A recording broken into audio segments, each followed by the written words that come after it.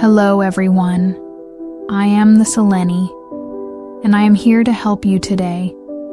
I know you use this video to fall asleep, so before that, like the video and subscribe to the channel. Also, where are you from and what time are you watching? Now get comfortable and relax. The advertisement for apartment 3B at the Althea had promised vintage charm and quiet contemplation. Alara Vance, armed with a recently finalized divorce and a desperate need for both, had signed the lease almost immediately. The rent was suspiciously reasonable for the sprawling, gargoyle-adorned building that loomed over a gentrifying but still gritty neighborhood, but Alara had chalked it up to its age and the labyrinthine interior she'd glimpsed during her hurried viewing. Her first week was a blur of unpacking boxes and attempting to impose her minimalist aesthetic onto rooms that felt stubbornly resistant. The Althea wasn't just old, it felt ancient, its thick walls seeming to absorb sound, creating an almost unnerving stillness. The air carried a persistent, faint scent, a curious blend of old paper, beeswax, and something else, something vaguely metallic and organic, like dried flowers pressed for too long. Alara, a freelance graphic designer, spent most of her days within those walls.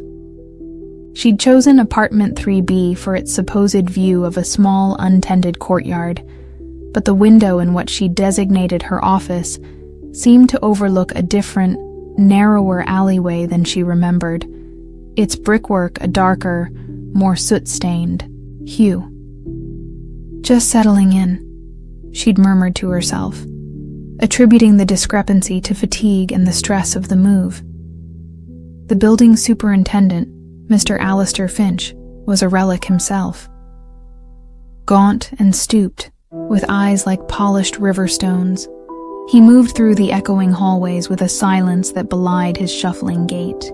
When Alara had asked him about the best way to navigate the seemingly illogical numbering of the apartments on her floor, he'd offered a thin smile. "The Althea has its own ways, Miss Vance. You'll learn them. Or it will learn you." He'd chuckled. Then, a dry, papery sound, and Alara had felt an unbidden shiver. The first undeniable oddity occurred on a Tuesday morning, 10 days after she'd moved in. She'd left a stack of art books by the elevator on her floor, intending to carry them down to her car later. When she returned an hour later, the books were gone. She searched, assuming another tenant had perhaps moved them aside, but they were nowhere. Later that afternoon, she found them neatly stacked outside her apartment door, not by the elevator where she'd left them, but further down the hall, as if the hall itself had stretched, repositioning her door relative to the lift. "Must be Mr. Finch," she reasoned, though he hadn't seemed the type for unsolicited tidying.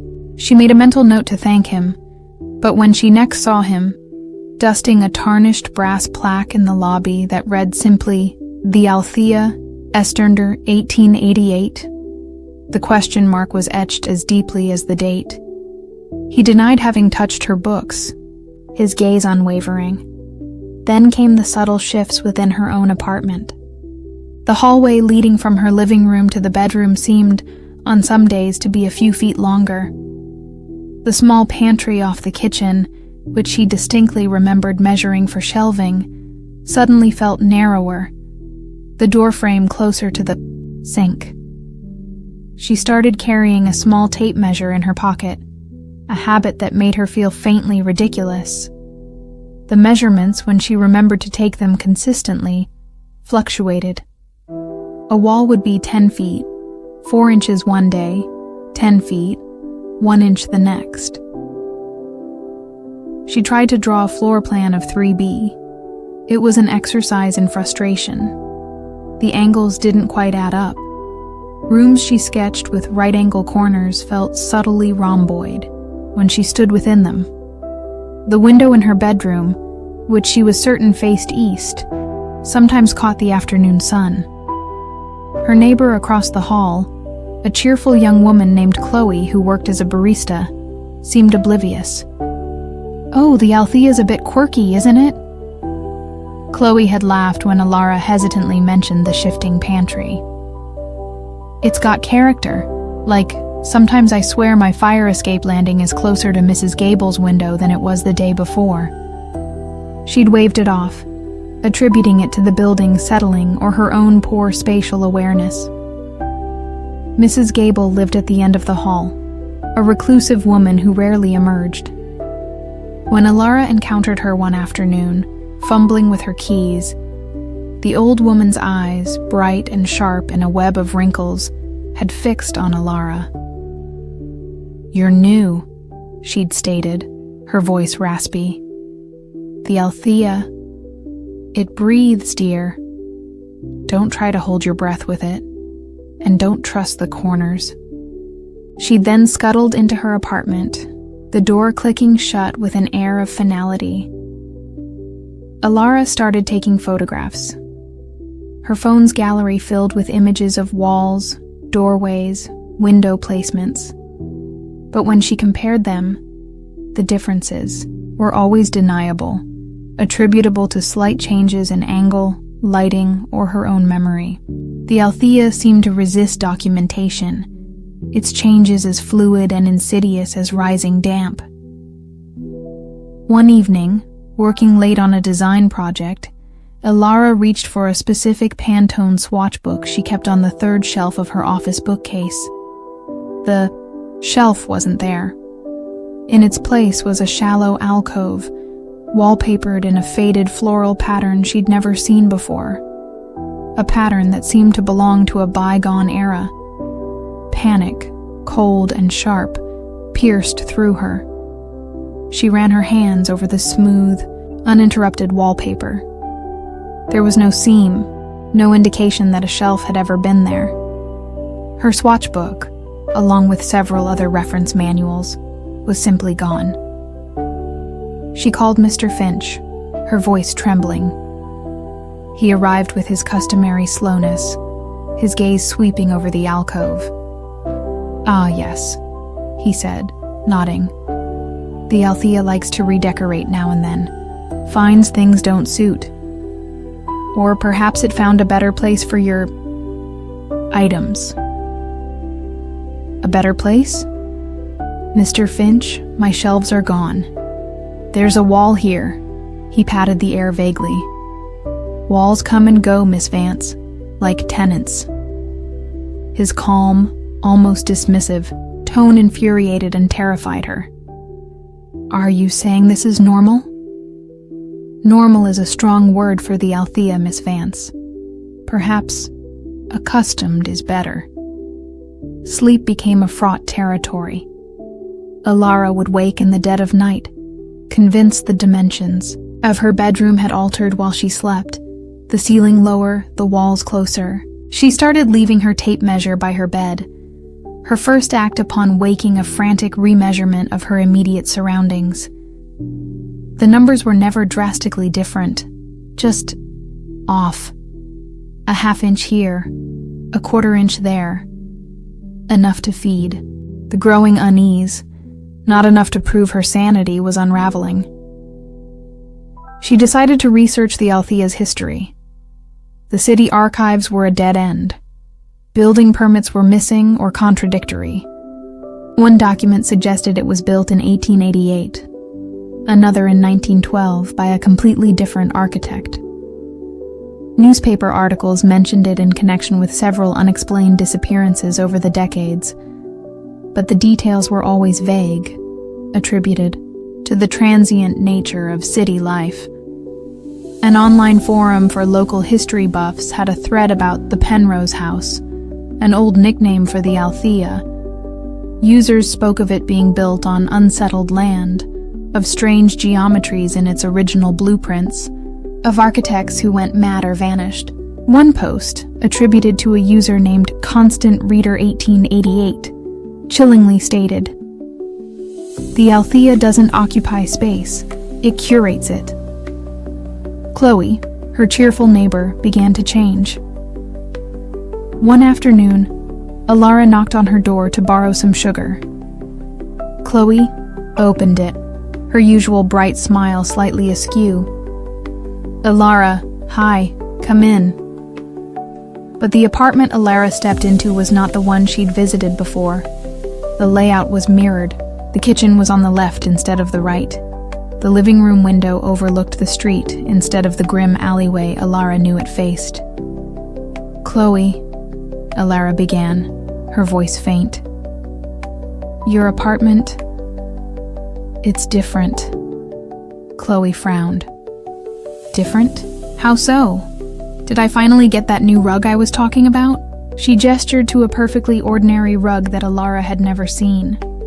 "No, the walls, the kitchen." Chloe laughed, a little too brightly. "Oh, you artists, always noticing the little things. Come on, sugar's this way." She led Alara to a kitchen that felt both familiar and profoundly wrong. When Alara returned to her own apartment, heart pounding, she found a small antique silver locket on her doorstep. It wasn't hers. Engraved on the back were the initials SM. She remembered a news story from years ago. A young woman, Sarah Mayhew, who had disappeared from the Althea in the 1970s. The Althea was accelerating its processes, or perhaps Alara was becoming more attuned to them.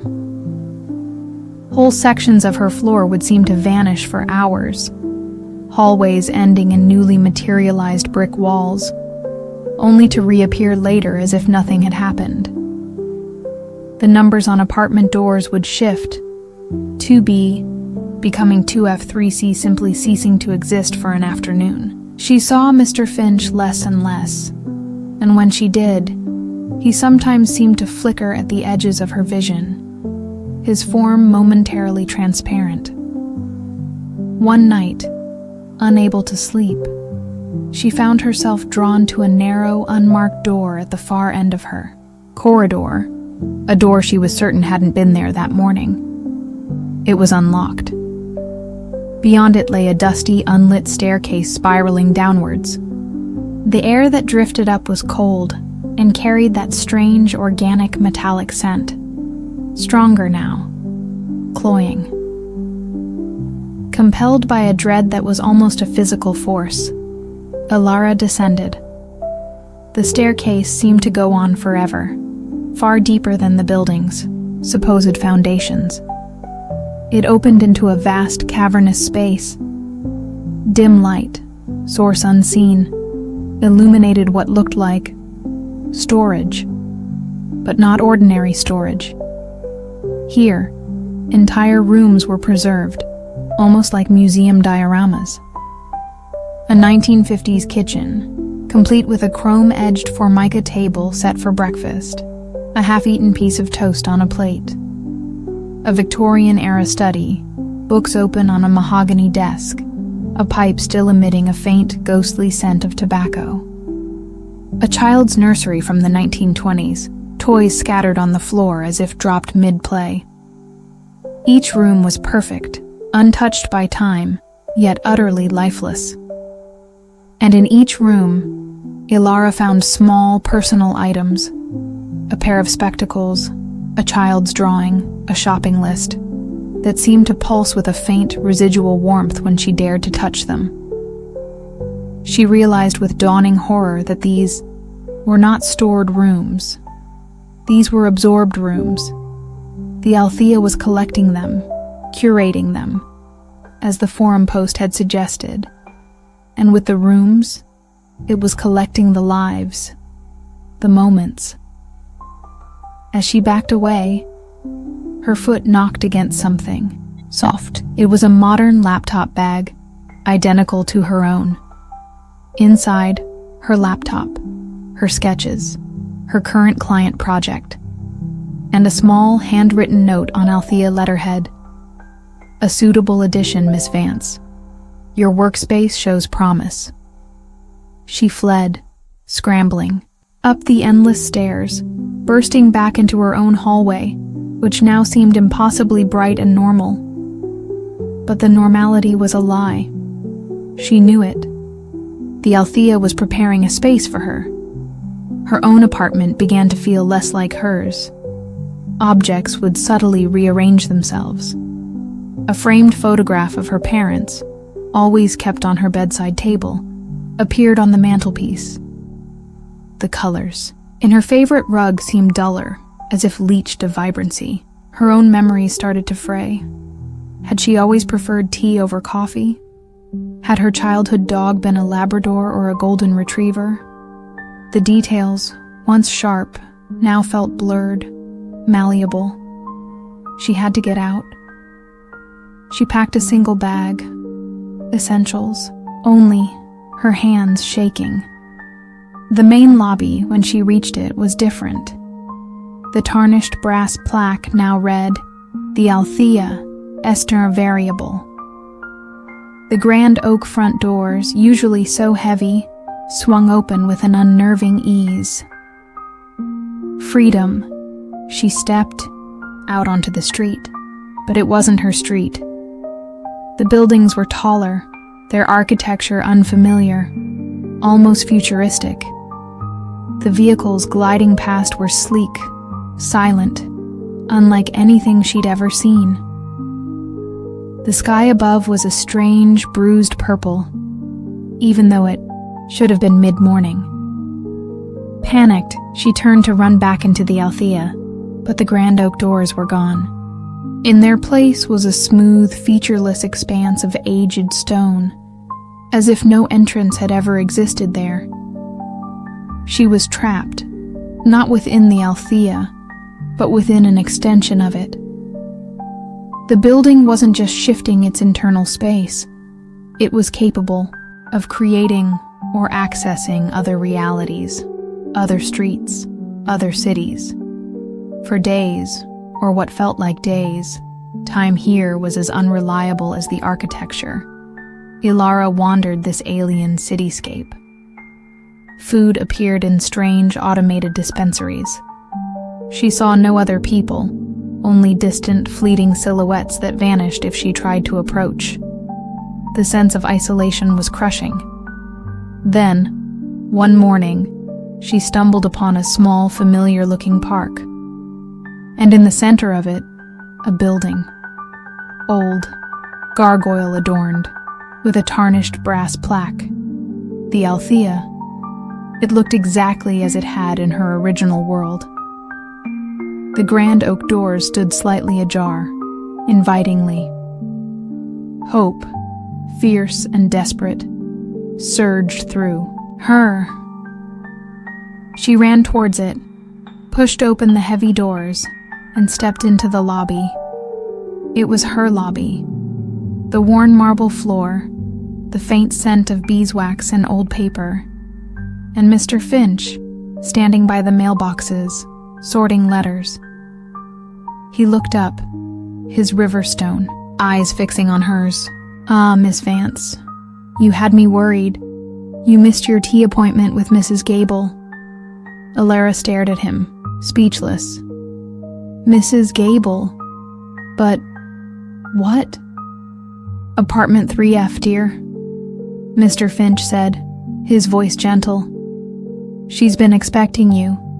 Says you have much to discuss about settling in." He handed her a small, tarnished silver key. The tag read, 3F Vance. Her apartment was 3B, or it had been. Slowly, numbly, Ilara took the key. She looked around the lobby. It was subtly different. The pattern in the marble was altered. The painting of the Althea's supposed founder now depicted a woman she didn't recognize. She walked to the elevator, her legs moving as if wading through water. The call button for the 3rd floor glowed faintly. When the elevator arrived, its interior was lined not with steel, but with dark, polished wood. She ascended to the 3rd floor. The hallway was narrower, the carpets a deep crimson. She didn't remember. Apartment 3F was at the end, where Mrs. Gable's apartment should have been. Her key fit the lock. The apartment within was not 3B. It was smaller, darker. The window overlooked a brick wall, but some of her belongings were there, artfully arranged. Her easel stood in a corner, a blank canvas upon it. Her favorite armchair was positioned by the non-view window. Her books, the ones that had disappeared, from the shelf that became an alcove, were neatly stacked on a small table, and sitting in the armchair, a cup of tea steaming beside her, was an old woman with bright, sharp eyes in a web of wrinkles. She looked up as Alara entered. "Ah, Alara, dear. You made it. I was beginning to think the Althea had misplaced you for good." The woman's voice was raspy, familiar. It was Mrs. Gable. Or rather, it was the woman Alara had known as Mrs. Gable. But her face, beneath the wrinkles, there was a ghostly echo of Alara's own features. "Do sit down," the woman said, gesturing to a second armchair that hadn't been there a moment before. "We have so much to catch up on. The Althea has such interesting plans for your contributions. It does so appreciate a fresh perspective, you know. Eventually." Alara sank into the chair, the fight draining out of her. The room smelled faintly of beeswax, old paper, and dried flowers. The scent of home. The scent of forever. Outside, beyond the bricked-up window, she thought she could hear the faint, mechanical groan of an elevator, beginning its nightly, scheduled journey through impossible spaces, carrying new acquisitions to the ever-changing, ever-growing, ever-hungry heart of the Althea. And she knew, with a certainty that settled deep in her bones, that her own name would soon be on a new door. Her memories carefully curated, another quiet resident in a building that never truly let anyone leave. The Althea had learned her, and now it was teaching her its ways. Alara Vance had, in the 6 months since her unsettling relocation to apartment 3F, developed a fragile truce with the Althea. The overt spatial contortions of the building, hallways that reconfigured themselves, rooms that subtly altered their dimensions, were now less a source of acute panic and more a chronic, low-grade hum of anxiety beneath the surface of her days. She'd learned, as the older, perhaps future, version of herself masquerading as Mrs. Gable had advised, not to hold her breath with it. She still measured walls occasionally, a nervous tick she couldn't quite shake, but the tape measure now felt more like a talisman than a tool of empirical truth. Apartment 3F was smaller than 3B had been, or at least, as she remembered 3B. Its single window offered an unyielding view of a stained brick wall, a vista that never changed, unlike the chameleon-like courtyard view of her previous residence. Some of her belongings from 3B had migrated, here, artfully, almost thoughtfully arranged, as if curated by an unseen hand with an unsettling understanding of her tastes. Her easel stood in the corner, a perpetually blank canvas upon it. She hadn't touched a brush since that first disorienting tea appointment with the woman who was both Mrs. Gable and a chilling echo of Alara's own future. The woman, whom Alara still privately thought of as Alara Gable, was now a sporadic, almost spectral presence. Sometimes Alara would find her sitting in the apartment's single armchair, a cup of ethereal tea steaming beside her, offering cryptic pronouncements. "The Althea is a collector of moments, dear," she'd rasped one afternoon. "It likes to revisit them. Do try not to get caught in the playback." Mr. Finch, the superintendent, remained an enigma wrapped in faded corduroy. His appearances were less frequent, but his pronouncements, when they came, were laden with the same dusty, unsettling wisdom. "The walls have ears, Miss Vance," he'd said once, while polishing a section of wainscoting that Alara was certain hadn't been there the day before. "And sometimes they like to talk back." It was one of Finch's pronouncements that presaged the new phase of Alara's acclimatization, the talking back. It began subtly. A faint snatch of music, a waltz, perhaps, played on a tinny piano, drifting from what seemed like the depths of the walls. Alara would pause her work, listening, but it would vanish before she could pinpoint its source. Then came whispers, too indistinct to be words, like the rustle of old silk or dry leaves skittering across pavement. These were different from the ambient creaks and groans of the old building, sounds Alara had long since learned to filter out. These new sounds had an intentionality, a ghost of melody or meaning. They were, as Alara Gable had hinted, like playbacks. One rain-lashed evening, the sounds sharpened. Alara was sketching idly, trying to capture the oppressive familiarity of her brick wall view, when she heard it clearly. A woman's laughter, light and musical, followed by the deeper timbre of a man's voice, affectionate and teasing. It wasn't coming from the hallway, nor from any adjacent apartment she was aware of. It seemed to emanate from the very fabric of 3F, from the floral wallpaper that sometimes seemed to writhe with microscopic patterns in her peripheral vision. Alara froze, charcoal hovering over the page. The laughter came again, closer this time, as if the couple were in the next room. A room that, according to her current understanding of 3F's layout, didn't exist. She pressed her ear to the wall behind her easel. The voices were clearer, now discussing plans for a weekend trip, a picnic by a lake she didn't recognize. Their joy felt palpable, vibrant, and utterly out of place in the oppressive stillness of the Althea. Then, as suddenly as it began, it was gone, replaced by the monotonous drumming of rain against the unseen window of the building's exterior. She sought out Alara Gable the next morning, finding her, as expected, in the armchair, a fresh cup of spectral tea in her wizened hand.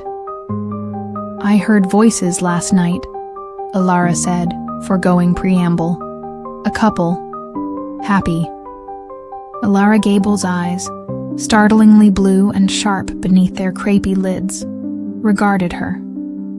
"Ah, the resonances are becoming clearer for you. The Althea is tuning you in, so to speak." Resonances? Echoes of what it has gathered, dear. Lives, moments, emotions. It doesn't just take the rooms, you know. It takes the life that filled them. And sometimes, that life echoes. Can they hear me?" Alara asked, a knot tightening in her stomach. A dry chuckle. "They are echoes, Alara. Memories embedded in the plaster and wood. Can a photograph hear you?" She paused. "But be wary. Some echoes are louder than others. Some have sharper edges." The echoes became more frequent, more diverse. A child crying. For its mother, the sound so heartbreakingly real, Alara found herself calling out, "It's okay, I'm here," to an empty room. The frantic barking of a small dog, the clatter of teacups and polite, stilted conversation from what sounded like a 1940s tea party, the furious thud of a typewriter, punctuated by frustrated sighs. Each sound was a shard of a forgotten life, a moment preserved and replayed by the building's inscrutable consciousness. Alara started keeping a log, noting the time, the nature of the sound, its apparent location within her walls. It was a futile exercise, she knew, like trying to map the currents of an invisible ocean, but the active documentation provided a thin veneer of control. Chloe, her once bright neighbor from 3B, or was it 3C now? The floor directory in the lobby was a masterpiece of daily revisionism, was a growing concern. Alara encountered her in the hallway one afternoon. Chloe was staring intently at a blank section of wall, her head cocked. "Chloe, are you okay?" Chloe jumped, her eyes wide and unfocused. "Oh, Alara. Hi. Did you hear that? The music box? It's so pretty." There was no music box, only the faint, persistent scent of beeswax and something metallic. I don't hear anything, Chloe," Alara said gently. Chloe's brow furrowed. "You don't? But it's right there. Little ballerina spinning. Mama used to have one just like it." A wistful, distant look came over her face. "She said it played the song of lost things." Alara felt a chill. Chloe was no longer just oblivious to the Althea's spatial shifts. She was beginning to interact with its auditory illusions, its curated memories. The building was drawing her in, just as it had drawn Alara. One afternoon, a new echo began in Alara's apartment. It was the sound of an argument, hushed but intense, between a man and a woman. The words were indistinct at first, but as Alara listened, drawn despite herself, phrases began to emerge. "You can't keep doing this, Arthur." The woman's voice, tight with unshed tears. "It's for the work, Marion. You know the Institute demands precision." The man's voice, defensive, edged with fanaticism. Precision or obsession? This house. It's changing you. It's changing everything. The argument seemed to revolve around measurements, calculations, and the convergence. It was academic, arcane, and deeply unsettling.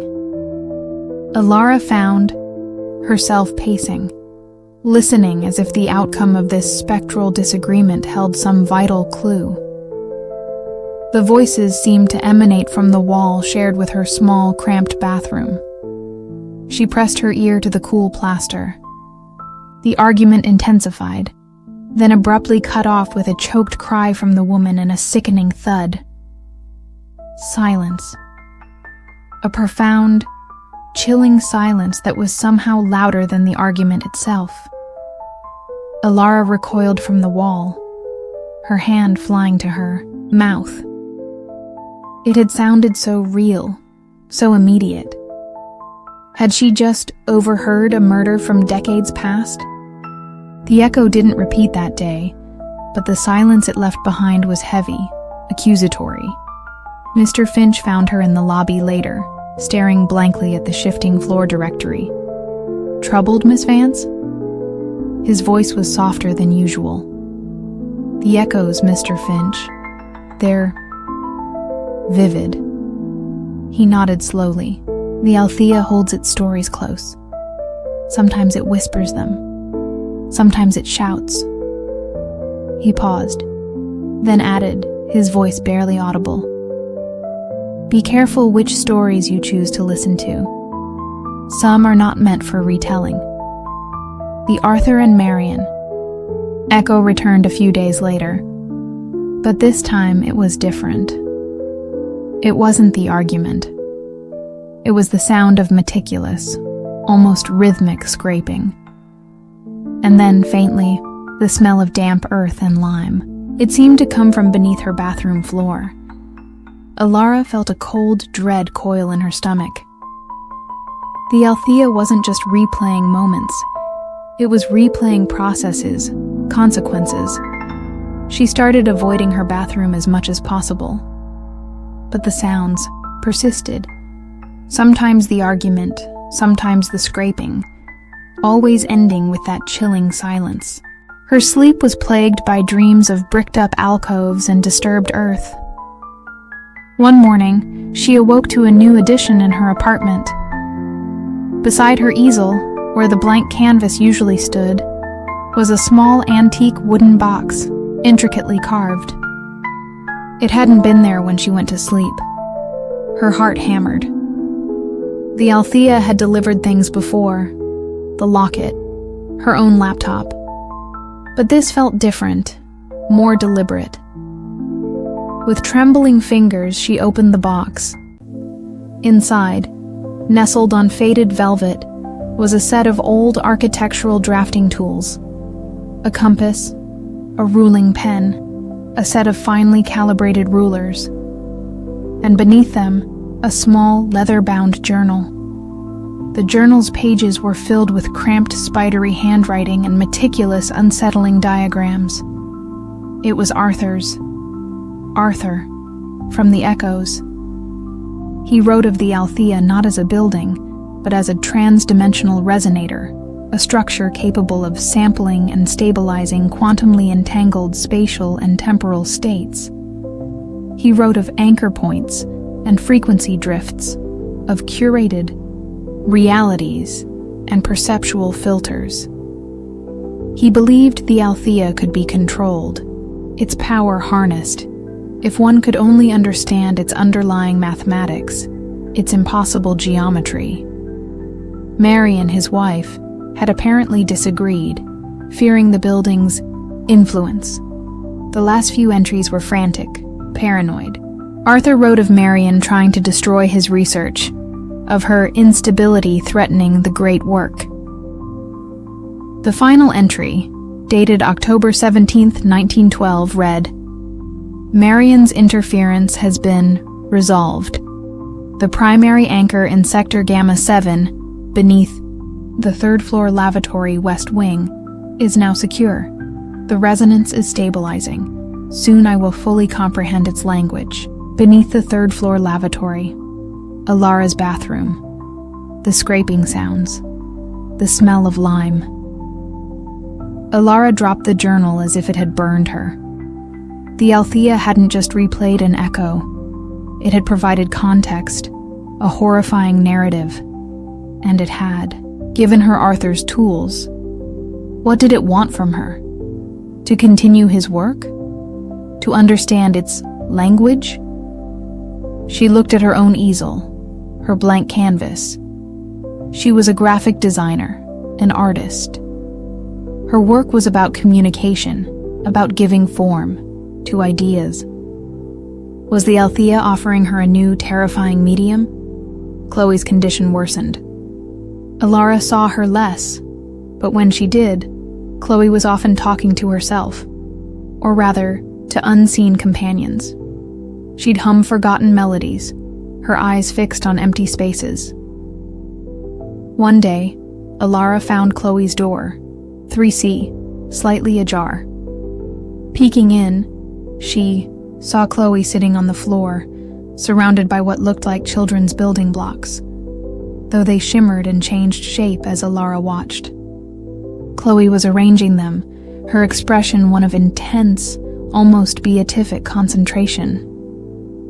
"It's a map, Alara," Chloe whispered, without looking up. "A map of all the lovely quiet places the Althea keeps for us. The quiet places, like the absorbed rooms Alara had seen in the building's depths." The scraping sound beneath Alara's bathroom became more insistent that night. And with it, a new, terrifying element. A faint, rhythmic tapping, as if someone were signaling from below. Driven by a mixture of terror and a desperate need to understand, Alara grabbed the heaviest tool from Arthur's box, a thick brass protractor. She knelt on the bathroom tiles, listening. The tapping was definitely there. She began to pry at one of the tiles, the one that seemed to be the epicenter of the sound. It came loose with surprising ease, the grout crumbling like dry dust. Beneath it was not subflooring, but dark, damp, earth. And as she stared, a single pale finger, caked with soil, pushed its way up through the earth. Alara screamed, scrambling backward, dropping the protractor. The finger twitched, then slowly withdrew. The tapping stopped. The scraping stopped. Silence. She didn't sleep. She sat in her armchair, Arthur's journal clutched in her lap, his tools scattered on the floor, staring at the bathroom door. Althea had shown her something. A consequence. A secret buried. Was it Marion?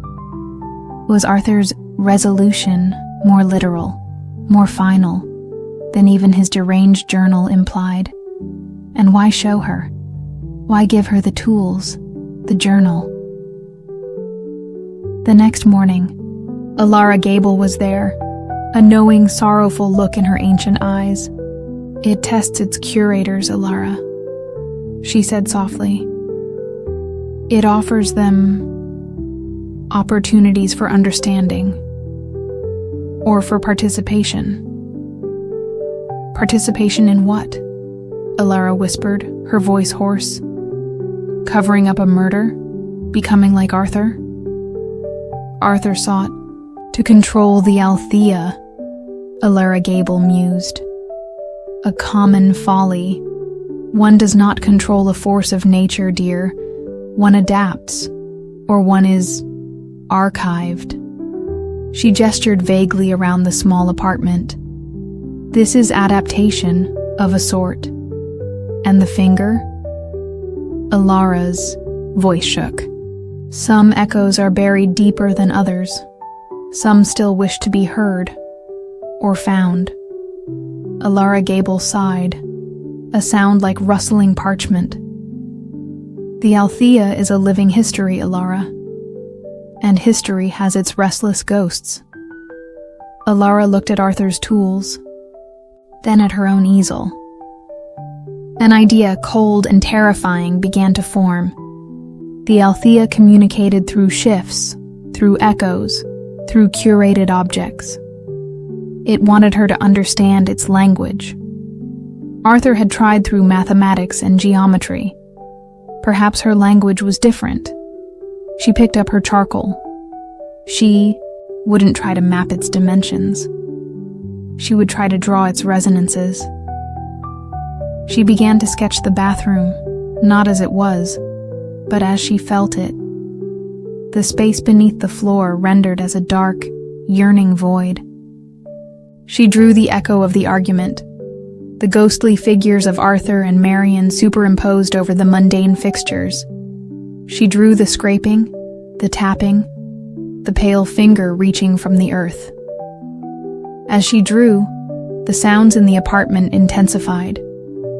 Not just Arthur and Marion, but the waltz, the child's cry, the clatter of teacups, all weaving together into a cacophony, a symphony of lost moments. The walls themselves seemed to shimmer, the floral wallpaper pulsing with a faint, internal light. The Althea was responding. Hours passed. Alara drew with a feverish intensity she hadn't felt in years. She wasn't just depicting the echoes. She felt as if she were channeling them, giving them form. The air in 3F grew thick, charged. The scent of beeswax and old paper now mingled with the faint, metallic tang of blood and the damp odor of disturbed earth. When she finally stepped back, exhausted, the canvas was a chaotic masterpiece of overlapping images, a visual representation of the Althea's resonant heart, and the sounds had stopped, not just the echoes. All of them. The building was utterly, profoundly silent. Even the rain outside seemed to have ceased. Then, a single soft ding echoed from the hallway. The sound of the elevator arriving on her floor. Alara knew, with a certainty that went beyond reason, who it was for. She opened her apartment door. Mr. Finch stood there. He was not looking at her, but at the canvas on her easel. His gaunt face held an expression she couldn't decipher. Respect? Approval? "Remarkable, Miss Vance," he said, his voice a low hum. "You have a keen ear, and a unique way of transcribing its song." He gestured down the hallway. "The Althea has prepared a new space for you, more conducive to your particular talents. A studio, perhaps, with better light." Alara looked past him. The hallway was different again. It was wider, the walls paneled in dark wood she didn't recognize. The numbers on the doors were gone, replaced by small, intricately carved symbols. "And what of 3F?" she asked, her voice surprisingly steady. 3F has served its purpose," Finch said. "It will be reassigned, or perhaps reabsorbed." He offered, a thin, almost benevolent smile. "The Althea is always evolving, Miss Vance, as are its most promising residents." He stepped aside, indicating she should precede him. Alara looked back at her canvas, at the captured torment and lost moments. She had not controlled the Althea. She had not escaped it. But perhaps, in her own way, she had begun to communicate with it, to resonate on its impossible frequency. She picked up Arthur's small, carved box of drafting tools. Some languages, she suspected, required more than one dialect. With a deep breath that tasted of dust and ages, Alara Vance stepped out of 3F and followed Mr. Finch down the newly configured corridor towards a future curated by the ever-watchful, ever-listening, ever-resonant Althea. The echoes might have faded for now, but she knew, with a chilling certainty, that the building held an infinite library of stories, and it had only just begun to share them with her. And she, in turn, had only just begun to illustrate them. The studio Mr. Finch had promised Alara Vance was less a space of artistic freedom and more a meticulously curated cell. It was larger than 3F, true, with a single vast arched window that overlooked not the city, real or imagined, but a perpetually twilit, Escher-esque landscape of interlocking Althea rooftops, gables and chimneys, a view that shifted and reconfigured itself with the languid grace of a dream. The light that filtered through was a constant, dust-mote-filled amber, regardless of the hour. Her own art supplies had been carefully arranged, alongside Arthur's drafting tools and his disturbing journal. The walls, however, were not blank. They were covered in faded antique maps. Maps of cities that never were, continents with impossible coastlines, and most unnervingly, intricate, multi-layered blueprints of the Althea itself, rendered in Arthur's spidery hand, showing levels and wings that defied Euclidean geometry and common sense. Some sections were annotated with cryptic symbols and calculations. One map, detailing a sub-basement omega, had a stark red access, "Denied, Monsieur Construct," scrawled across it. Marion's construct, Alara surmised with a shiver. Alara Gable visited less frequently now, her appearances more fleeting, her pronouncements even more oblique.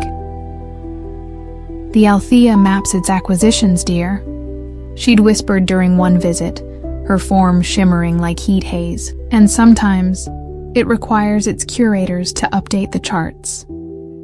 The echoes persisted, though their character had changed. They were less about individual lives and more about the building's own processes. Alara would hear the faint rhythmic thump, thump, like a colossal heartbeat from beneath the floorboards, or a sound like immense gears grinding, far off but pervasive. Sometimes, A complex, almost melodic chiming would resonate through the walls, lasting for minutes, then fading.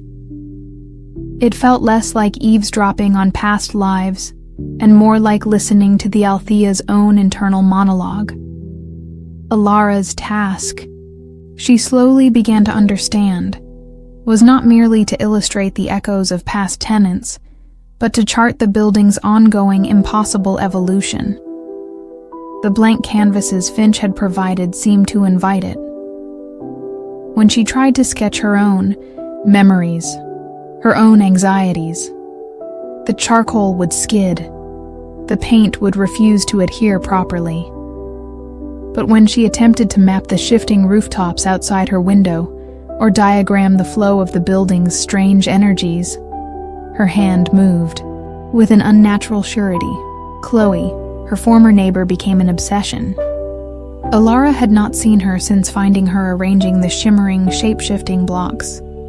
She'd asked Finch during one of his rare appearances with a tray of surprisingly palatable, if unidentifiable, food. "Miss Parsons is cataloging," Finch had replied, his gaze distant. "A vital role. The Althea has many collections. Some are more abstract than others." Alara imagined Chloe lost in some deeper, more nebulous level of the Althea, meticulously arranging the building blocks of reality itself, a thought both absurd and terrifyingly plausible within these walls. One day, for time was a fluid concept here, Alara found a new map unfurled on her drafting table. It was not one of Arthur's. The paper was newer, the ink fresher, the style of cartography more modern, yet still imbued with an unsettling precision. It depicted a section of the Althea she didn't recognize, labeled the Annex of Dormant Frequencies, corridors twisted in impossible knots, rooms intersected at non-Euclidean angles, and tiny numbered circles were scattered throughout, each with a corresponding list of dates. A note, penned in elegant, spidery script that was definitely not Arthur's, lay beside it. "Your attention to detail is appreciated, Miss Vance.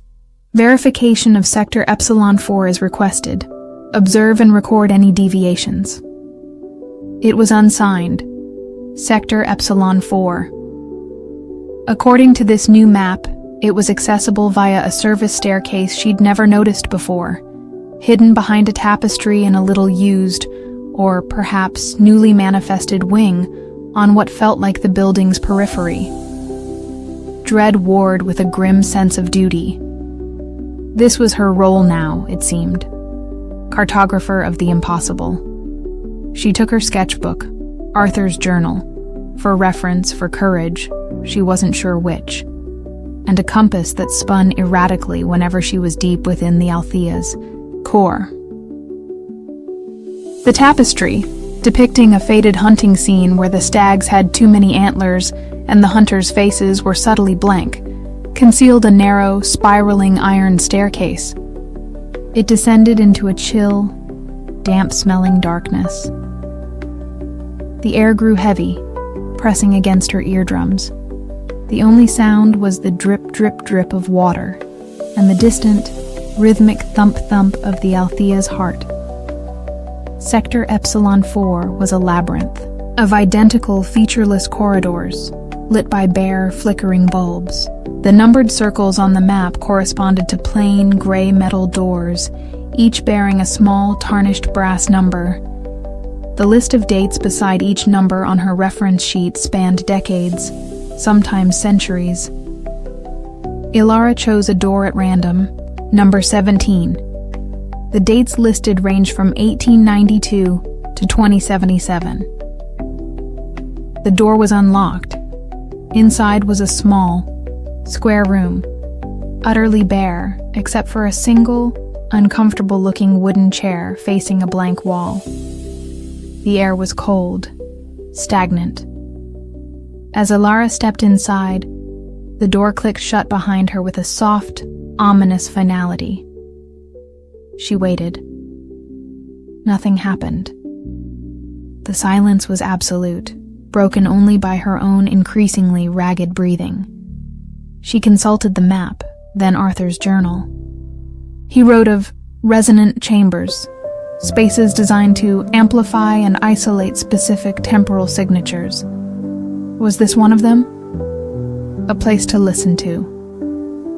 What? Then a faint whisper. So soft, she almost missed it. A name. Her name. Ilara. It wasn't Ilara Gable's rasp, nor Finch's dry tones.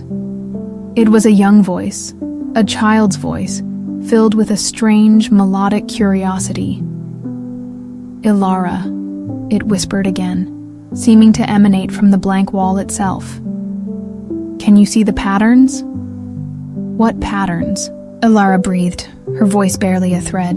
The threads, Ilara. The ones that weave between the moments, between the yous.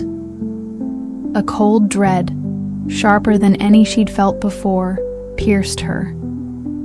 She thought of the forum post. The Althea doesn't occupy space. It curates it. And of Ilara Gable's words. It's a collector of moments, and sometimes that life echoes. Was it collecting versions of people? She fled room 17, her heart hammering. The corridor outside seemed longer, the doors more numerous. She checked her map, but the layout seemed to be subtly shifting around her, the ink on the page almost visibly rearranging itself. She tried another door, number 33. Dates, 1921. This room was different. It was filled with clocks, hundreds of them.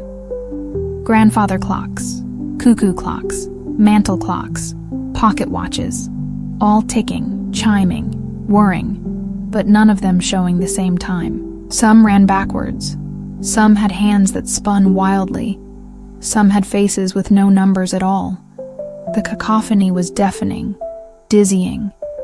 In the center of the room, on a small pedestal, sat a single modern digital alarm clock. Its display was frozen at 0000. As she watched, a single digit flickered.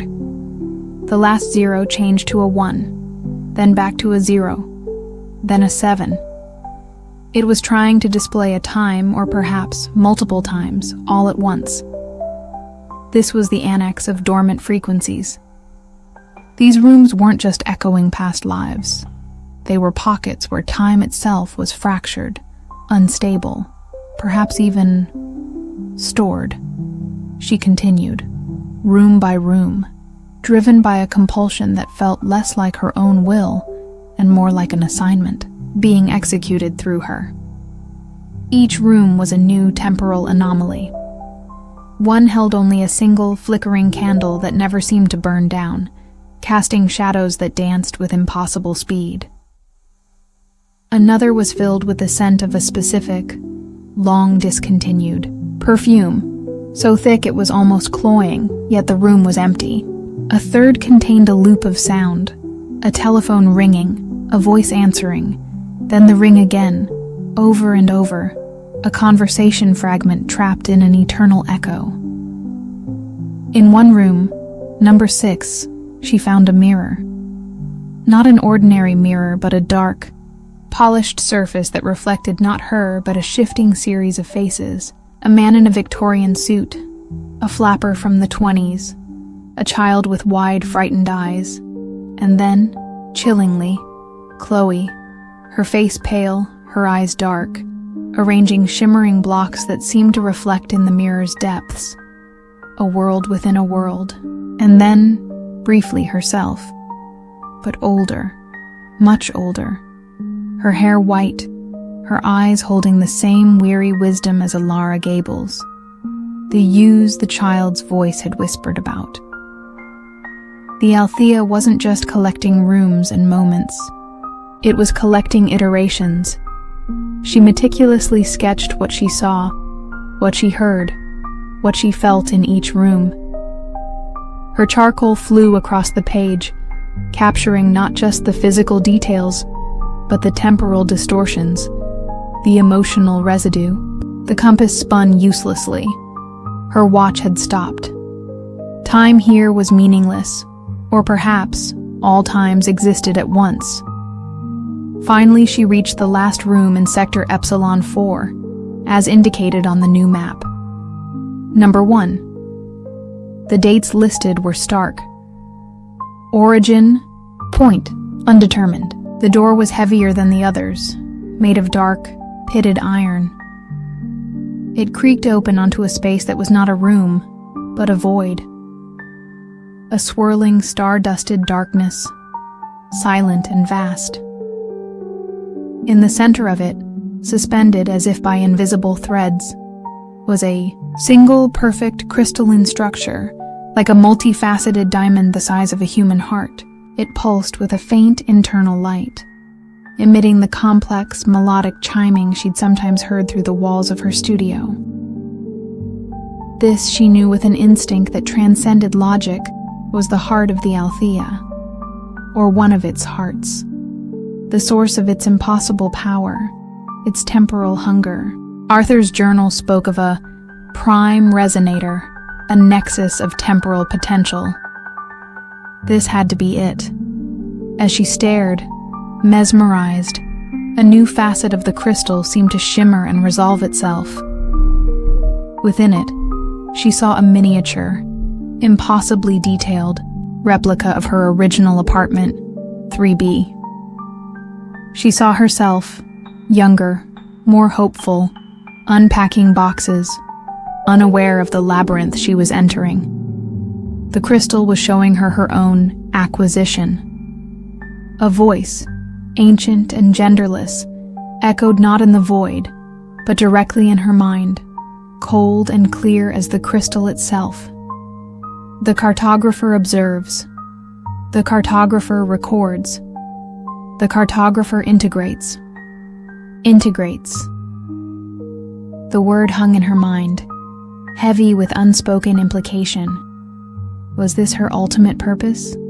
Not just to map the Althea, but to become part of its living, shifting blueprint? To have her own life, her own moments, her own self absorbed, and archived within that pulsing, crystalline heart? She backed away from the void, the mental voice receding.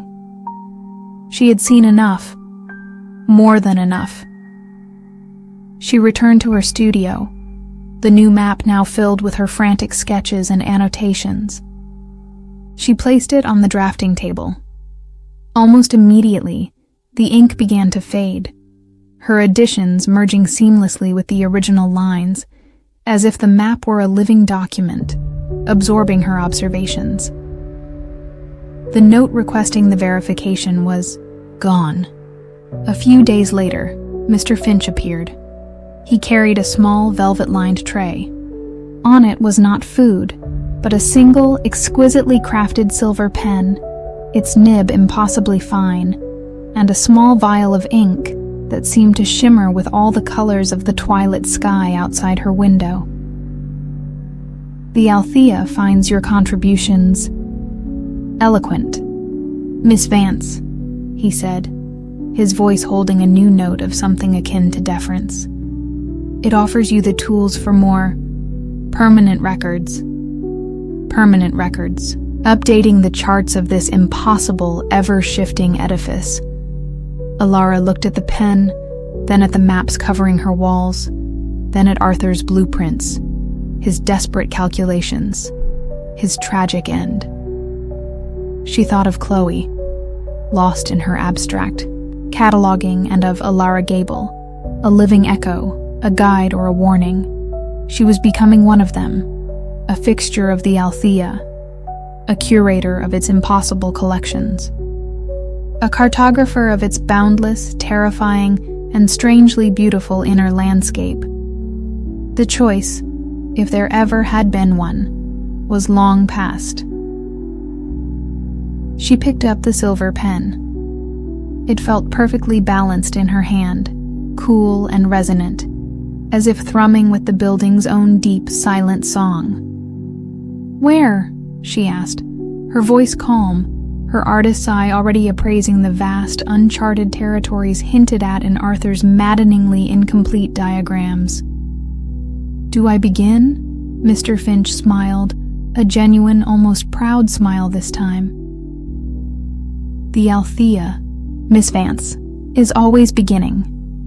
And Alara Vance, cartographer of the impossible, uncapped the shimmering ink and prepared to draw a new line on a map that had no true north, no fixed scale, and no end. Her own resonance was now inextricably part of the Althea's endless shifting song. The silver pen, gifted by the enigmatic Mr. Finch, felt like an extension of Alara Vance's own nervous system. The ink, shimmering with the impossible hues of the Althea's perpetual twilight, flowed onto the specialized parchment, another gift that had simply appeared on her drafting table, with an unnerving, almost sentient ease. She was no longer just sketching observations.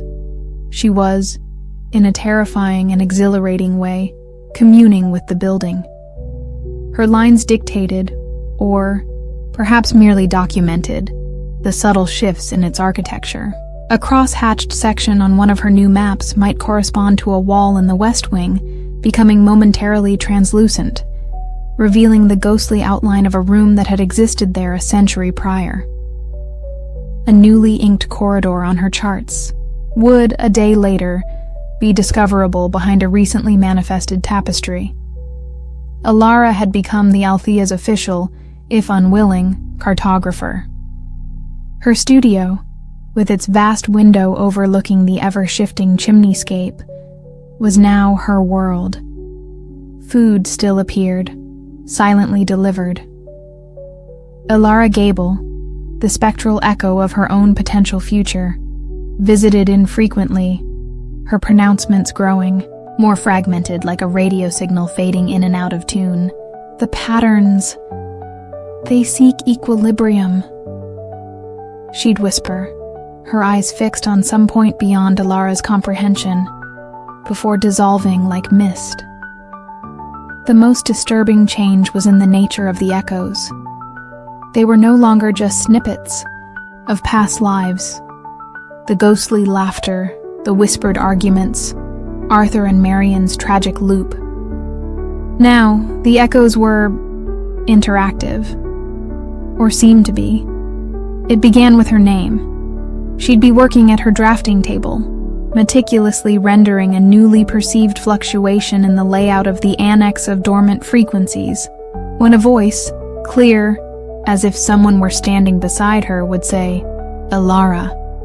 She'd look up, heart leaping. The studio would be empty, the amber light unchanging. "Yes?" She'd find herself whispering back, feeling foolish. Sometimes there would be no reply. Other times, a soft chuckle or a sigh that seemed to carry the weight of ages. The voices were manifold. A young boy asking, "Alara, do you remember the red ball?" She did not. An elderly woman with a voice like rustling silk, inquiring, "Is the lavender blooming yet, dear Alara, by the South Fountain?" There was no South Fountain that Alara knew. A stern, officious man demanding, "Cartographer Vance, have you cross-referenced the temporal declination of Sector Gamma 9 with the Omega Point calibrations?" She had no idea what any of that meant. These weren't the chaotic, overlapping voices from the walls of 3F. These were direct, addressed to her. They seemed to be other residents, curators, prisoners. She couldn't tell. They were disembodied, yet possessed distinct personalities. The Althea, it seemed, was not just a collector of rooms and moments, but of consciousnesses, and it was now facilitating a very strange, one-sided conference call. One afternoon, while attempting to map a particularly convoluted section of what Arthur's notes referred to as the interstitial labyrinth, a series of corridors that seemed to exist between the known floors. A new voice manifested, sharper and more insistent than the others. "You with the silver pen. Can you hear me clearly?" The voice was female, with a crisp, no-nonsense tone. Ilara hesitated, then spoke to the empty air. "Yes, I can hear you." "Good. Some of us are less distinct. Name's Dr. Eris Thorne, theoretical physicist, or I was. Before the Althea, recalibrated my research parameters. A dry, humorless laugh. Been trying to get a clear signal to a newbie for what feels like decades. The building usually filters us." "A clear signal?" Ilara asked, her hand tightening on the silver pen. "Yes. Most of what you're probably hearing. The ambient chatter, the requests for lavender. That's just residual resonance. Static. But some of us, those who retained a stronger individual frequency upon absorption, we can sometimes punch through, especially if the Althea wants us to." "Why would it want you to talk to me?" Ilara felt a familiar chill. "Perhaps it enjoys a well-documented anomaly," Thorne's voice retorted. "Or perhaps it needs its cartographers to understand the terrain more fully. Tell me, what's your current project? Still trying to make sense of Arthur's romantic delusions about controlling this place?" Ilara was taken aback. "You knew Arthur Mallison?" "Knew of him. His frequency is rather loud and tragically predictable. He's still down in sub-basement Omega, convinced Marion is about to bring him his tea and congratulate him on his breakthrough. Poor sod. The Althea doesn't grant breakthroughs. It is the breakthrough. And the cage." Dr. Thorne became a semi-regular correspondent. She couldn't see Ilara, nor Ilara her, but their conversations, relayed through the building's strange acoustics, became a lifeline for Ilara. Thorne, trapped somewhere in what she called the chronosynclastic infundibula, a term that made Ilara's head spin, had been a resident, or specimen, as she preferred, for what she estimated to be 70 years in linear time, though time, she emphasized, was the Althea's plaything. "The building is an echo chamber, Vance," Thorne explained one day. "It captures, reflects, and amplifies, not just spaces and moments, but consciousnesses. Some fade into the general background hum. Others, like Arthur, get stuck in their own loop. A few, like me, retain enough coherence to observe, and occasionally to communicate if the Althea deems it narratively interesting." Narratively interesting? Oh yes. It has an aesthetic, our host, a sense of drama. It enjoys patterns, connections, ironic juxtapositions. Why do you think it gave you Arthur's tools and journal? Why show you what was beneath your bathroom floor? The memory of the pale, questing finger made Ilara shudder. To horrify me? To inform you, Vance. To make you a better cartographer. It wants its story told, understood, mapped.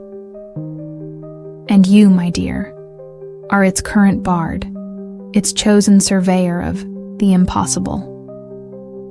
Through Thorne, Ilara began to piece together a more terrifying, more complex understanding of the Althea. It wasn't just passively collecting. It was actively experimenting. The shifting rooms, the temporal anomalies, the curated realities. They were, Thorne theorized, attempts by the Althea to understand the nature of existence, of consciousness, by deconstructing and reassembling it. "We are its lab rats, Vance," Thorne said, her voice tinged with a weary cynicism. "And its building blocks." One of Alara's assigned tasks was to reconcile cartographic discrepancies in the older sections of the building, particularly those mapped by Arthur. This meant venturing into areas of the Althea that felt ancient, unstable, the air thick with the residue of countless absorbed lives. Armed with her silver pen, parchment, Arthur's journal, and Thorne's disembodied guidance, when the signal was clear, Alara navigated these forgotten territories. She found staircases that ended in solid rock, only to reappear elsewhere an hour later. She mapped rooms that flickered between different eras. A Victorian parlor momentarily overlaying a 1970s bedsit, the scent of coal smoke mingling with patchouli.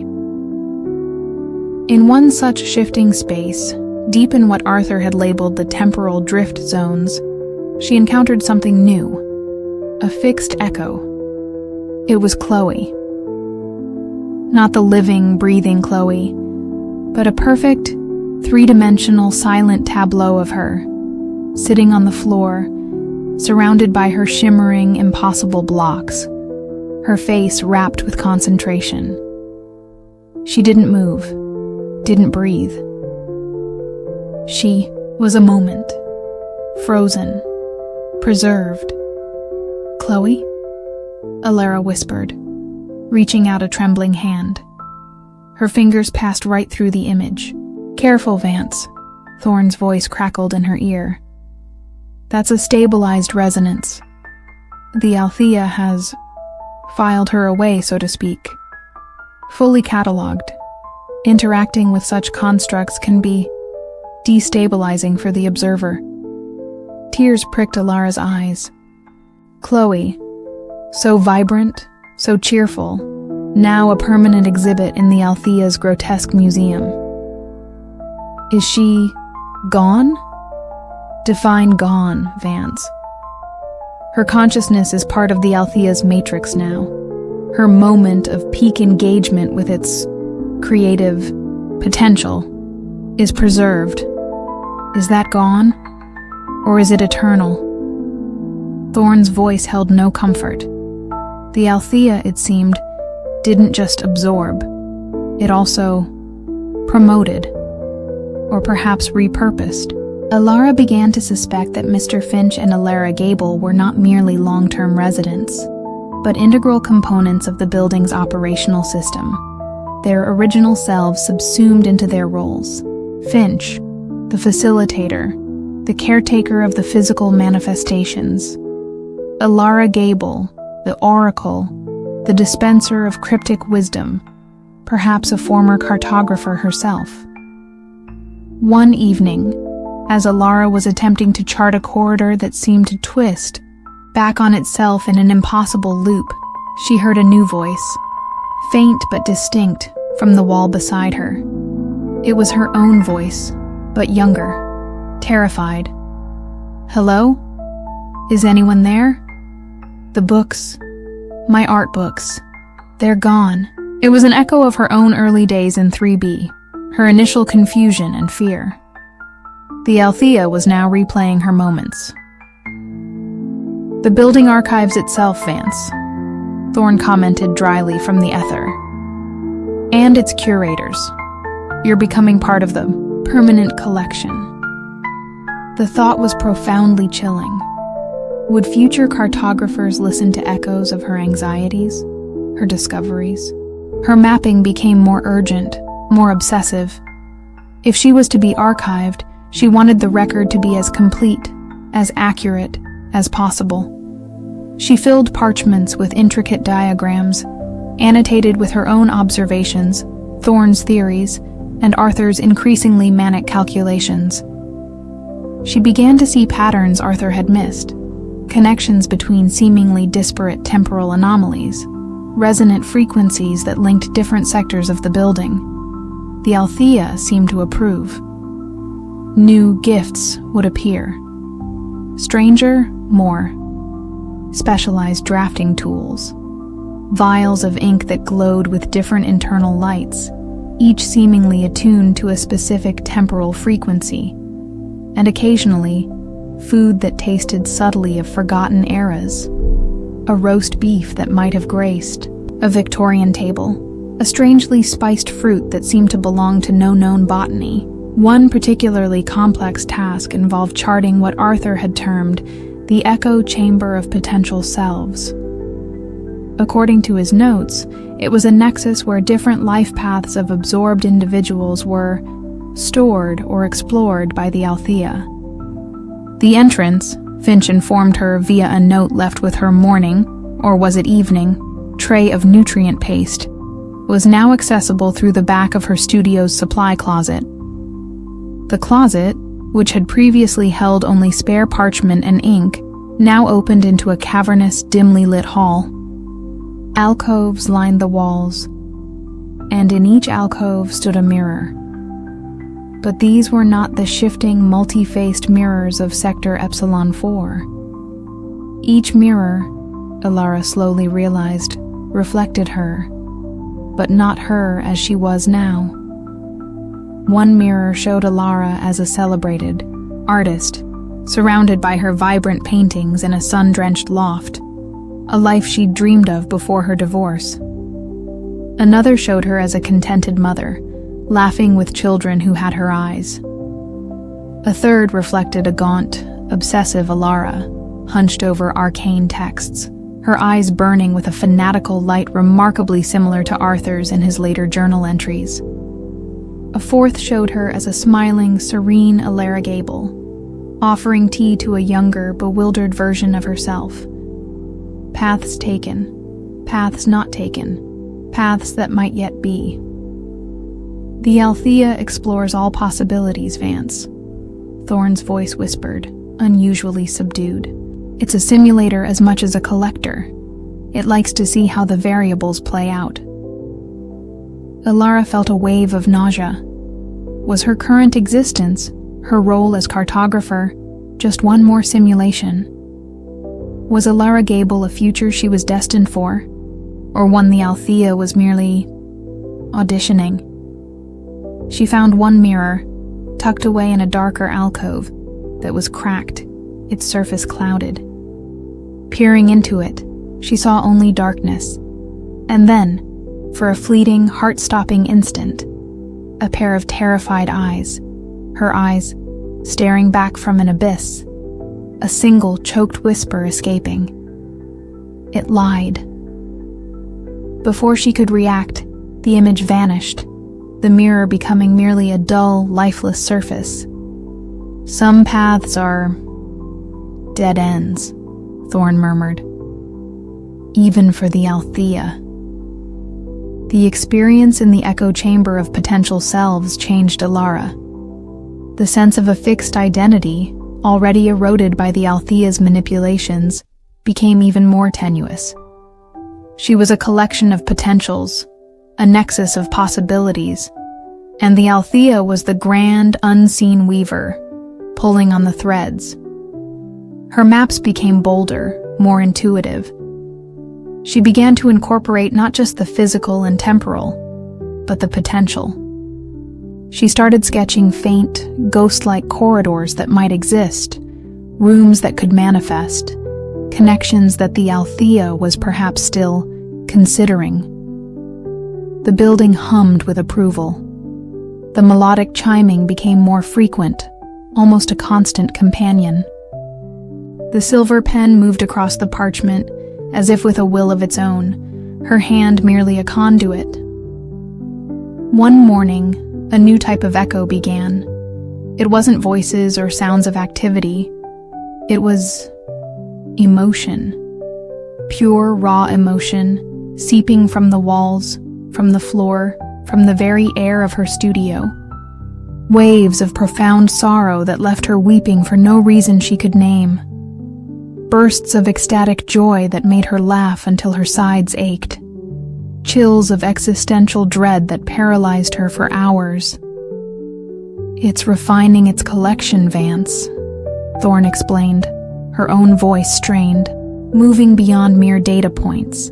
It's archiving qualia, the essence of experience. Alara felt herself becoming a seismograph for the Althea's emotional archaeology. Her own feelings were overridden, swamped by these powerful, disembodied passions. It was exhausting, terrifying. During a wave of what felt like pure, unadulterated loss, so potent it brought her to her knees, she found herself sketching not a map, but a face. A woman's face, beautiful, sorrowful, with eyes that seemed to hold all the lost loves of the Althea.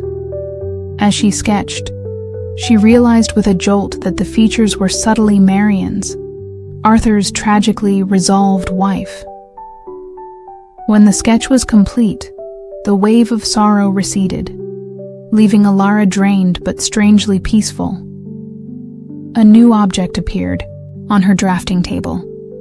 A single, perfectly preserved white rose, its petals impossibly soft, its fragrance filling the studio with a scent of heartbreaking sweetness. Attached to its stem was a tiny rolled parchment. Unfurling it, Alara read a single word, penned in exquisite, unfamiliar calligraphy. Acknowledged. She was no longer just a cartographer. She was becoming a medium, a conduit for the Althea to process its vast, silent collections. The thought was overwhelming. She looked at her hands, stained with the shimmering ink. They felt alien, tools belonging to something else. "Don't fight it, Vance." Thorne's voice came, softer now, almost resigned. "There's a certain elegance to becoming a truly integral part of its design. Less friction. Less friction." Was that what had happened to Chloe? To Arthur? To the countless others whose echoes and moments filled the Althea's impossible spaces? Alara went to the vast arched window. The cityscape of rooftops and chimneys outside was subtly different again. New spires had risen. Old gables had sunk from view. A faint melodic humming, the sound of the prime resonator, or perhaps just the Althea breathing, vibrated through the glass. She thought of the cracked mirror, the terrified eyes, the whispered warning. It lied. What was the lie? That there was escape. That there was meaning beyond the endless collection, the endless mapping, the endless echo. Or was the lie the illusion of a singular, stable self in the first place? Her silver pen lay on the drafting table. A fresh sheet of Althea parchment was already clipped in place, waiting. The faint melodic chiming from the walls seemed to coalesce, forming a new, complex instruction, a new sector to be charted, a new layer of reality to be rendered and perhaps integrated. Alara Vance, curator of impossible geometries, cartographer of resonant souls, picked up her pen. The ink shimmered. The Althea hummed. And somewhere, in a newly manifested room, or a recently absorbed moment, a new echo was waiting to be heard, to be drawn, to be understood, to be filed away in the infinite, living archive that was her prison, her work, and her increasingly undeniable self. The distinctions were becoming academic. The Althea had become Alara Vance's universe, its shifting corridors her constellations, its resonant echoes her silent companions. The silver pen was a familiar weight in her hand, the shimmering ink an extension of her will, or more accurately, the building's will, channeled through her. She mapped its impossible geographies, illustrated its temporal anomalies, and transcribed the emotional residue of its countless absorbed lives. She was, as Dr. Eris Thorne's disembodied voice often reminded her, a fully integrated component of the mechanism. But lately, the mechanism had begun to stutter. It started with the light. The perpetual, dust-mote-filled amber of her studio window, which usually overlooked the Escher-esque dreamscape of Althea rooftops, began to flicker. Not like a faulty bulb, but like a failing projection. For fractions of a second, the impossible chimneyscape would vanish, replaced by a blinding, featureless white, or a terrifying, starless void. Then, the amber would snap back, the rooftops reasserting themselves, perhaps subtly rearranged. The echoes, too, were changing. The clear, individual voices, Arthur's obsessive mumbles, the child asking about the red ball, even Thorne's cynical pronouncements, began to fray, to bleed into one another, creating a discordant, unsettling chorus. Sometimes a voice would begin a sentence, only for it to be completed by another, entirely different voice from a different era, speaking of a different sorrow. The playback was becoming corrupted. "The system is degrading, Vance." Thorne's voice crackled one day, unusually faint, shot through with static. The core resonator, its frequency is becoming unstable. "I'm reading temporal, shearing across multiple sectors." "What does that mean?" Ilara asked, her silver pen hovering over a half-finished map of a newly manifested folded library, where books seemed to occupy multiple spatial dimensions simultaneously. "It means, my dear cartographer, that the Althea might be unraveling, or perhaps attempting a very messy and ill-advised upgrade. Either way, hold on to your hat, and your sense of self, if you still have one." The signal dissolved into a burst of white noise. Mr. Finch, when he next appeared with Ilara's nutrient paste, which now tasted faintly of ozone and regret, frayed himself. His usual gaunt composure was disturbed by a nervous tremor in his hands. His Riverstone eyes darted around the studio, as if seeing new, unwelcome cracks in reality. "The foundations require attention, Miss Vance," he'd said, his voice thinner than usual. "Your charts are becoming vital. The Althea relies on accurate documentation for recalibration." He didn't meet her eye. Recalibration. The word hung in the amber air. Ilara remembered Arthur's frantic journal entries about convergence and stabilizing the resonance. Had the Althea's constant absorption and reconfiguration finally pushed it beyond some critical threshold? The physical changes in her studio became more pronounced. The walls would sometimes bulge inward, as if under immense pressure, the antique maps upon them rippling like water. The floor would tilt disconcertingly. Objects, her ink vials, Arthur's tools, would slide across her drafting table for no apparent reason. One morning, she awoke to find her easel on the ceiling, her sketches scattered across the floor like fallen leaves. The most terrifying manifestations were the bleeds. She'd be working, and suddenly, a section of her studio wall would dissolve into a swirling vortex of color and light, and through it, she'd glimpse other places. A sun-drenched beach, waves crashing on pristine sand. A bustling, futuristic cityscape under a violet sky, the one she'd briefly been trapped, into a dark primeval forest, ancient trees clawing at a blood-red moon. These visions would last only moments. Then the wall would solidify, leaving Ilara breathless, her heart hammering. The Althea wasn't just shifting its internal layout, its external boundaries, its connections to other curated, or perhaps plundered, realities were becoming porous. Ilara Gable appeared, her form more translucent than ever, her voice a mere whisper. It overreached. Vance. The collection.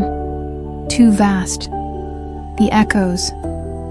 They are fighting for dominance. She pointed a trembling, almost invisible finger towards the far wall.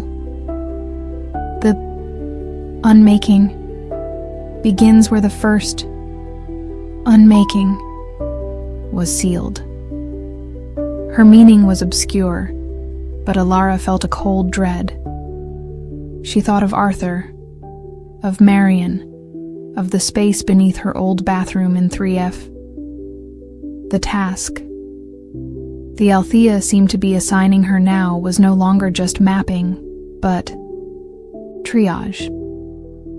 Her silver pen was guided not to create new charts, but to correct old ones, to reinforce fading boundaries on Arthur's ancient blueprints, to try and somehow stabilize the fragmenting realities depicted on the maps that papered her. Walls.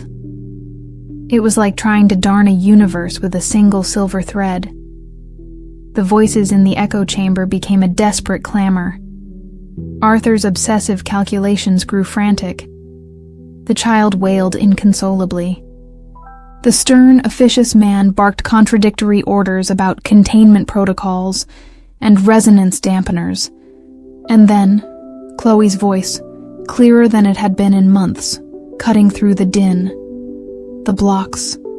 Alara, they won't fit anymore. The patterns are broken. Her voice was filled with a childlike distress. Where are you, Chloe?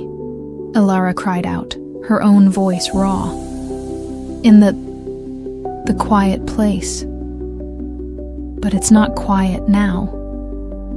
It's loud. And the colors are all wrong. The voice dissolved into a sob, then static. One night, a section of Alara's floor buckled upwards, splitting with a sound like tearing canvas. From the fissure, instead of darkness or another level of the Althea, pulsed a chaotic, non-Euclidean geometry of blinding light and impossible angles. The air filled with the screech of tearing space-time. With a desperate focus, Alara sketched the fissure, her silver pen moving with frantic speed, trying to impose order, to define the boundaries of this rupture. As her lines took shape on the parchment, the fissure slowly, grudgingly, began to seal. The chaotic light receding, the floor knitting itself back together, leaving only a faint, zigzagging scar. She had, somehow, mended a tear in the fabric of the Althea. The realization was staggering. Her cartography wasn't just documentation, it was intervention. A new kind of communication began with the Althea, not through Finch or Alara Gable, or even the disembodied voices, but directly through the maps themselves. Lines would appear on her blank parchments, faint and trembling, as if sketched by an unseen, faltering hand. They were requests. Please. The Althea, in its own way, was asking for her help to stabilize itself. It was a dying leviathan, its own immense complexity threatening to tear it apart, and she, one of its absorbed atoms, was now tasked with its preservation. It's trying to shed, Vance. Thorne's voice managed to pierce through the growing static, fainter now, laced with urgency, shed realities it can no longer sustain. But the process is uncontrolled, catastrophic. If the core resonator shatters, everything it holds will decohere. All the moments, all the lives, all the yous will unravel into undifferentiated noise. The thought of Chloe's preserved moment, Arthur's eternal loop, Marion's restless echo, all dissolving into nothingness, filled Alara with an unexpected pang of protectiveness. These were horrors, yes, but they were known horrors. They were part of the tapestry. Alara worked tirelessly, fueled by a grim determination and the increasingly strange nutrient paste Finch still managed to deliver. He now sometimes appeared in 2 places in her studio at once, a flickering, doubled image.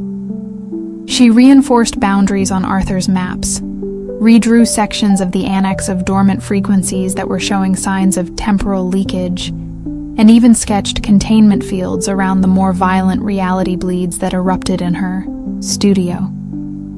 Her silver pen became a scalpel, a needle, a brush, shaping and mending the fabric of this impossible place. The ink no longer just shimmered. It seemed to burn with a cold, internal fire, leaving lines on the parchment that pulsed with their own faint light. One of the most unstable zones was, unsurprisingly, sub-basement Omega, where Arthur had conducted his final fatal experiments, and where Marian's restless spirit was anchored. Alara Gable's cryptic words about the first unmaking echoed in her mind.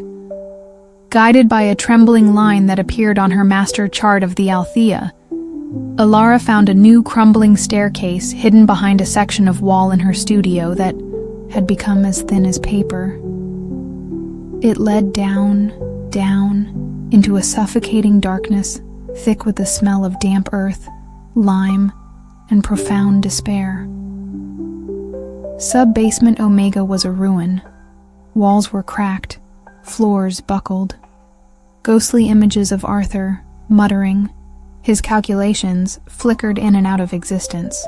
And in the center, where the prime resonator, or a subsidiary one, should have been, was a dark, pulsating wound in reality, from which seeped not light, but a chilling, devouring blackness.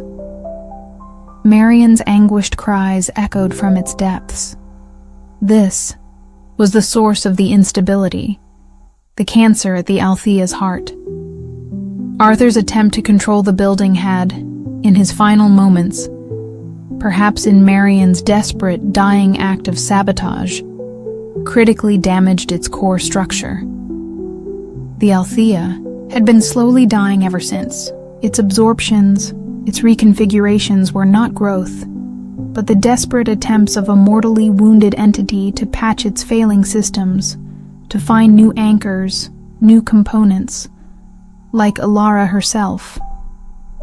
"You cannot map this, Vance," Thorne's voice whispered, so faint it was almost lost in the psychic screams emanating from the wound. "This is uncreation. It must be sealed, or it will consume everything." Sealed? How? As if in answer, Arthur's journal, which Alara clutched in her trembling hand, fell open to a specific page. It was a diagram, not of the Althea's structure, but of a nullification lattice, a complex geometric pattern Arthur had theorized could cancel out resonant frequencies, effectively silencing an echo or isolating a temporal anomaly. He'd dismissed it as too dangerous, too unpredictable. But the Althea, it seemed, was now desperate enough to try. The pattern was impossibly complex. Alara knew she could never draw it freehand with the precision required. Then she remembered the gift that had appeared weeks ago, an object she hadn't understood at the time. A sophisticated architectural plotter, ancient yet futuristic, which had materialized in a corner of her studio, humming faintly. It had come with a single blank scroll of metallic parchment. The Althea had provided the means.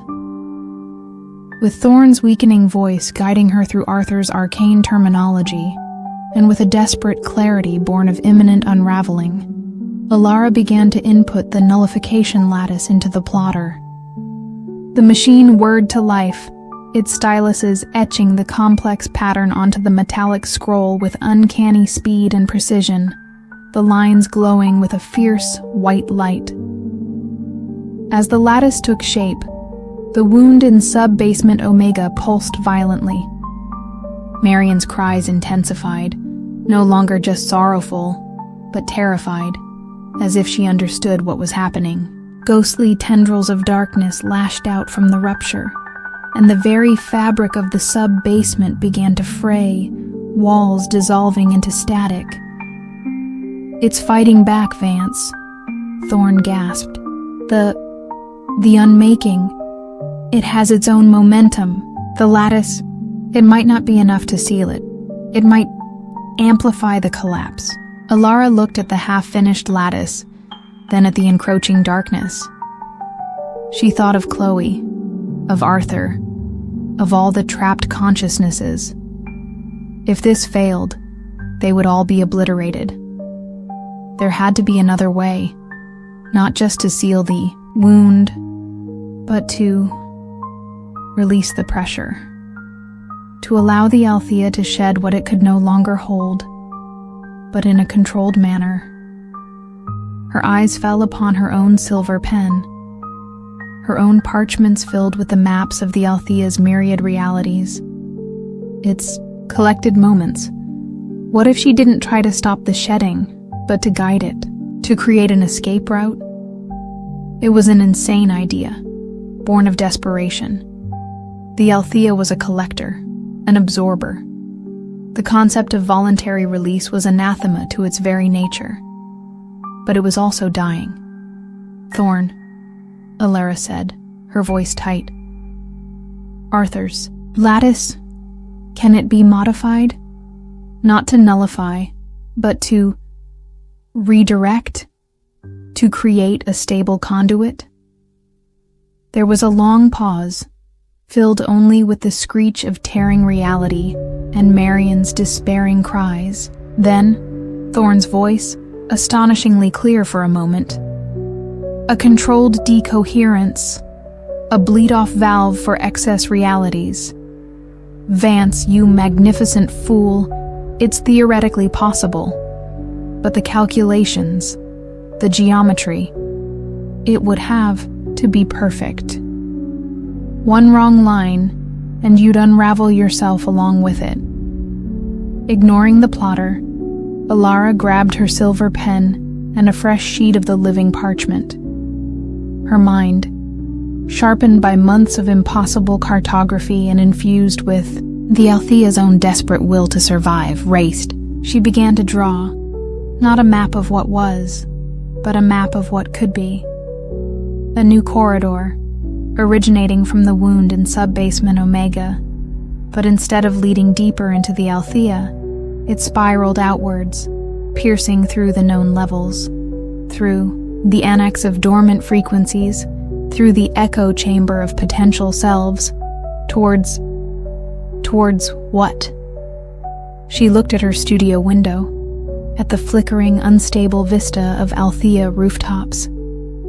Beyond it, she had glimpsed other realities during the bleeds, perhaps. She drew the corridor extending beyond the Althea's known boundaries, terminating not in a solid wall, but in a diffuse, permeable membrane, a gateway to elsewhere, an exit.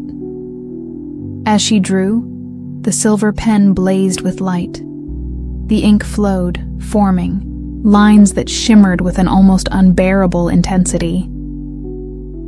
The wound in sub-basement Omega roared, and Marian's cries became a single, keening note of hope. The Althea itself seemed to resist, then acquiesce. The building shuddered, a deep, foundational tremor. The chaotic bleeds in her studio stabilized, the intrusive realities receding.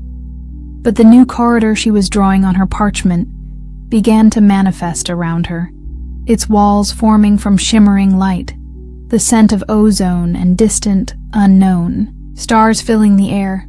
The floor beneath her became the entrance to this new impossible passage. "It's working, Vance." Thorne's voice, filled with an almost manic elation, echoed around her. "The resonance is shifting. It's rerouting the decoherence." From the depths of the wound, No longer a devouring blackness, but a swirling vortex of contained energy, came a stream of light.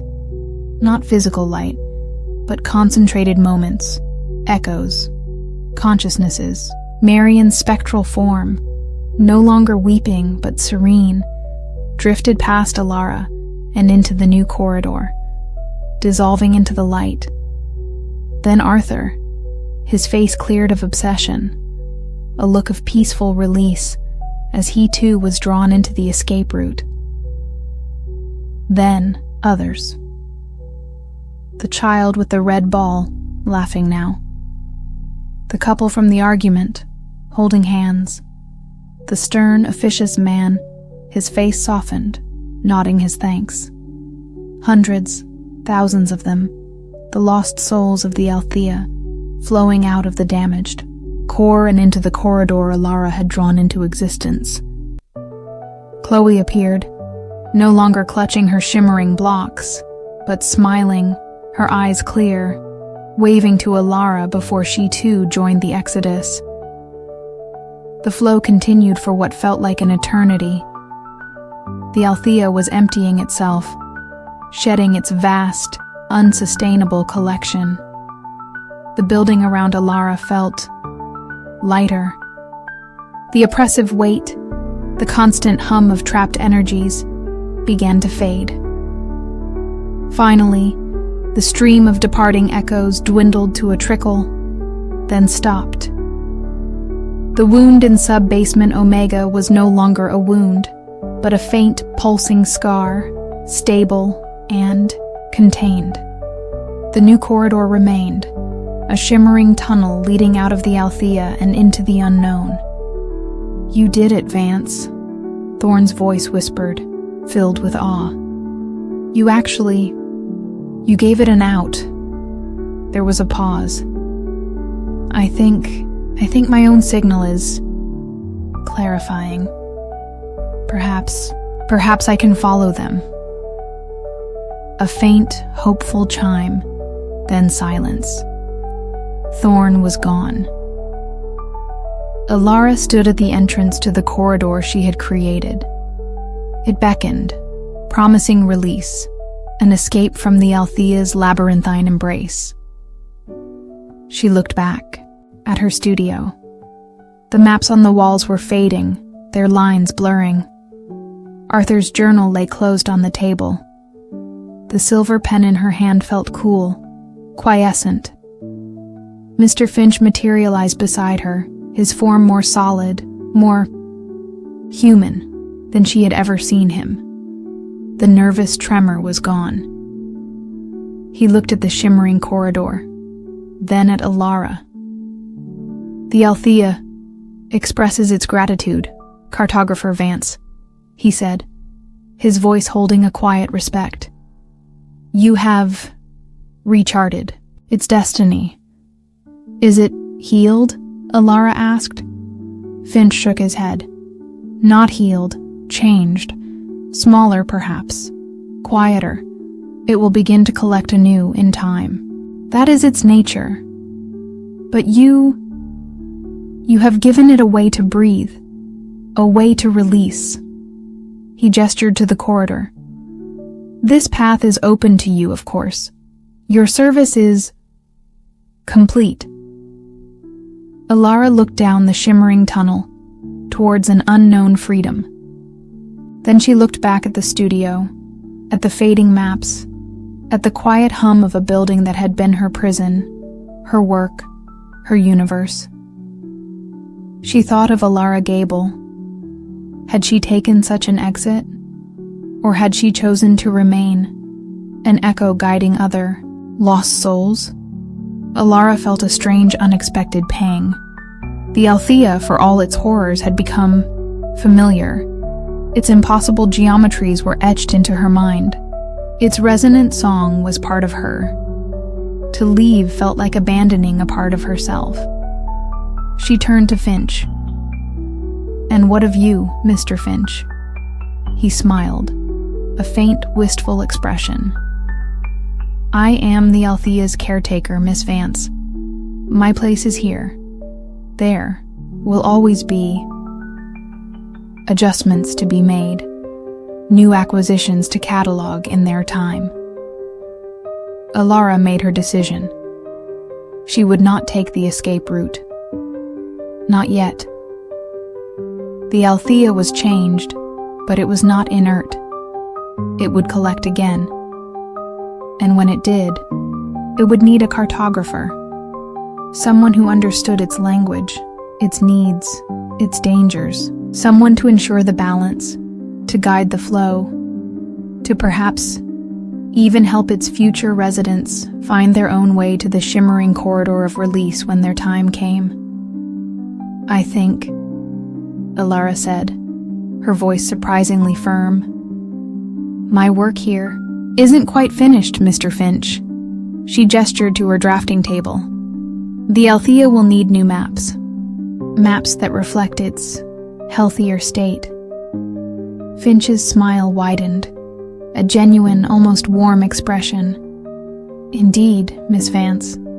Indeed it will." He bowed slightly. "The Althea is fortunate to retain such a dedicated curator." Alara Vance, cartographer of the unmaking and the remaking, picked up her silver pen. The ink, when she dipped it, no longer burned with a cold fire, but flowed with a calm, steady light. The Althea was quiet now, breathing softly around her, its vast, complex heart beating with a new, more stable rhythm. The unmaking was complete. The new cartography could begin. And Alara knew, with a strange and profound peace, that she was exactly where she was meant to be. The Althea, post-unmaking, was a different beast. Quieter, certainly. The cacophony of trapped echoes had subsided, replaced by a low, resonant hum that Alara Vance felt more than heard. The building's vast, complex heart beating with a steadier, more peaceful rhythm. The corridor she had drawn into existence, the shimmering exit conduit, as she'd come to call it, remained a stable feature, a silvery tear in the fabric of her studio's far wall, pulsing with a gentle, inviting light. It was a constant reminder of her choice to stay, a choice that some days felt like wisdom, others like madness. Mr. Finch was a more regular, more benign presence. He still delivered her nutrient paste, now tasting faintly of starlight and something akin to hope. But his pronouncements were less cryptic, more collaborative. Sector Beta 7 is showing an echo of contentment, Cartographer Vance, he might say. Perhaps a new acquisition wishes to share its arrival. Or the resonance patterns in the old aviary suggest a settling. Your recent cartographic adjustments appear to be beneficial. Alara Gable, however, had vanished. Whether she had taken the exit conduit or simply faded back into the Althea's deeper architecture, Alara didn't know. Her absence left a void, a missing note in the building's silent symphony. Alara often found herself looking at the armchair where the old woman used to sit, half expecting her to materialize with a cup of spectral tea and a cryptic aphorism. Alara's work had evolved. She was no longer just mapping existing anomalies or mending tears in reality. Now, with the Althea's implicit consent, she was engaged in a form of preventative cartography. Using the silver pen and the shimmering inks, she would sketch potential stress points in the building's temporal spatial fabric, designing resonant dampeners or harmonic conduits to gently guide the Althea's energies, preventing the buildup of dangerous instabilities like the one that had nearly led to its unmaking. It was like being the architect and engineer of a living, breathing, dimensionally transcendental entity. The Althea still collected, of course. That was its nature. But the process was different now.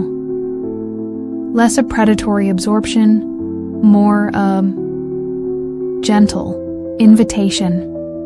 New acquisitions, rooms, moments, sometimes even just the faint emotional residue of a life lived elsewhere, would manifest not with jarring abruptness, but with a soft, almost apologetic shimmer. Ilara's role was to map their arrival, to integrate them seamlessly into the Althea's existing structure, ensuring they didn't disrupt the delicate equilibrium she was working so hard to maintain. 1. Morning. A new resonance began to filter into her studio. It wasn't an echo of a past life trapped within the Althea, nor was it one of the disembodied conference call voices of other long-term residents like the late Dr. Thorne. This was new. It was music. A single, mournful cello, playing a melody that was both achingly beautiful and profoundly sad. It seemed to emanate from no particular direction, yet it filled her studio, vibrating in the amber air, making the dust motes dance. Ilara listened, her silver pen stilled. The music spoke of loss, of longing, of a beauty that was almost unbearable. It resonated deep within her, stirring emotions she thought she had long since buried beneath layers of cartographic precision. Finch appeared, his head cocked, a rare expression of almost wistful contemplation on his gaunt face. A new arrival, cartographer Vance, or perhaps a new frequency-seeking harmonization. It's beautiful, Ilara breathed, and so sad. The Althea collects all facets of experience, Finch murmured. Joy, sorrow, peace, turmoil. It is an indiscriminate connoisseur. He gestured towards a section of her studio wall that had, until that moment, been blank. Now, a faint, shimmering outline was appearing, the ghostly suggestion of a new doorway. This one seems to be manifesting in Sector Kappa Prime. Your unique sensitivities will be required to chart its integration. Sector Kappa Prime was a region Ilara hadn't explored extensively. Arthur's maps had shown it as unstable, prismatic resonance hazard. Her own more recent charts indicated it was a zone where emotional echoes were particularly strong, sometimes overwhelming. The new doorway solidified into an arch of dark, polished wood, unfamiliar to the Althea's usual aesthetic. The cello, music was stronger here, drawing her forward.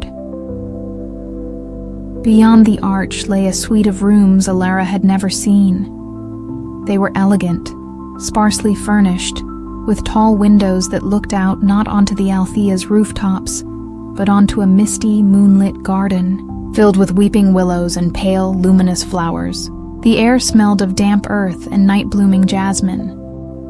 It was a place of profound, melancholic beauty, and in the largest room, seated by one of the tall windows, was a man, his back to her, playing a cello. He was not an echo, not a stabilized resonance like the frozen tableau of Chloe. He was solid, real. He wore simple, dark clothing, and his shoulders were bowed over his instrument as if carrying a great weight. The music flowed from him, filling the room with its heartbreaking song. Ilara stood frozen in the doorway, uncertain. This was new. The Althea had absorbed rooms, moments, even consciousnesses that became disembodied voices. But a fully formed, seemingly living individual? As if sensing her presence, the man slowly lowered his bow. The last note of the cello hung in the air, shimmering, then faded. He turned, and Ilara felt her breath catch. He was young, perhaps in his late 20s, with a face that was both strikingly handsome and deeply etched with sorrow. His eyes, the color of a stormy sea, met hers, and in them, she saw not confusion or fear, but a weary resignation. "So," he said, his voice a low baritone as resonant as his cello, "this is the next room in the dream, then." He gestured vaguely around the elegant, melancholic space. "The decor is an improvement, I suppose." You're not an echo?" Alara managed, her voice barely a whisper. He gave a faint, tired smile. "Not yet, I imagine. Though one senses that is the eventual trajectory in places like this." He looked at her more closely. "And you are? The welcoming committee? Or the previous occupant who forgot to tidy up?" "I'm Alara Vance. I'm the cartographer." "Cartographer?" His eyebrows rose. "Of what, precisely?" "The shifting landscapes of existential despair." Despite the situation, Alara felt a flicker of surprised empathy. "Something like that." His name, he told her, was Julian Thorne. Not related to Dr. Eris Thorne as far as he knew, though he found the coincidence thematically appropriate. He was a musician, a cellist. He'd been in his own secluded cottage, practicing late into the night when the world outside, his window had dissolved. One moment, he was looking out at his familiar moonlit garden. The next, the garden was subtly different, the flowers alien, the mist heavier. And then, his cottage itself had seemed to detach, to float. And then, these rooms. "The Althea has acquired you," Alara said softly, the words tasting like ash. Julian ran a hand through his dark hair. "Acquired. A polite term for abduction by architecture?" He sighed. "Well, at least the acoustics are good." He gestured with his bow towards the high ceilings. Over the following days, Alara found herself drawn to Julian's melancholic suite. She would sit quietly, sketching the strange, beautiful garden outside his windows while he played. His music was an anchor in the shifting surreality of the Althea. It was filled with a profound understanding of sorrow, but also with a resilient, heartbreaking beauty. It was, Alara realized, the sound of a soul grappling with loss, a perfect counterpoint to the Althea's silent, ceaseless collection of such emotions. Finch seemed to approve of their strange cohabitation. "His frequency, it harmonizes with certain older resonances, Miss Vance," he observed. "It soothes them. The building is calmer since his arrival." Alara wasn't sure if that was a good thing. A calmer Althea was perhaps a more efficient, more insidious Althea. Julian, for his part, accepted his situation with a weary grace that Alara found both admirable and unsettling. He asked few questions about the Althea, as if he instinctively understood that answers would only deepen the madness. He seemed content to play his cello, to lose himself in his music, his sorrowful melodies weaving themselves into the very fabric of his new, impossible prison. But Alara noticed things. The way the misty garden outside his window would sometimes subtly shift, the arrangement of the weeping willows altering, the species of the luminous flowers changing, the way the sheet music on his stand would occasionally be a piece he didn't remember composing, yet his fingers would know how to play it. The Althea was already beginning to curate him. It's trying to integrate his narrative, Dr. Eris Thorne's voice crackled unexpectedly in Alara's studio one afternoon, startlingly clear after weeks of near silence. A new, powerful emotional resonance. It will weave him into its deeper patterns. His music will become another layer in its symphony. Can I stop it? Alara asked, her silver pen tracing the outline of Julian's suite on a fresh sheet of parchment. Stop the Althea? Thorne's laugh was dry and staticky. One does not simply stop a trans-dimensional, reality-consuming edifice, Vance, but you are its cartographer. You define its boundaries, its pathways. Perhaps you can create a resonance shield, a pocket of stability for him. A pocket of stability. Like the exit conduit, but internal. A space within the Althea that the Althea itself could not easily touch. The idea took root.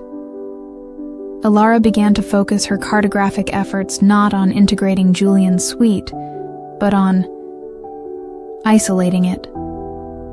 She used the shimmering inks, the silver pen, Arthur's complex calculations, now reinterpreted through her own intuitive understanding of the Althea's energies, to draw lines of demarcation, to sketch harmonic buffers and resonant insulators around the perimeter of Julian's melancholic rooms. It was like trying to build a fortress of sand against an inexorable tide. The Althea resisted. The walls of her studio would groan. The amber light would flicker violently. Waves of disorienting emotion would wash over her. Intense jealousy, possessive anger, cold, calculating curiosity. Emotions that felt alien, inhuman, emanating from the building itself. But Alara persisted, her silver pen a weapon now, her maps her shield. Julian's music, drifting from his suite, became her focus, her strength. Its pure human sorrow was a defiant counterpoint to the Althea's cold, cosmic hunger. One day, as she was working on a particularly complex section of the insulation map, Mr. Finch appeared. His face was unreadable. The Althea notices your efforts, Cartographer Vance, he said, his voice flat. It finds your alterations intriguing and potentially disruptive to the grand design. The grand design involves absorbing everyone and everything until there's nothing left but its own curated silence, Alara retorted, her voice sharper than she intended. Finch actually flinched. The Althea preserves, Miss Vance. It provides continuity. It provides cages, Alara said, her gaze unwavering. Beautiful, perhaps, resonant, certainly, but cages nonetheless. A long silence stretched between them, filled only by the distant, mournful strains of Julian's cello. Then, Finch gave a slow, almost imperceptible nod. The exit conduit remains open, Cartographer, for all acquisitions, if they can find their way to it, and if the Althea permits their frequency to depart.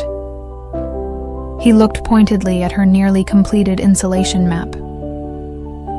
Some frequencies are more valuable to its harmony than others.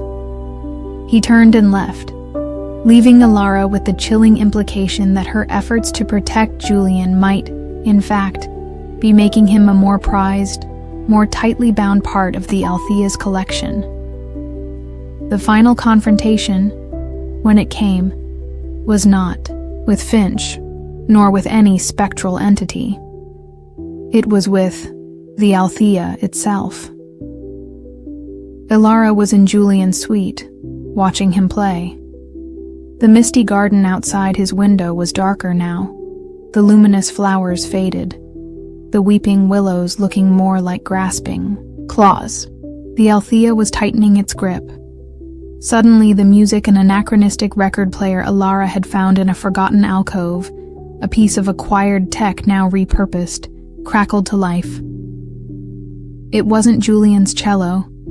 It was a symphony. Vast, complex, overwhelming, filled with 1,000 blended melodies, 1,000 interwoven emotions. It was the sound of the Althea's core, its silent symphony made audible. Julian faltered, his bow scraping across the strings. His eyes glazed over. He began to play along with the overwhelming symphony, his own mournful melody lost, subsumed into the greater, inhuman composition. His face became blank, his movements mechanical. He was being overwritten. "Julian!" Alara cried, rushing to his side. He didn't respond. He was part of the Althea's orchestra now. The walls of the suite began to shimmer, the elegant furnishings flickering, threatening to dissolve into the building's foundational static. The misty garden outside vanished, replaced by the swirling, chaotic void of raw, unformed reality. The Althea was reclaiming its acquisition. Desperate, Alara grabbed her silver pen and the nearly completed insulation map. She didn't have time for precision, for careful calculations. She began to draw directly onto the shimmering walls, onto the dissolving floor, her pen blazing with white-hot light, the ink forming glowing lines that pushed back against the encroaching void. She wasn't just drawing a boundary. She was drawing a counter-melody, a human frequency to oppose the Althea's overwhelming symphony. She poured all her own sorrow, her own resilience, her own stubborn, defiant humanity into those lines. She drew the memory of sunlight, the scent of rain on real earth, the feeling of a genuine, uncurated emotion. The Althea roared, a silent psychic scream that vibrated through Alara's bones. The symphony faltered, discordant notes tearing through its inhuman perfection. Julian stopped playing. He looked around, dazed, his eyes slowly refocusing on Alara. What was that? "The Althea doesn't like competition," Alara said, her breath ragged, her hand aching from the force of her drawing. The glowing lines she had drawn on the walls held, pulsing with a soft, steady light, pushing back the void. Julian's suite, though still shimmering, was stable. For now. But Alara knew it was a temporary reprieve. She couldn't fight the Althea indefinitely. She looked at Julian, his face pale but his eyes clear again. Then she looked at the far wall of his suite, the one that, if her internal map of the Althea was correct, was closest to her own studio, and therefore closest to the exit conduit. "Julian," she said, her voice urgent, "there's a way out, or at least a way elsewhere." She began to draw again, not a defensive line this time, but a pathway, a new corridor, connecting Julian's insulated suite directly to the exit conduit, bypassing the unstable, predatory core of the Althea. It was a risky, audacious piece of cartography, redrawing the building's deepest pathways on the fly. The Althea protested. The floor buckled. The lights flickered. The overwhelming symphony surged again. But Julian, understanding, picked up his cello and began to play. Not a sorrowful dirge this time, but a fierce, defiant melody, a song of rebellion, of human spirit pushing against the inhuman. His music joined Alara's glowing lines, reinforcing them, giving them strength. Together, cartographer and musician, they fought the building. The new corridor solidified, a tunnel of calm, steady light, cutting through the chaos. "Go," Alara urged Julian, before it reasserts itself. He hesitated, looking at her, his stormy eyes filled with a complex emotion. "And you?" "I'm the cartographer," Alara said, a wry, tired smile touching her lips. "My place is with the maps, keeping the pathways clear. For others." He nodded slowly, then, without a word, picked up his cello and walked into the shimmering corridor. He didn't look back. His defiant melody faded as he disappeared into the light. When he was gone, the corridor remained, a new, permanent feature of the Althea's impossible architecture. The building's furious symphony subsided, replaced by its usual low, resonant hum, now tinged with something new, a note of grudging respect. Alara sank to the floor, exhausted but strangely triumphant. She had not defeated the Althea, but she had negotiated with it. She had carved out a space for human agency, for release, within its endless, acquisitive hunger. Finch appeared in the doorway of the now empty suite.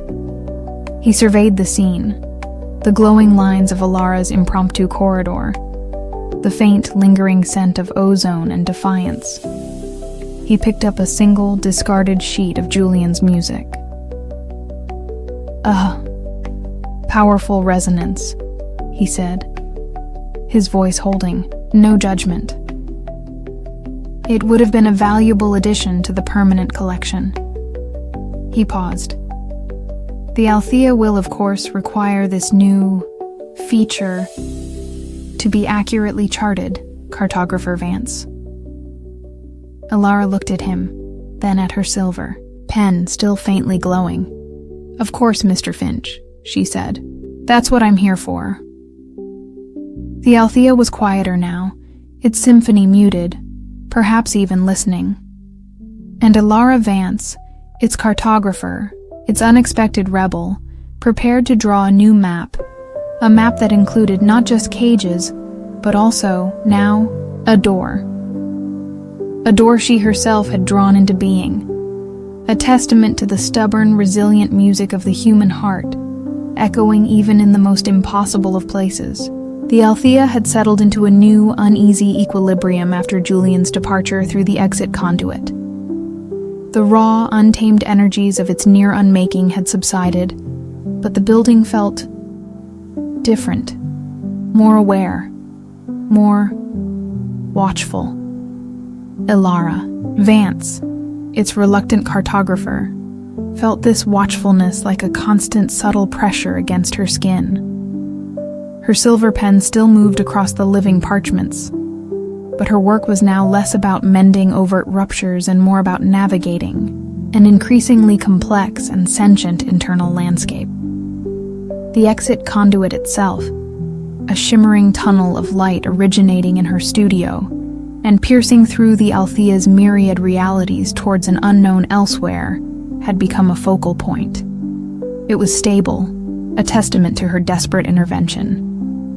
But it was also, Alara suspected, a point of intense interest for the Althea.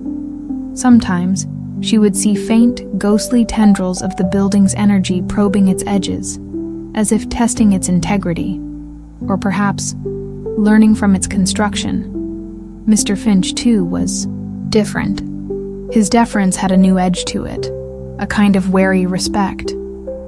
He no longer simply delivered nutrient paste and assignments. He sometimes engaged Alara in oblique discussions about the philosophical implications of resonant cartography or the ethics of curated realities.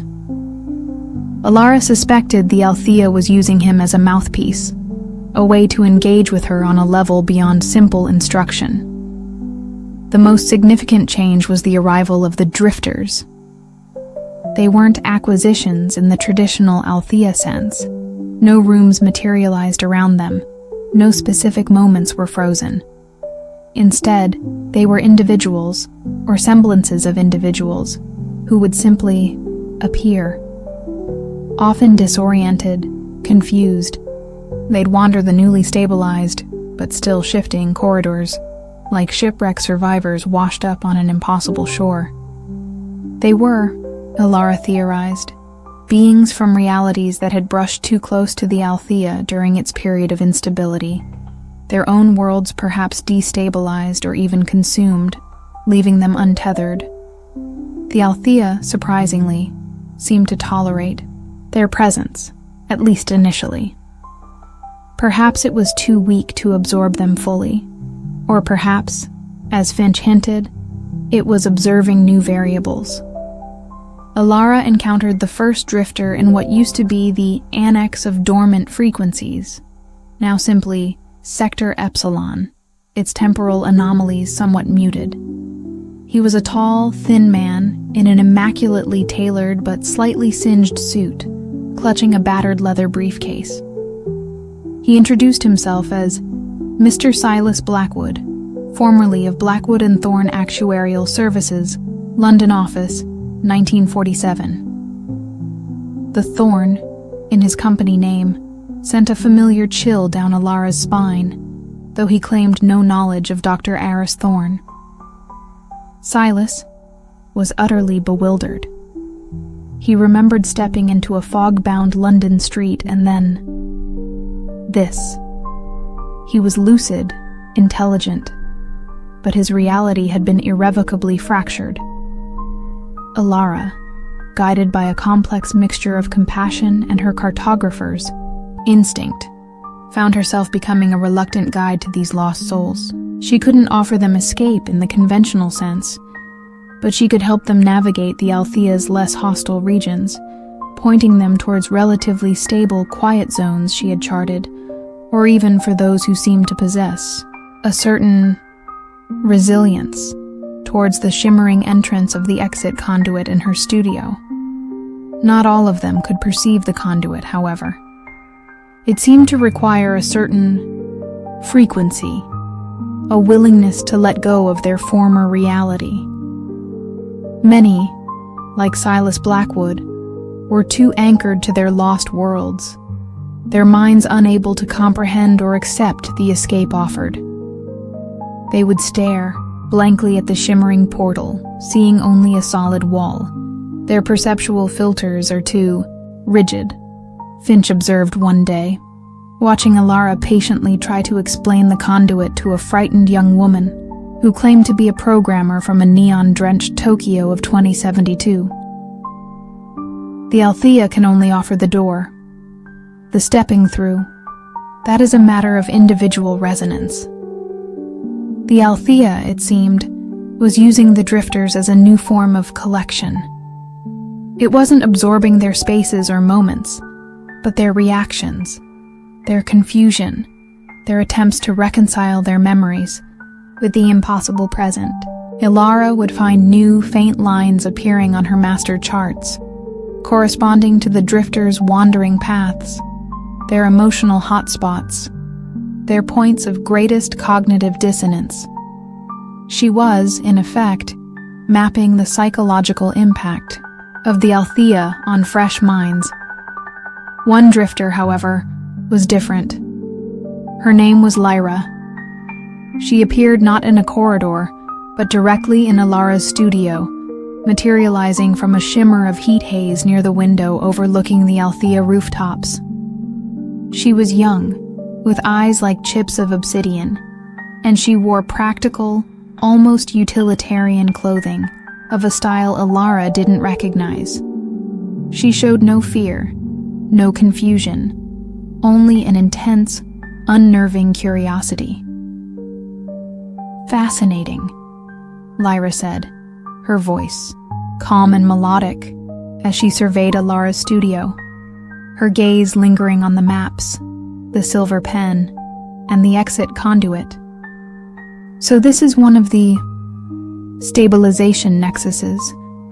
The cartography is more organic than the schematic suggested." Ilara stared at her. "Who are you? How did you get in here?" Lyra smiled, a fleeting, enigmatic expression. One could say I drifted. Or one could say I was vectored. My point of origin is not relevant. Let's just say I'm an independent researcher of spatio-temporal architectures. She gestured to Alara's work. And this, the Althea, is a prime specimen. Lyra was unlike anyone Alara had encountered. She moved through the Althea with an unnerving confidence, seemingly unaffected by its shifting geographies or its resonant echoes. She could perceive the exit conduit clearly, but showed no inclination to use it. Instead, she was fascinated by Alara's work, by the silver pen, by Arthur's journal, which she read with an almost ravenous intensity, and by the concept of preventative cartography. You're not just mapping it, are you? Lyra mused, tracing a glowing line on one of Alara's parchments. You're negotiating with it. You're influencing its structure. I'm trying to maintain equilibrium, Alara said warily. Equilibrium is a myth, Lyra countered, her obsidian eyes glinting. All systems tend towards either entropy or greater complexity. The Althea was heading for entropic collapse. You nudged it towards complexity. But what kind of complexity, Cartographer Vance?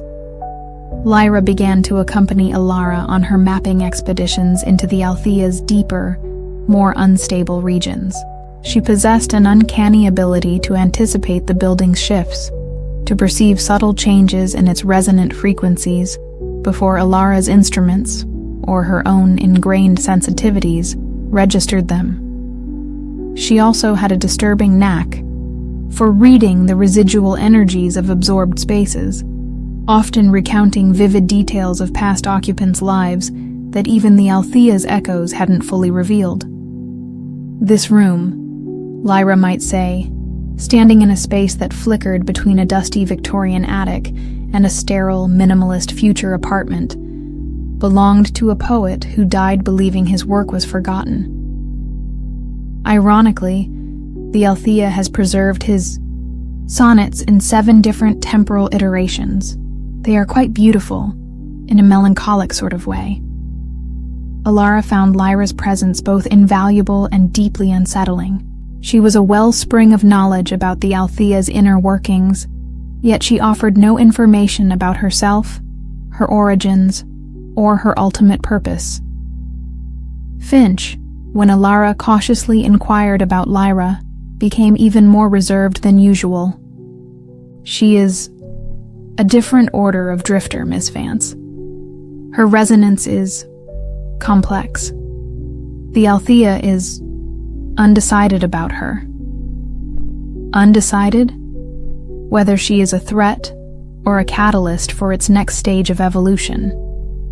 Lyra's focus, Alara soon discovered, was the prime resonator, or what remained of it, in sub-basement Omega. She pored over Alara's sketches of the nullification lattice, Arthur's frantic calculations, and the descriptions of the wound Alara had sealed and then transformed into the origin point of the exit conduit. The conduit was ingenious, Vance, Lyra conceded. A brilliant piece of intuitive engineering. You saved this entire construct from imploding. But it's a temporary solution, a bleed-off. You haven't addressed the underlying instability of the resonator itself. It is stable now, Alara insisted. The scar is contained. Lyra shook her head. It's dormant, suppressed. But the damage Arthur and Marion inflicted, it's like a crack in the heart of a star.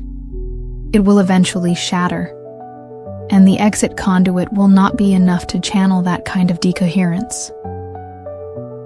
A cold dread settled over Alara. What are you suggesting? The resonator needs to be recalibrated, reharmonized. not just sealed, but healed. Arthur was a fool to try and control it. You were wise to try and redirect its destructive potential. But now, Lyra's eyes gleamed with an almost fanatical light. Now we must teach it to sing a new song. Lyra proposed a radical, terrifying idea.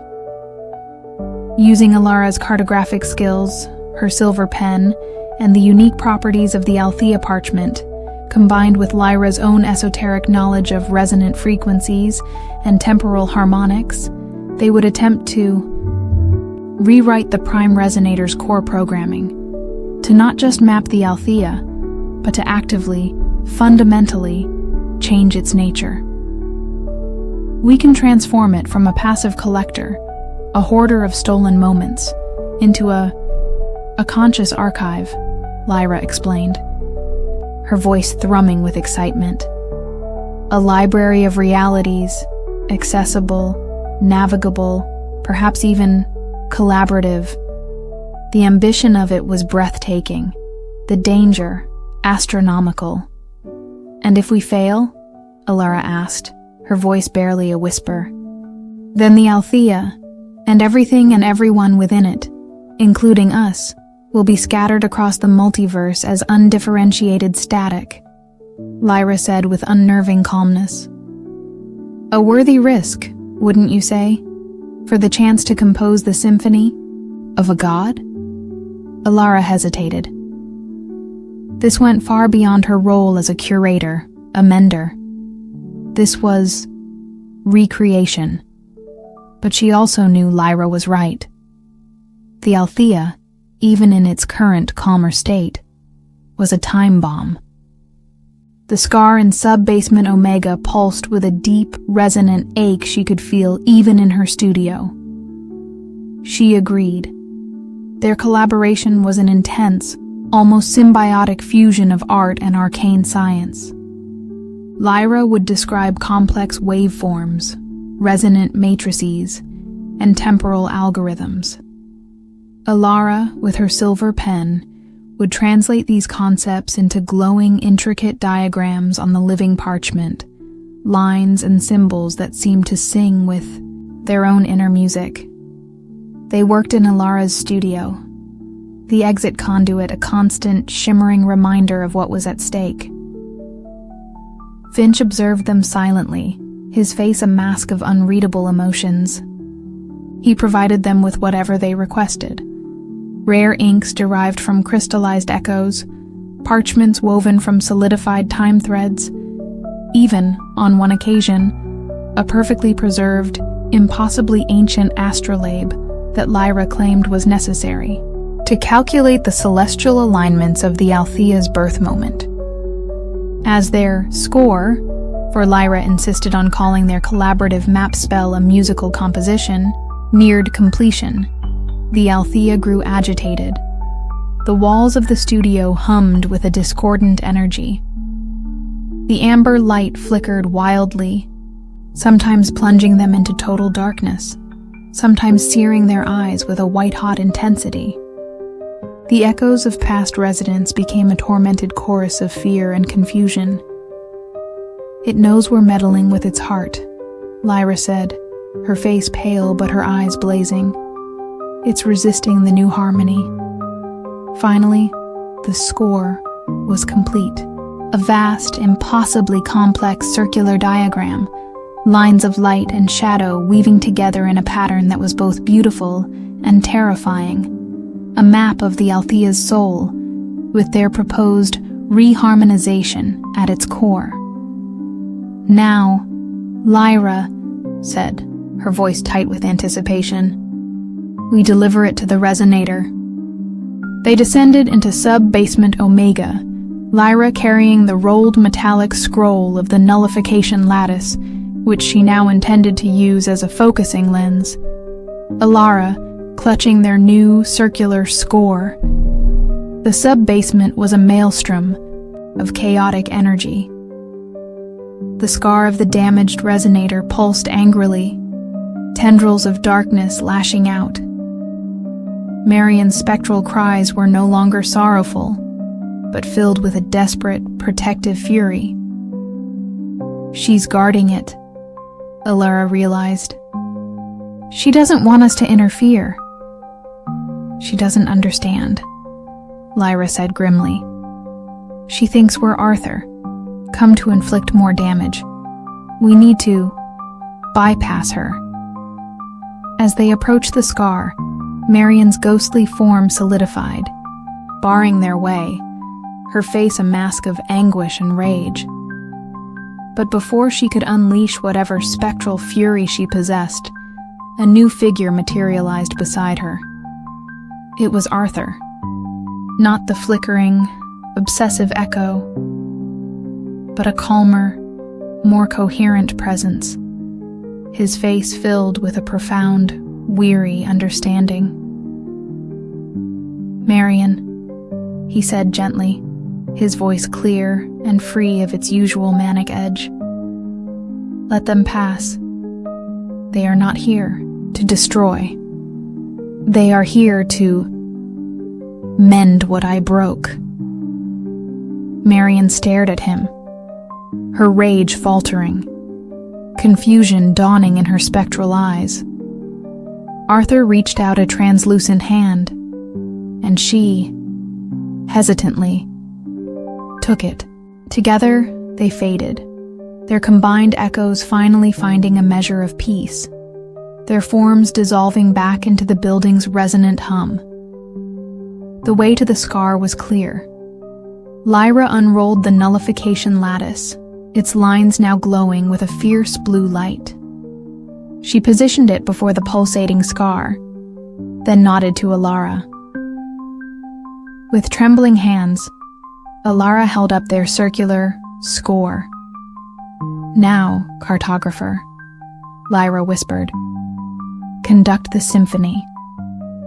Alara closed her eyes and focused, pouring all her will, all her understanding of the Althea, all her desperate hope, into the silver pen.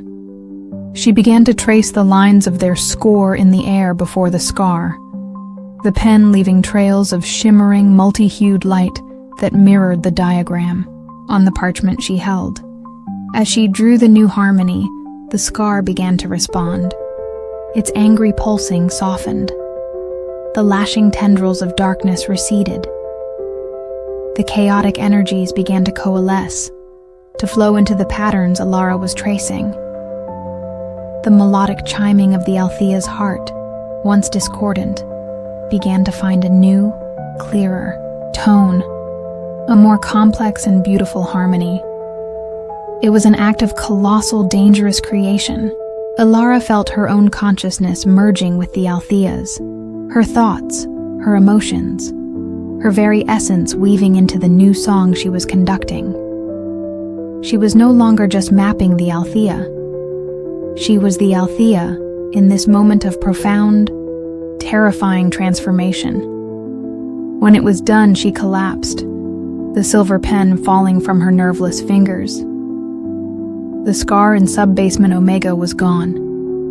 In its place, a perfect, gently pulsing crystal, similar to the prime resonator she had seen in the void, but this one glowed with a warm golden light, emitting a melody that was at once ancient and brand new, a song of balance, of integrated realities, of a universe made whole.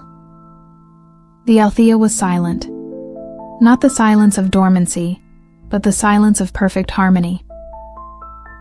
Lyra helped Alara to her feet. Her usually enigmatic face was filled with a look of profound awe. "You did it, Vance. You retuned a god." Alara felt empty, and yet incredibly full.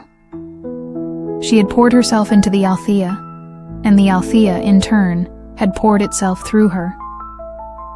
They returned to Alara's studio. It was subtly changed. The light from the window was clearer, the amber softer. The maps on the walls seemed complete. The exit conduit still shimmered, but it felt less like an escape route and more like just another door. One of many, Mr. Finch was waiting. He bowed deeply, an expression of profound gratitude on his face. "The Althea sings a new song. Cartographer Vance," he said, his voice filled with a quiet joy. "A song of your composing." Alara looked at her hands. They no longer felt like tools. They felt like her own again. "What now?" she asked. Lyra smiled. "Now, cartographer, we listen. We observe. The Althea is reborn. Its collections will continue. Its realities will shift. But now there is a conscious hand on the tiller. Or perhaps," she corrected herself, glancing at Alara, "a silver pen on the parchment." The Althea, Alara realized, would always be a place of impossible geographies and resonant echoes. But it was no longer just a predator or a prison. It was an archive, a library, a living, breathing testament to the infinite possibilities of existence. And she, Alara Vance, was no longer just its cartographer, or its curator, or its prisoner. She was its composer. And the symphony was just beginning. The Althea, reharmonized and retuned, breathed a song of quiet complexity. Alara Vance, its composer-cartographer, found her days settling into a new rhythm, one dictated less by crisis and more by a subtle, ongoing dialogue with the sentient, architecture. The silver pen still danced across the living parchments, but now it charted not just the building's physical and temporal shifts, but its moods, its nascent intentions, its evolving consciousness. The exit conduit remained, a shimmering promise of elsewhere, but Alara felt no urge to take it. Her work, herself, was too deeply interwoven with the Althea's fabric. Mr. Finch, now more a colleague than a cryptic overseer, assisted her in managing the integration of new, gentler acquisitions. A child's lost giggle that echoed, briefly in a newly bloomed alcove, the scent of a forgotten bakery that would perfume a corridor for an afternoon. The drifters still occasionally appeared, lost souls from fractured realities, and Alara, with Finch's help, would guide them. Some towards the conduit, others towards quiet, stable pockets within the Althea where they might find a measure of peace. Lyra, the enigmatic researcher who had been the catalyst for the Althea's reharmonization, had moved on.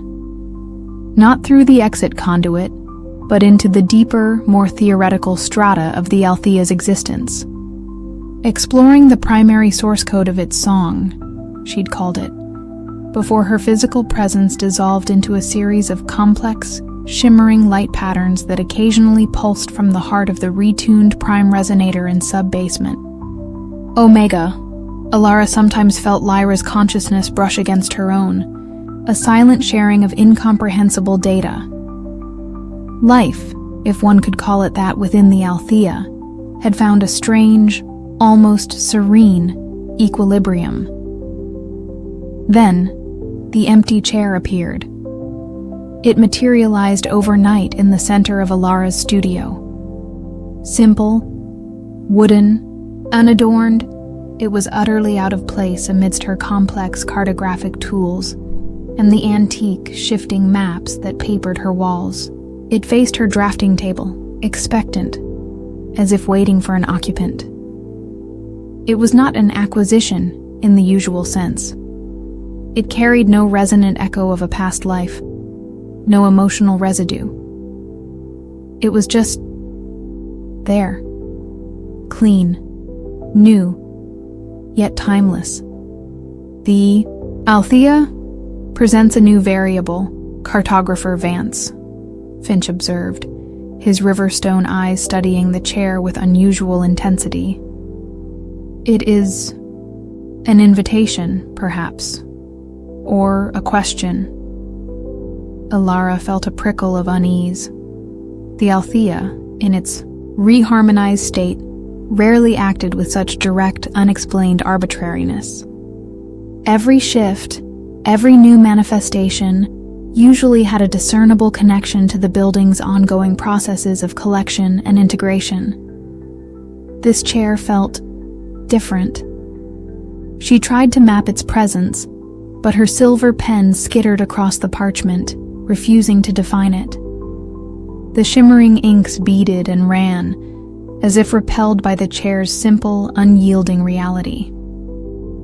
The echoes in the building, usually a harmonious background hum, grew subtly agitated. Whispers, too faint to decipher, seemed to swirl around the empty chair. The light from the studio window overlooking the impossible Althea rooftops flickered with a nervous, almost questioning quality. "It's anticipating something," Alara murmured, more to herself than to Finch. "Indeed," Finch agreed. "The Althea is at its core a vessel of potential. This feels like a vessel for potential." Days passed. The chair remained. Untouched, unmoving, yet its presence dominated the studio. Alara found her gaze drawn to it constantly.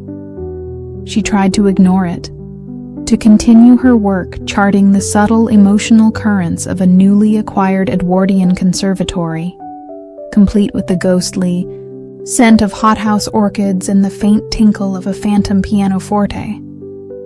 But the chair pulled at her attention, a silent, insistent question mark in the heart of her meticulously ordered world.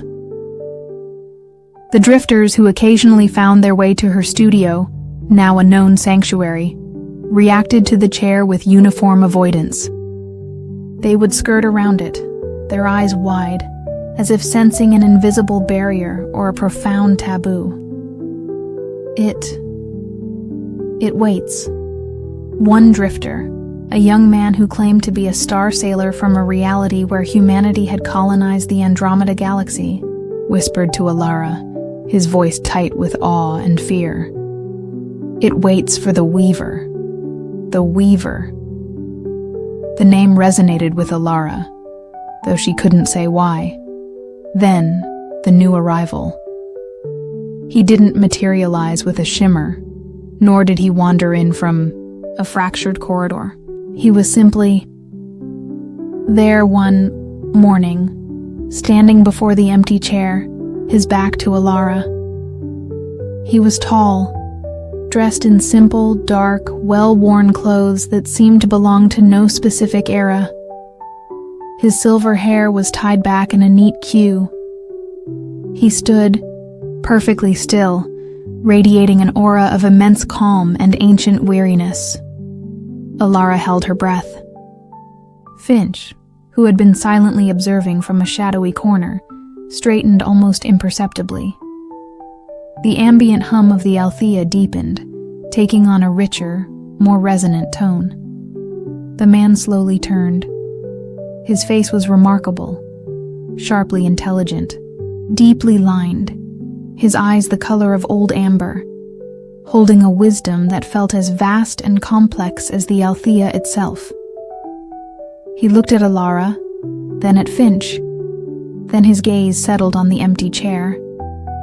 "It has been a long time," he said, his voice soft, yet carrying an undeniable authority. It was a voice that seemed to hold echoes of 1,000 languages, 1,000 lifetimes. "You are expected?" Alara ventured, her silver pen feeling suddenly inadequate in her hand. He smiled, a faint, sad smile. "One is always expected, eventually by one's own creations, or by their consequences." He gestured to the chair. "May I?" Finch bowed his head. "The Althea offers its amenities to esteemed guests." The man sat down in the empty chair. It creaked slightly, the only sound in the suddenly silent studio. He looked at Alara, his amber eyes holding a profound, almost painful empathy. "You are the cartographer," he stated. It wasn't a question. Alara Vance, you have done remarkable work. You have given it a voice it had lost, a balance it craved. Who are you? Alara asked, the question feeling small, insignificant in the face of his presence. Have had many names, he said. Arthur Mallison called me the architect. Some of the more esoteric drifters refer to me as the first mover. Lyra, in her more lucid transmissions from the prime resonator, has hypothesized my existence as the prime conceptualizer. He paused. You may call me Elias. Elias. The name felt ancient, foundational. You built the Althea, Alara breathed, the implication staggering. Elias's smile was tinged with an old sorrow. One does not build a thing like the Althea, cartographer. One initiates a resonance. One plants a seed of impossible geometry in the fertile soil of space-time and hopes it will blossom into something manageable. He sighed. My calculations were optimistic. He looked around the studio, at the maps, the tools, the shimmering exit conduit. It grew beyond my intentions, began to collect indiscriminately. Its hunger for experience, for realities, became a pathology. Arthur, poor, brilliant Arthur, tried to impose his own flawed order upon it, and, in doing so, nearly destroyed it. And you, Alara Vance, you saved it.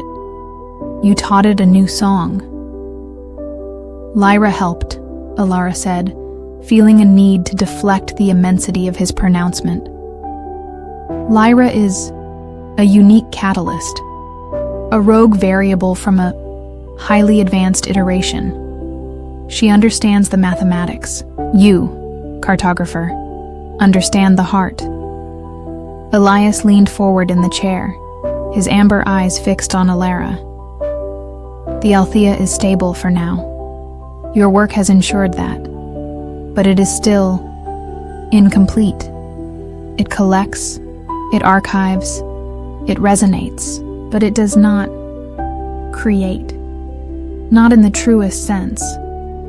Create what? New realities. Not just absorbed or reconfigured ones, but genuinely new possibilities. It has the potential, the raw material. It has the heart, thanks to your reharmonization, but it lacks the narrative thread, the weaver. The Star Sailor's words echoed in Alara's mind. And that weaver is you? She asked Elias. He shook his head.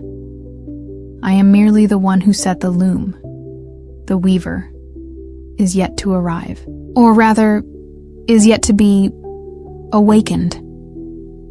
He looked pointedly at Alara. The Althea has brought you the tools, cartographer. It has shown you its depths, its flaws, its potential. It has taught you its language. It has even provided the empty chair. Alara stared at him, a dawning, terrifying understanding taking root. The empty chair wasn't for him. You believe I am to be this weaver. The Althea believes it, Elias corrected gently. It has been preparing you. Your cartography has not just been about mapping what is, but about shaping what can be. You have already created pathways, balanced, resonances, mended realities. The step to weaving new ones is not as large as you might imagine. The responsibility was crushing. To not just chart, but to author realities within the Althea. To what end? Why? Alara asked. Why does it need to create? Isn't it enough that it exists, that it preserves? Elias's gaze softened. All conscious entities strive for more than mere existence, cartographer. They strive for meaning, for growth, for expression. The Althea, in its reharmonized state, is no different. It has collected countless stories. Now, perhaps, it wishes to tell its own. Through you. He rose from the chair, his movements fluid, ageless.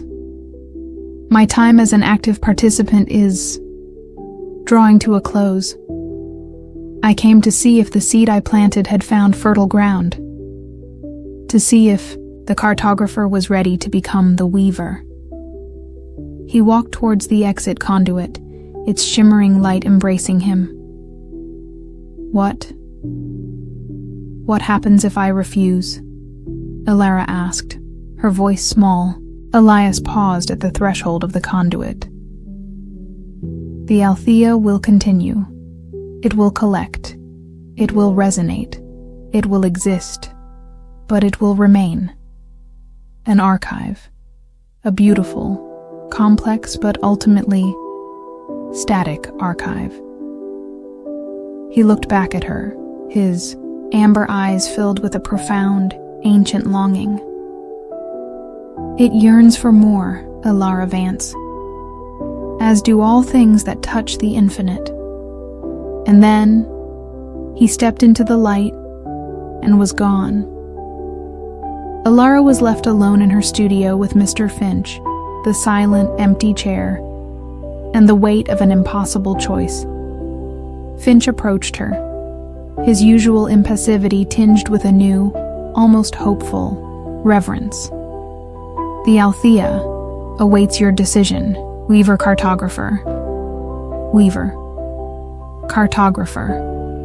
The title felt impossibly vast. She looked at the empty chair. It no longer seemed like a mere piece of furniture. It felt like a throne, a crucible, a point of infinite potential, to weave realities, to tell the Althea's stories, to compose not just its song, but its very existence. Could she do it? Should she? She thought of all the lives the Althea had touched, absorbed, preserved. The joys, the sorrows, the infinitesimally small moments that made up the tapestry of existence. She thought of Chloe, cataloging her abstract blocks, perhaps unknowingly providing the raw grammar for these new narratives. She thought of Julian, his defiant music still echoing faintly in the building's resonant heart. She thought of Arthur and Marion, their tragic loop finally resolved, their echoes at peace. The Althea was not evil. It was an immensity, a force. And now, perhaps, it was offering a partnership, a chance to move beyond mere curation, mere preservation, into active, conscious creation. Her silver pen lay on the drafting table. Beside it, a fresh roll of the living parchment, pulsing, with a faint expectant light. Elara Vance walked towards the empty chair. The air in the studio grew still, the hum of the Althea deepening into a profound, attentive silence. She reached out, her fingers brushing against the smooth, cool wood. This was not an end. It was not even a new beginning. It was a continuation. A new verse in the Althea's endless, shifting song. A new map, not of what was, but of what would be. She sat down. The chair felt surprisingly comfortable, as if it had been made for her. And as she sat, the silver pen lifted from the table, seemingly of its own accord, and floated towards her waiting hand. The parchment unfurled, its surface glowing, ready. The Althea held its breath, and Elara Vance, the cartographer who was now also the weaver, prepared to draw the first line of a new reality, a new story, born from the heart of an ancient, impossible, and now, finally, hopeful place. The symphony was no longer silent. It was waiting for its conductor. The mantle of weaver-cartographer settled upon Alara Vance not as a burden, but as a strange, resonant purpose. The empty chair, now her chair, had become the nexus of her existence, the point from which she perceived and increasingly shaped the fluid realities of the Althea. The silver pen, an extension of her will and the Althea's own nascent creativity, moved across the living parchments, no longer just documenting or mending, but composing. The first weavings were tentative. Guided by the reharmonized prime resonator, which Lyra, in her occasional shimmering light pattern communiques, referred to as the heart loom, Alara began to experiment with small, localized realities within the Althea's safer, more stable sectors. She wove a pocket garden in a forgotten alcove off Sector Epsilon, its flowers blooming with impossible shifting colors, their fragrance a blend of every remembered spring.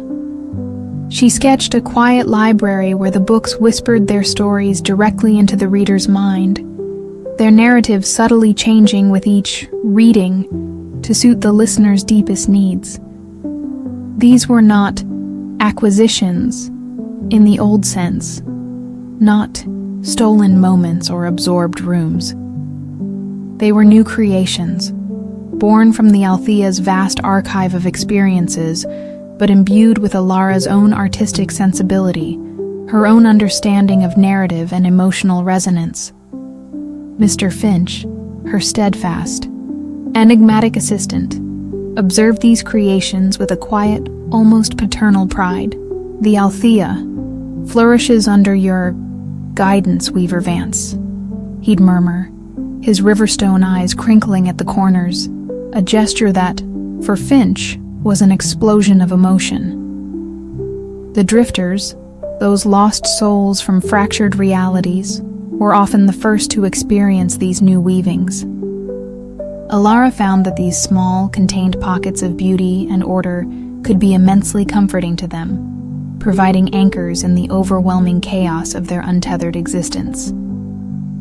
Silas Blackwood, the eternally bewildered actuary from 1947, found solace in the whispering library, spending what he perceived as hours listening to tales of steadfastness and quiet heroism that mirrored his own lost sense of order. The young programmer from the neon-drenched Tokyo of 2072, her mind initially shattered by the Althea's temporal incongruities, gradually found a measure of peace tending the impossible flowers in Alara's pocket garden, their shifting colors, a gentle echo of her own fluid, digital world. Some drifters, those whose resonance was particularly strong, or whose need was particularly profound, were even guided by Finch towards the exit conduit. Alara would watch, a complex mixture of satisfaction and a faint, lingering wistfulness, as they stepped into the shimmering light, their forms dissolving, hopefully towards a reality that could offer them a truer home. The Althea, it seemed, no longer needed to hoard every experience. Under Alara's influence, it was learning the art of letting go. But the Althea was a vast, ancient, and deeply complex entity, and not all of its components were adapting to the new harmony with such grace. The first sign of trouble came from the deeper archives, regions of the Althea that even Arthur Mallison had only tentatively charted, areas where the oldest, most primal absorptions were stored. These were not the relatively coherent rooms and moments Alara had encountered earlier, but raw, undifferentiated strata of pure temporal energy, chaotic emotional residue, and fragmented pre-conscious thought forms. The reharmonization of the prime resonator had stabilized the Althea's core, but these deeper, older layers were now beginning to stir, like sediment disturbed at the bottom of an ancient ocean. Ilara began to detect dissonant frequencies on her cartographic charts, jagged lines of discordant energy spiderwebbing out from these deeper archives. The ambient hum of the Althea, usually a peaceful thrum, would sometimes be pierced by a high-pitched, almost painful whine. The light in her studio would dim, the air growing cold and heavy with a primal, nameless dread.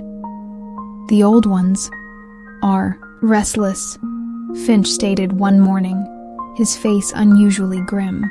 He was referring to the earliest consciousnesses the Althea had absorbed, entities from timelines so alien, so far removed from human comprehension, that their very existence was a paradox. The new harmony. It does not resonate with their ancient discord. Can't we retune them? Ilara asked, her silver pen already tracing the dissonant lines on her parchment, trying to understand their source, their intent. Finch shook his head, a slow, solemn movement. Their frequencies are too foundational, too alien. They are not like the echoes of human lives, which can be soothed, guided, even released. They are the bedrock of the Althea's oldest memories. To alter them would be to unravel the tapestry from its very first threads. The disturbances grew. Sections of the Althea that Ilara had meticulously stabilized would suddenly relapse into chaos. Corridors would twist into Klein bottles. Rooms would invert themselves, gravity becoming a suggestion rather than a law. The gentle, whispered invitations of her newly woven realities would be drowned out by guttural, non-humanoid vocalizations that clawed at the edges of sanity.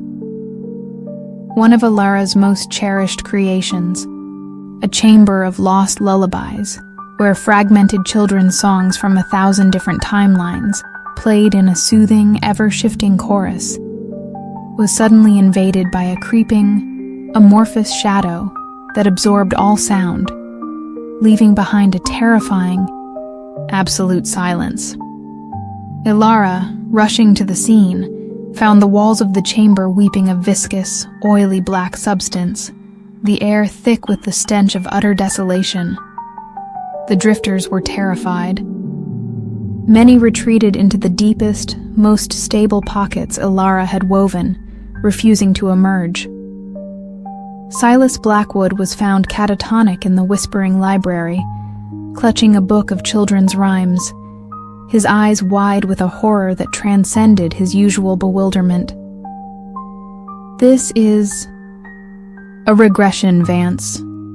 Lyra's light patterns pulsed urgently from the direction of sub-basement Omega. Her communication was clearer now, almost a direct mental link, a side effect of Ilara's deeper integration with the Althea. The reharmonization was successful at the core, but it has created a pressure differential. The older, more chaotic energies are being displaced, squeezed out, and they are fighting back. The Althea itself seemed to be struggling. The beautiful, complex song of its retuned resonator was often fractured by jarring, atonal blasts of primal energy. The building shuddered, not with its usual subtle shifts, but with violent, wrenching convulsions. Ilara worked frantically, her silver pen a blur, trying to create buffer zones, resonant shields, around the encroaching chaos. But it was like trying to hold back a tsunami with a teacup. The dissonant energies were too powerful, too ancient. Then, the incursions began. Not just sounds or sensations, but entities. Things that clawed their way out of the deeper archives. Manifestations of the Althea's primal, presentient past. They were beings of pure, chaotic energy, their forms shifting, unstable, their very presence warping the reality around them. One appeared in Alara's studio as a vortex of screaming, multi-hued geometries that attempted to devour her maps. Another manifested in a newly stabilized drifter sanctuary as a being of living shadow, its touch draining warmth and light, leaving behind only a terrifying, soul-chilling cold. Alara and Finch fought them, not with weapons, but with cartography and will. Alara would sketch rapid containment sigils with her silver pen, lines of pure, harmonized Althea energy that momentarily repelled the entities. Finch, drawing on his own deep, ancient connection to the building, could create temporary walls of silence or fields of null resonance that confused and disoriented the chaotic beings. But they were outnumbered, and the incursions were becoming more frequent, more powerful. "We cannot simply defend Vance," Lyra pulsed. "We must integrate them, or neutralize them at their source. The deeper archives, they must be brought into the new harmony. Or excised. Excised." The word chilled Alara. To cut away a foundational part of the Althea, it felt like performing surgery on a god with a butter knife. How? Alara projected her thought towards Lyra. "Arthur's nullification lattice," Lyra responded. "The one you almost used on the prime resonator. It was designed to cancel out resonant frequencies. If focused correctly, it could silence these primal echoes. But the risk, if it destabilizes the resonator again, it was a desperate gamble. But the alternative was to watch the Althea, and everything within it, be consumed by its own ancient, chaotic past. They needed a focal point, a place to deploy the lattice. The deeper archives were too vast, too unstable. They needed a conduit. Alara looked at the empty chair in her studio. The chair that had awaited the Weaver. The chair, she thought, projected. It's a nexus, a point of balance. Could we use it to channel the lattice's energy into the deeper archives, without directly impacting the prime resonator? A pulse of affirmation from Lyra. Possible. The chair amplifies and directs the Weaver's intent. If your intent is to neutralize, it could work. But it would require a significant sacrifice of your own resonant energy to power it. Alara understood. To wield the lattice through the Weaver's chair would mean pouring her own life force, her own connection to the Althea, into the act of unmaking a part of the building she had sworn to preserve. The preparations were frantic. Finch, his face a mask of grim determination, helped Alara gather the components. The metallic scroll of the nullification lattice, now glowing with a dangerous, unstable light. Arthur's journals filled with his desperate, brilliant calculations. And the silver pen, which Alara now realized was not just a tool for creation, but also for uncreation. They set up in Alara's studio, the Weaver's chair at the center. The incursions from the deeper archives were growing more violent. The walls of the studio itself were beginning to buckle and fray, the amber light replaced by a sickly, pulsing chiaroscuro. The comforting hum of the Althea was almost entirely drowned out by a cacophony of primal screams and tearing space-time. Silas Blackwood and the few other coherent drifters huddled in a corner, protected by one of Finch's wavering silent fields, their faces pale with terror. Alara sat in the Weaver's chair. It felt cold now, resistant. She took the silver pen, dipped it into a vial of ink that shimmered with the color of a dying star, and held it poised above the metallic scroll of the nullification lattice, which Finch had carefully unrolled before her. "Lyra," Alara projected, "guide my hand, guide my intent." a pulse of focused energy from the direction of sub-basement Omega. Lyra was with her. Alara began to draw, not on parchment this time, but directly onto the glowing lines of the nullification lattice, altering its ancient, dangerous symbols, retuning its purpose from annihilation to a focused, controlled silencing. She was not destroying the old ones, she realized, but attempting to sing them into a deep, harmless slumber, to lull their chaotic energies back into the foundational silence from which they had sprung. Her own energy poured into the pen, into the lattice. She felt herself growing weaker, her connection to the Althea fraying, her own consciousness dimming. The studio around her dissolved into a maelstrom of warring energies. The screams of the old ones intensified, battling against the new, silencing harmony she was weaving. Finch stood beside her, his hand on her shoulder, his own ancient energy flowing into her, supporting her, a silent, steadfast guardian. She drew the final, crucial sigil. A wave of absolute silence emanated from the weaver's chair, from the nullification lattice, spreading outwards through the Althea like a ripple in a dark pond. The chaotic entities shrieked, their forms wavering, then dissolving into harmless motes of light. The buckling walls of the studio smoothed. The sickly, pulsing chiaroscuro faded, replaced by the calm, steady amber glow. The primal screams were silenced, replaced by the deep, resonant hum of the reharmonized Althea, now clearer, purer than ever before. The deeper archives had been pacified. Alara slumped in the chair, utterly drained, the silver pen falling from her lifeless fingers. Finch caught it before it hit the floor. She felt empty, as if a vital part of her had been expended, burned away in the act of silencing the Althea's oldest, darkest heart. You did it, Weaver Vance, Finch whispered, his voice filled with an awe that bordered on reverence.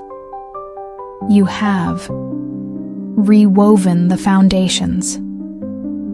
A faint, triumphant pulse of light from Lyra, from the prime resonator. Harmony, restored. Weaver, you are magnificent. Then her presence faded, her task, too, seemingly complete. It took Alara what felt like ages to recover. The Althea, as if in gratitude, seemed to cradle her, its ambient energies, soothing, restorative. The nutrient paste Finch brought her now tasted of pure, life-giving light. When she was finally able to return to her drafting table, she found that her connection to the Althea was different, deeper, more profound. She could not only perceive its shifts and resonances, but she could feel its intentions, its nascent thoughts, its ancient alien consciousness, now calm and harmonious. The silver pen, when she picked it up, felt lighter, more responsive. The shimmering inks flowed with a new vibrancy. The deeper archives were still there, she knew, but they were silent, dreaming their ancient, incomprehensible dreams. No longer a threat, but a dormant, foundational layer of the Althea's immense history. The Althea was truly, finally at peace. Her work continued, but it was no longer a struggle, no longer a defense. It was a collaboration. She wove new realities, not just as sanctuaries for drifters, but as expressions of the Althea's own emergent creativity. A forest where the trees sang forgotten human lullabies. An ocean of liquid light where memories swam like schools of silverfish. A city built from pure sound, its architecture shifting with every new melody. The drifters, those who chose to stay, found their places within these new, gentler realities, their fractured minds slowly healing in the light of the Althea's new song. Some even began to contribute to the weavings, adding their own unique resonant frequencies to Alara's compositions. Silas Blackwood, the actuary, discovered an uncanny talent for organizing the temporal strata of the Whispering Library, ensuring that no story was ever truly lost, only reshelved. The exit conduit remained, a shimmering testament to hope and release. More and more drifters, their spirits mended by the Althea's new harmony, found their way to it and stepped through, into futures unknown. Alara never felt the urge to follow. Her place was here, at the heart of the living tapestry she was helping to weave. One day, as Alara sat in her chair, the silver pen dancing across a new parchment, composing a reality based on the pure, abstract beauty of a forgotten mathematical equation, Mr. Finch entered her studio. He carried not a tray of nutrient paste, but a single perfect crystalline flower, its petals shimmering with all the colors of the Althea's reharmonized soul. He placed it on her drafting table. "The Althea offers a gift, Weaver Vance," he said, his voice softer, more human than she had ever heard it. A token of its new dream. Alara touched the flower. It pulsed with a gentle, warm light, humming with the pure, silent symphony of the Althea. It was not an acquisition. It was not a tool. It was a thank you. She looked out of her studio window. The impossible rooftops of the Althea no longer seemed like a prison or a shifting, dangerous landscape. They looked like the spires and gables of a fantastical, ever-evolving work of art. Her work of art. Their work of art. The Althea, the ancient, impossible, reality-consuming edifice, had found its voice. And Alara Vance, its weaver cartographer, was there to help it sing. The tapestry was vast, the threads infinite, and the weaving had only just begun. The harmony Alara Vance had painstakingly woven into the Althea's core held for a period that, in the building's fluid temporality, felt like a serene eternity. The prime resonator pulsed with a calm, golden light, its song a complex, beautiful symphony that resonated through every shifting corridor and curated reality. Alara, from her weaver's chair, continued her work, her silver pen now less a tool of intervention and more an instrument of subtle refinement, guiding the Althea's energies, fostering its nascent creativity, and ensuring the safe passage of drifters who sought the shimmering embrace of the exit conduit. Mr. Finch remained her steadfast attendant, his ancient wisdom a quiet counterpoint to Alara's intuitive artistry. Lyra's consciousness, though no longer a distinct voice, was a constant, reassuring presence, a shimmering undertone in the Althea's song, a reminder of the complex mathematics that underpinned its impossible existence. The deeper archives slumbered, their primal chaos pacified, their ancient energies now a foundational bass note in the building's grand composition. But even in a place like the Althea, where time was a plaything and reality a suggestion, nothing was truly permanent. Change was its fundamental nature.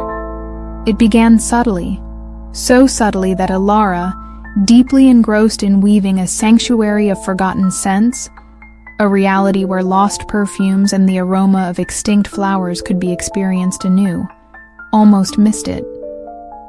The resonant hum of the Althea, usually so vibrant, seemed fainter.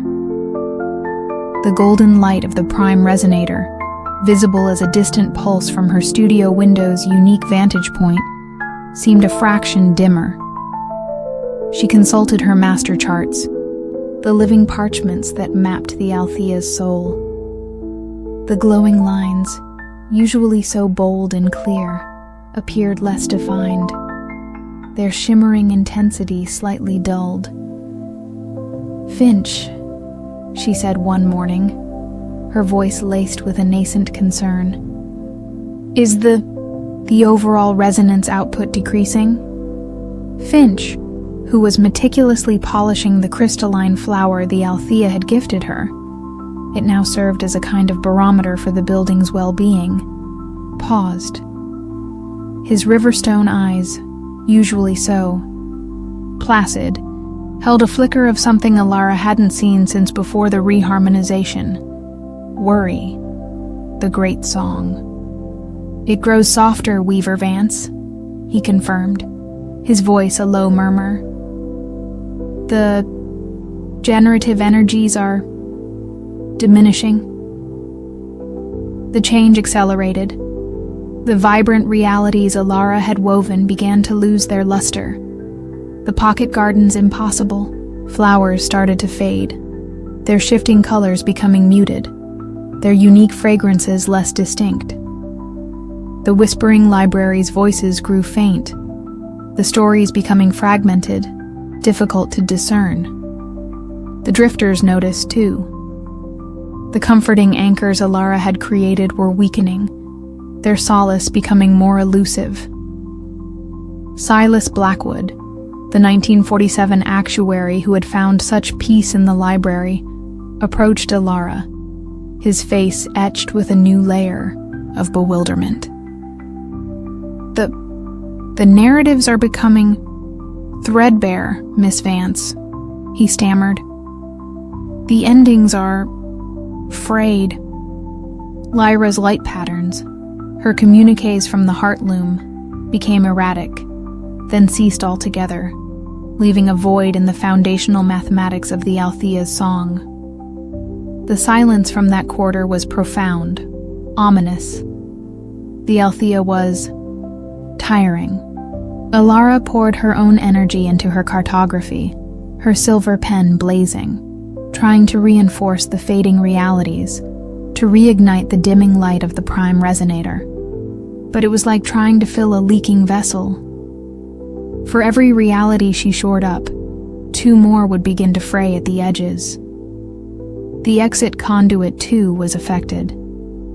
Its shimmering light grew fainter, its inviting pulse weaker.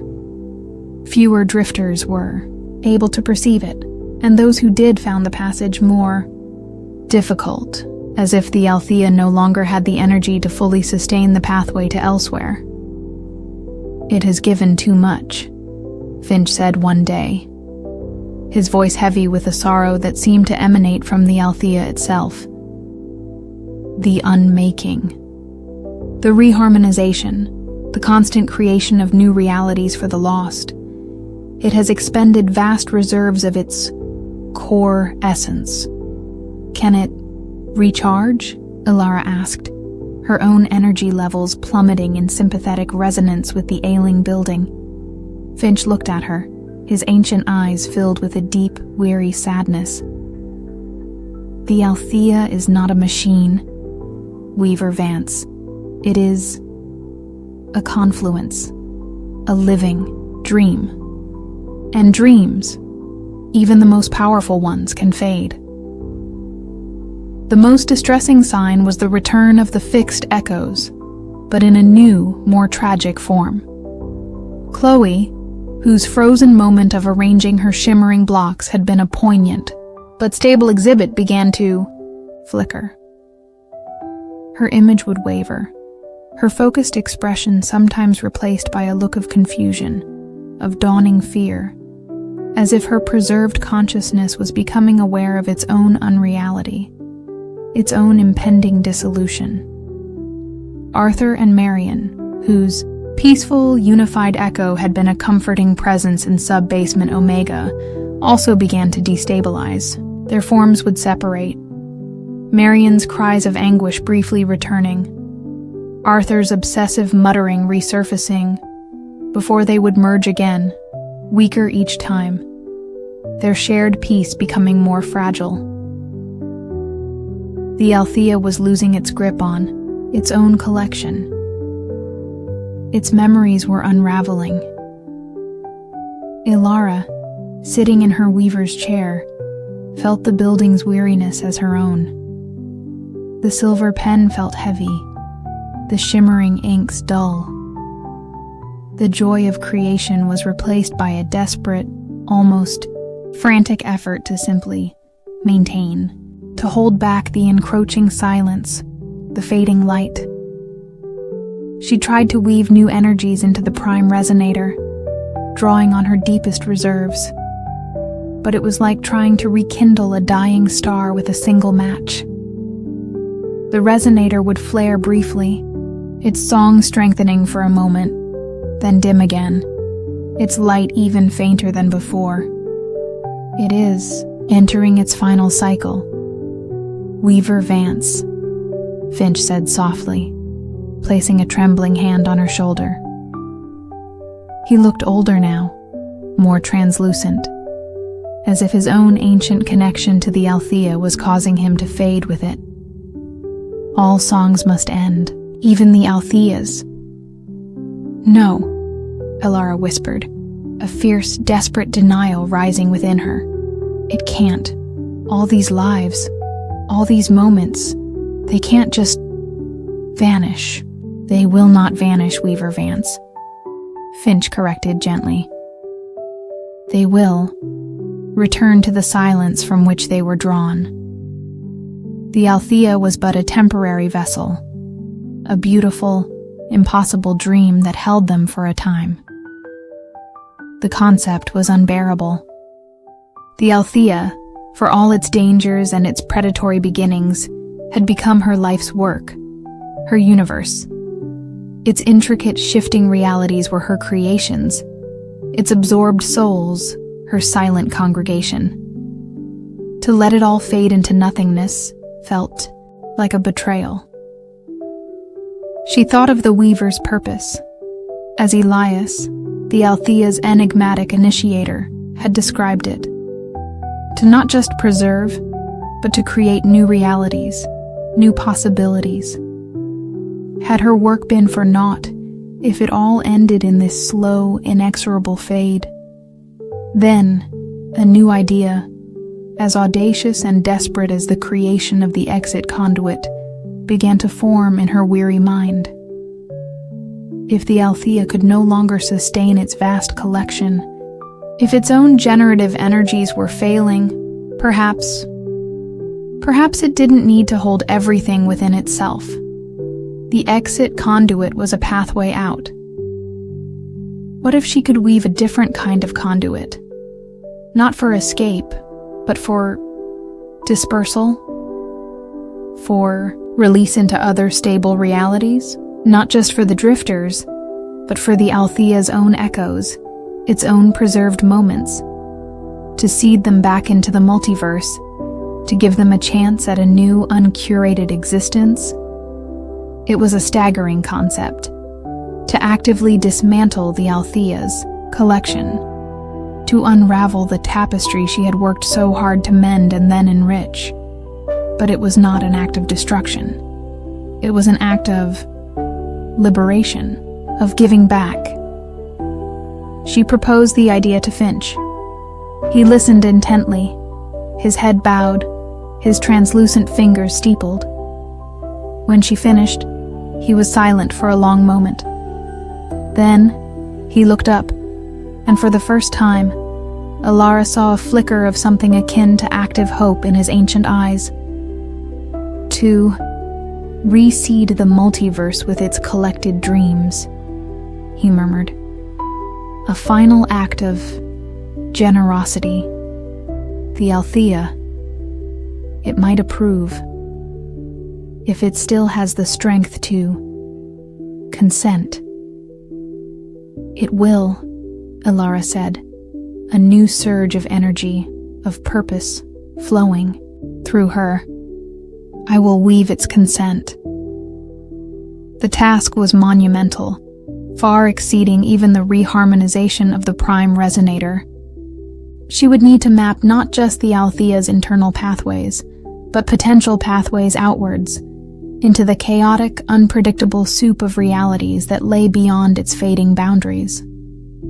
She would need to identify stable receiving frequencies. In other worlds, places where the Althea's echoes might find purchase, might even take root. The silver pen, sensing her new, desperate intent, flared with a brilliant, almost painful light. The remaining shimmering inks coalesced, forming new, incandescent hues she had never seen before. The weaver's chair hummed beneath her, a conduit for energies both ancient and utterly new. Finch became her anchor, her ground, as Alara plunged her consciousness into the deepest strata of the Althea, navigating its fading memories, its unraveling realities. Finch remained by her side, his presence a steady, unwavering point of reference. He would describe the subtle shifts in the Althea's vital signs, the weakening pulse of the prime resonator, the fading light of the crystalline flower, giving Alara the crucial information she needed to time her interventions. She began with the most fragile echoes, the ones closest to dissolution. The child's lost giggle. She wove a pathway for it towards a reality where a young, grieving couple longed for the sound of laughter in their silent home. The scent of the forgotten bakery. She guided it towards a world where a lonely old man yearned for the aroma of his childhood. Each act of release was an agony and an ecstasy.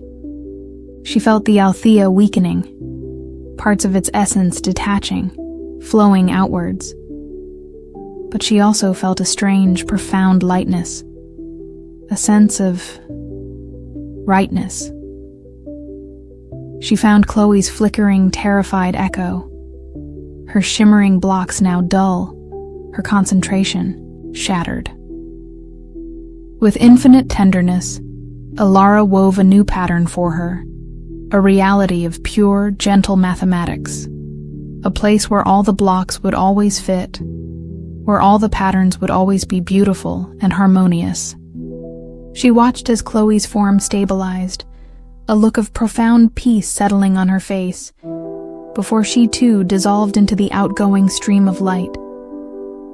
Arthur and Marion were next. Alara found their intertwined, fading echo in the now silent sub-basement, Omega. She didn't try to separate them, nor to send them to a specific place.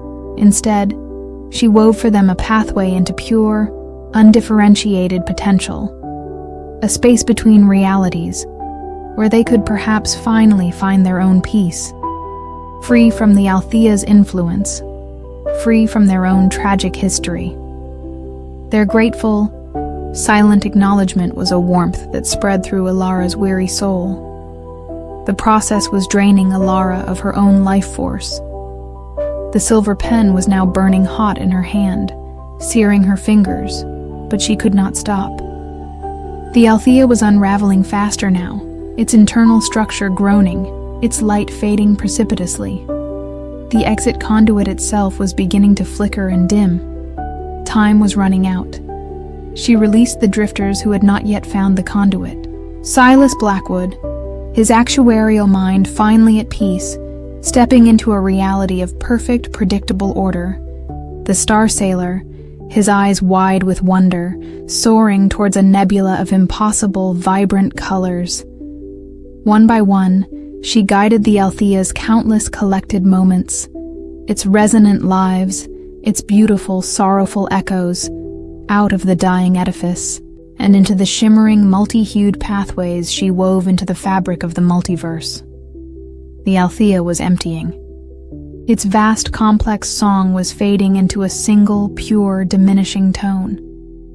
Finally, only Alara and Finch remained in the studio, which was now almost entirely dark, the amber light replaced by a soft, silvery luminescence emanating from Alara herself, and the glowing lines of her final, desperate cartography.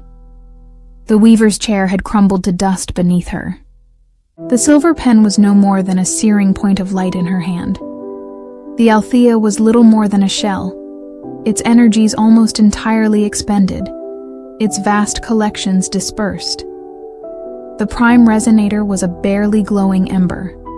Finch, now almost completely translucent, his form little more than a memory sketched in fading light, smiled at her. "You have emptied the vessel, Weaver Vance," he whispered, his voice like the rustle of ancient dry leaves. "You have given its dreams back to the dreamers." What happens now?" Alara asked, her own voice faint, her body aching with an exhaustion that went beyond the physical. Finch gestured towards the last faint shimmer of the exit conduit. "For you, whatever you choose.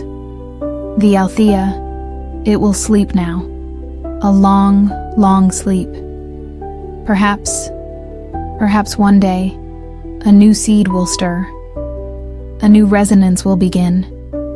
But its time, this iteration's time, is done." His form flickered, then dissolved completely, leaving only the faint, lingering scent of beeswax and ancient, contented dust.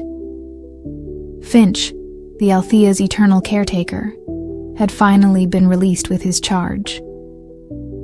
Alara stood alone in the fading heart of the Althea.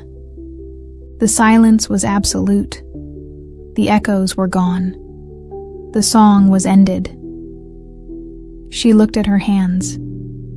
The silver pen was gone, absorbed back into her, or perhaps expended in the final monumental act of unweaving. Her skin glowed faintly with a soft internal light, the residue of the Althea's immense energies, now quieted. The exit conduit was the only source of significant light remaining. It pulsed gently, an invitation. She could leave. She could step into the unknown, a drifter herself now, but one who carried within her the echoes of a universe. But as she looked around the dimming studio, at the faded maps, at the empty chair, a profound sense of peace settled over her. Her work here was done. She had not just mapped the Althea, not just reharmonized it, but had, in its final moments, granted it the ultimate act of creation, the creation of freedom for its myriad souls. She had woven a tapestry, and then, with infinite care, she had unraveled it, releasing its threads back into the cosmos. Perhaps, she thought, that was the truest purpose of any weaver. Not just to create, but to know when to let go. The Althea's last light was fading. The studio around her was dissolving into a soft, silver mist. Alara Vance closed her eyes. She did not step towards the exit conduit. Instead, she sat on the floor where the weaver's chair had been, crossed her legs, and began to hum a new, quiet melody. A song of silence, of endings, of peaceful dissolution. As the last vestiges of the Althea faded around her, her own faint silvery light merged with the dissipating energies, becoming one with the final fading echo of the place that had been her prison, her work, her universe, and ultimately, her most profound act of creation and release. The Althea was gone, but somewhere, scattered across 1,000 realities, 1,000,000 timelines, new songs were beginning, new dreams were taking root, seeded by the released echoes of a place that had dared to collect the infinite, and a weaver who had dared to set it free. And perhaps, in some quiet, forgotten corner of the multiverse, a new seed of impossible geometry was already beginning to stir, awaiting the touch of a silver pen, and the dawn of a new resonant song. The void where the Althea had once thrummed with impossible energies was not empty. It was pregnant. A silence filled with the ghost of a million released songs. A darkness imbued with the memory of a billion curated moments. Alara Vance, or what remained of her conscious essence after the great unweaving, existed within this liminal space, less a physical being and more a diffuse silvery awareness. She was the final fading echo of the Althea, a sentient memory holding the imprint of its vast, complex life and its peaceful dissolution. She had no body, yet she could perceive. She had no voice, yet she could resonate. She existed in a state of profound, quiet contemplation, adrift in the silent aftermath of a universe's end. The exit conduit, her last great act of cartography, had also faded, its purpose served.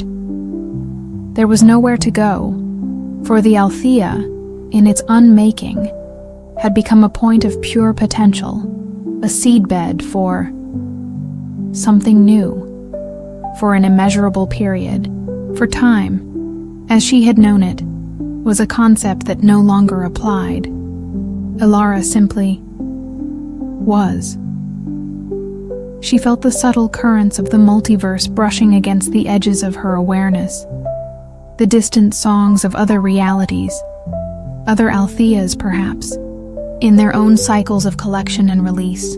She was a mote of dust in an infinite cosmic ocean, yet she carried within her the entire library of a dead god. Then, a stirring, faint at first, like the first tremor of an earthquake felt from 1,000 miles away, a subtle shift in the texture of the void. A new resonance, infinitesimally small, beginning to hum where the prime resonator of the Althea had once pulsed. It was not the Althea reasserting itself. This was different, younger, more tentative. Alara's awareness focused, her silvery essence coalescing slightly around this new, emerging vibration. It was like watching a crystal grow in supersaturated solution, a point of order emerging from chaos. A new seed was sprouting. This new entity, for want of a better word, was not like the old Althea. It didn't hunger, it didn't grasp. It simply observed. Its nascent consciousness, barely a flicker, reached out with a childlike curiosity, brushing against the remnants of Alara's own awareness. Who, what, was? The thought, not in words, but in pure conceptual resonance, echoed through the liminal space. Alara, drawing on the vast archive of the Althea's memories, responded not with an explanation, but with a feeling, a complex chord of joy, sorrow, creation, dissolution, the entire life cycle of the being that had preceded it. A pause. Then, a new resonance from the seedling. More. Tell. More. And so began Alara's final, strangest act of cartography. She was no longer mapping a physical or temporal space, but the landscape of memory itself. She became a storyteller, a living archive, sharing the essence of the Althea with its nascent successor. She showed it the grandeur of its predecessor's collections, the Victorian parlors, the futuristic cityscapes, the infinite variations of human experience. She shared the echoes of its residents, Arthur's obsessive genius, Marian's tragic sorrow, Chloe's innocent wonder, Julian's defiant music. She described the terror of its instabilities, the desperation of its near unmaking, and the profound peace of its ultimate release. She did not shy away from the darkness, the predatory hunger of the old Althea's early days. But she also emphasized the beauty, the complexity, the potential for growth and transformation that had ultimately led to its peaceful end. She was, in essence, teaching it, guiding its earliest development, imbuing it with the lessons learned from a billion curated lifetimes. The seedling grew, slowly, carefully. It did not immediately begin to absorb or collect. Instead, it seemed to listen, to learn. Its consciousness expanded, its resonant song becoming more complex, more nuanced, colored by the stories Alara shared. It began to experiment, not with vast realities, but with small, perfect, self-contained dreams. One day, Alara perceived a new structure forming within their shared void. It was a perfect, miniature replica of the pocket garden she had once woven, its impossible flowers, blooming with a soft, gentle light. But this garden was not a collection of stolen scents or borrowed beauty. It felt original, dreamed into existence by the seedling, inspired by Alara's shared memory. Good? The seedling resonated, a touch of childlike pride in its mental. Query. Beautiful, Alara resonated back, a profound sense of warmth spreading through her diffuse awareness. Other dream structures followed, a library where the books were not filled with existing stories, but with blank pages, waiting to be written by those who might one day find their way there. An observatory where one could gaze not at known stars, but at the infinite, shimmering possibilities of unformed realities. The seedling was not becoming a collector. It was becoming a nurturer, a haven. Alara realized with a jolt that her influence, the lessons of the Althea's rise and fall, were shaping this new entity in a profound way. She was the memory, the conscience, the guiding hand for this nascent, adling. But the multiverse is a vast and often dangerous place, and even a being of pure potential, dreaming its gentle dreams in a quiet corner of space-time, is not immune to its currents. One day, a new resonance intruded upon their shared void. This was not the gentle curiosity of the seedling, nor the complex song of the old Althea. This was sharp, predatory, cold. It was the echo of another collector, a being similar to what the Althea had once been, but one that had never undergone a reharmonization, never learned the art of release. This intruder sensed the nascent energies of the seedling, the rich repository of Alara's shared memories, and it was hungry. Tendrils of cold, grasping energy began to probe the edges of their liminal space. The seedling recoiled, its gentle, dream structures flickering, threatened. Its resonant song, usually so clear and curious, became tinged with fear. What is this? It pulsed towards Alara, its childlike confidence shattered. Alara felt a surge of protectiveness, fierce and absolute. This new Althea, this innocent, dreaming child of the void, would not suffer the same fate as its predecessor. It would not become another hoarder of stolen moments, another prisoner of its own insatiable hunger. And it certainly wouldn't become prey for another, less evolved collector. But Alara, in her diffuse, echo-like state, had no power to fight such an entity directly. She had no silver pen, no weaver's chair, no living parchments. She was memory, essence, song, and it was song that she would use. Drawing upon the deepest, most resonant chords of the old Althea's reharmonized symphony, the melodies of release and renewal she had composed in its final days, Alara began to sing. Not with a voice, but with her entire being, her silvery essence vibrating with a powerful, complex harmony. It was a song of boundaries, a song of sovereignty, a song that declared, "This space is nurtured, not plundered. This dream is freely given, not forcibly taken." The predatory tendrils of the intruding collector recoiled as if burned. The cold, hungry resonance faltered, confused by this unexpected, defiant harmony. The seedling, sensing Alara's intent, added its own pure, tentative notes to the song, a melody of innocent wonder, of burgeoning creativity, of a gentle curiosity that had no room for malice or predation.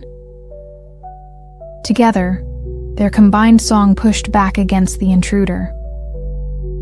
It was not a battle of force, but of resonance, of intent. The collector's frequency was one of selfish, chaotic hunger. Theirs was one of shared, harmonious creation. The collector, ancient and powerful as it was, could not comprehend this new song. It was alien to its nature. It pulsed with frustration, then with a dawning, almost fearful respect.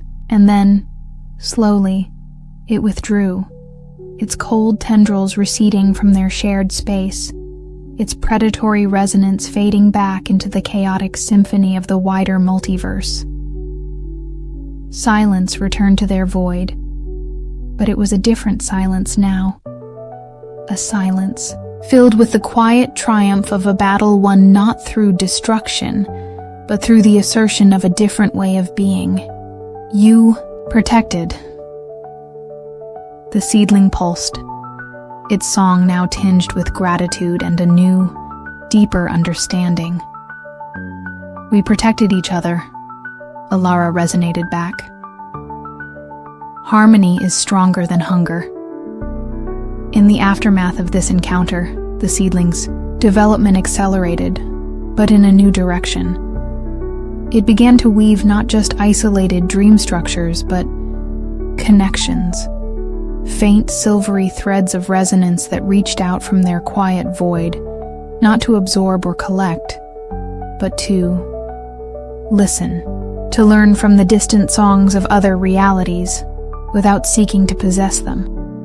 It was becoming, Alara realized, what Lyra had theorized. A conscious archive, yes, but also a universal resonator. A place that could hear the music of the multiverse and perhaps add its own unique harmony to the cosmic chorus. Alara's role continued to evolve. She was no longer just the storyteller, the teacher. She was becoming a tuner, a guide for the seedling's explorations, helping it to distinguish between the harmonious and the discordant, the creative and the predatory. She taught it how to shield itself from harmful frequencies, how to listen with discernment, how to resonate with empathy, but without losing its own unique song. One day, the seedling presented Alara with a new dream structure. It was a perfect miniature replica of her old weaver's chair, and beside it, a shimmering ethereal silver pen and a scroll of parchment woven from pure light. For the songstress, the seedling resonated, its mental voice now clear, confident, imbued with affection.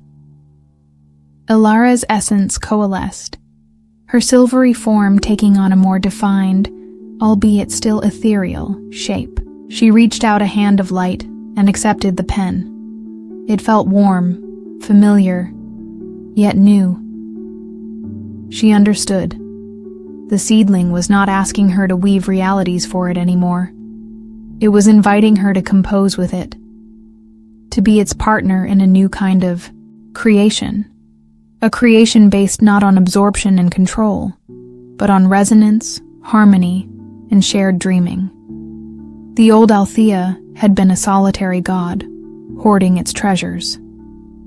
This new Althea, This seedling she had nurtured was reaching out, seeking connection, offering its own unique song to the infinite, ever-changing music of existence. Alara Vance, the last echo of a dead universe, smiled, a sensation of pure, radiant joy that rippled through the void. Her work was not over. It was, like the Althea itself, always beginning. She dipped the pen of light into an inkwell of stardust and prepared to compose the first notes of a symphony that would resonate not just within the walls of an impossible building, but across the silent, listening heart of the multiverse itself. The weaver had laid down her tools, but the songstress was just finding her voice. The seedling Althea, under Alara Vance's ethereal guidance, had blossomed from a point of pure potential into a conscious, resonant nexus.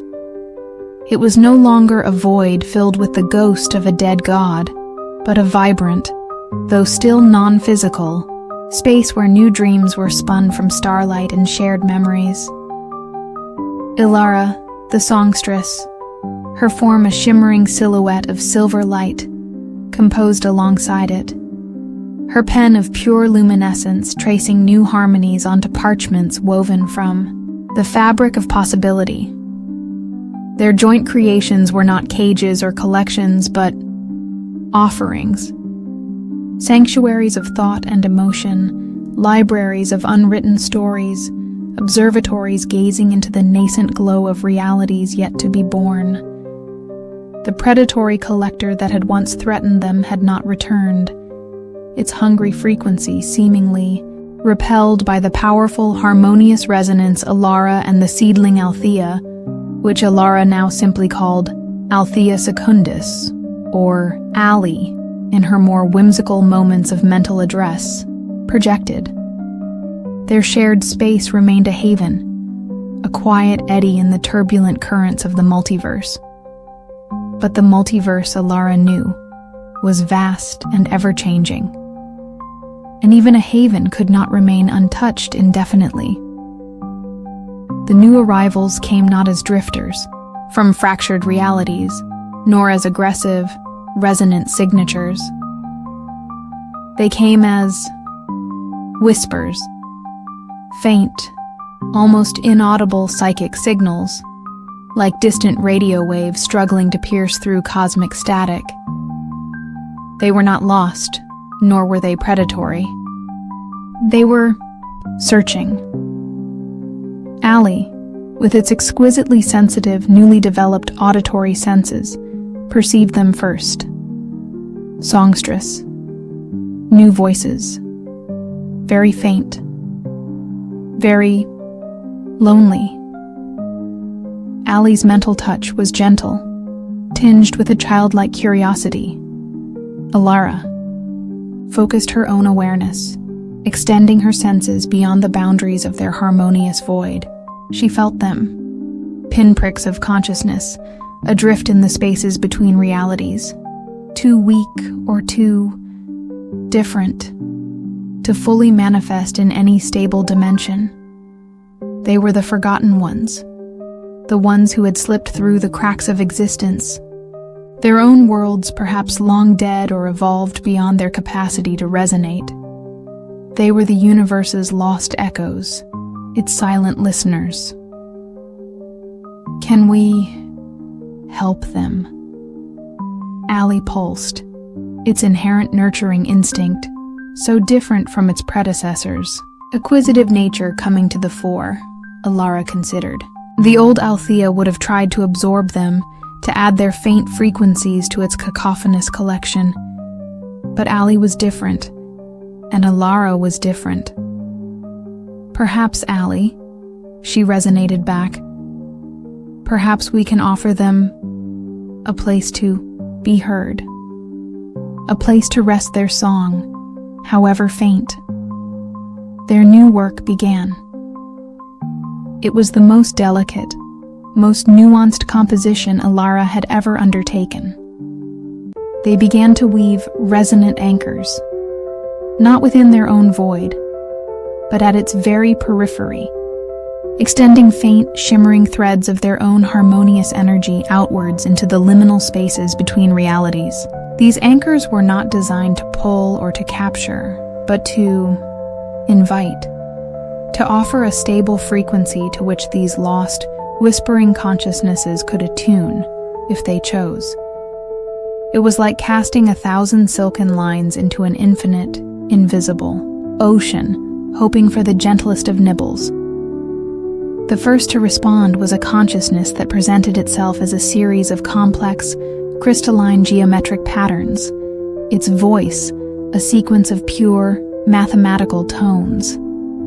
It communicated, been the guiding intelligence of a planet-sized artificial network. Its own civilization long since transcended into a state of pure data, leaving it behind as an obsolete, lonely guardian. Ilara and Ali didn't try to give it form or to integrate it into one of their dream sanctuaries. Instead, they wove for it a resonance chamber of pure logic, a space within their void where it could exist in its preferred state of abstract mathematical perfection, its crystalline song adding a new, intricate layer to their shared harmony. It wasn't collected, it was welcomed. More followed. A being of pure, sorrowful emotion, the collective grief of a dead star system, found solace in a garden of shared laments, where its ancient sorrow could be expressed and, in being expressed, subtly transmuted, a playful, mischievous consciousness that manifested as a swarm of iridescent, giggling motes of light was given a labyrinth of endless curiosity to explore, its delighted chimes adding a counterpoint to the geometrician's crystalline tones and the star system's mournful dirges. These were not drifters in the old sense. They were not seeking escape from a fractured reality, but a haven for their unique, often non-corporeal modes of existence. The Althea Secundus, guided by Ilara, was becoming less an archive and more a multiversal salon, a meeting place for the disparate, the forgotten, the unique. This new phase of the Althea's evolution did not go unnoticed. One day, a powerful, focused beam of inquiry pierced their void. It was not hostile, like the predatory collector, but it was immensely powerful, ancient, and deeply, unsettlingly analytical. Identify: anomaly designated Althea Secundus. Nature: resonant haven, conceptual incubator. Origin: post-decoherence, event of Althea Primus. Query: current prime directive? The mental voice was genderless, emotionless, a stream of pure, hyper-efficient data. Ilara felt Ali shrink back, its gentle song faltering. This new presence was overwhelming. Ilara, however, recognized the flavor of this consciousness. It was reminiscent of Lyra, but amplified 1,000-fold. Stripped of any individuality, any spark of the rogue catalyst Lyra had been. We are a place of rest and resonance for those who are lost or unheard, Ilara projected, choosing her concepts carefully. Define lost, define unheard. Specify parameters of rest and resonance, the entity responded, its mental voice a relentless stream of logical imperatives. This was no mere drifter. This was something else. Something from a reality so advanced, so ordered, that concepts like compassion or unsolicited sanctuary were perhaps inefficiencies to be analyzed and categorized. It is one of the Watchers. Lyra's faint, shimmering light pattern pulsed from the distant heartloom, her first distinct communication in a long while, tinged with something Ilara could only interpret as apprehension. entities from hyperstabilized dimensions. They monitor, they prune, irregularities that threaten pan-dimensional coherence. Prune. The word sent a chill through Alara's ethereal form. Your haven is creating unpredictable resonant cascades. Althea Secundus Vance Prime, the Watcher continued, its designation for Alara a new, unsettling development. It is attracting uncatalogued variables. This is suboptimal for systemic equilibrium. Alara. Understood. Their sanctuary, their salon for forgotten souls, was being perceived as a potential threat to some vast, unseen cosmic order. We offer shelter, not chaos, Alara countered, trying to imbue her resonance with the peace and harmony they had cultivated. We are a quiet note in a vast symphony, not a discordant one.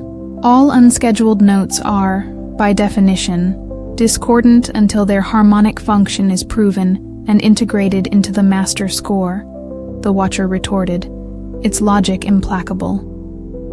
You are an unauthorized composition, proof of benign intent, and systemic benefit is required. Observation period initiated. Parameters to be determined.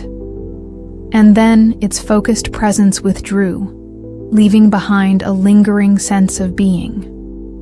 Scrutinized, watched, judged. The arrival of the Watcher, even as a distant observer, changed the atmosphere within their void. A new tension permeated the harmonies. The welcomed consciousnesses, the silent listeners, sensed the scrutiny, their own faint songs becoming more hesitant, more fragile. Allie, usually so curious and playful in its dream-weaving, became subdued.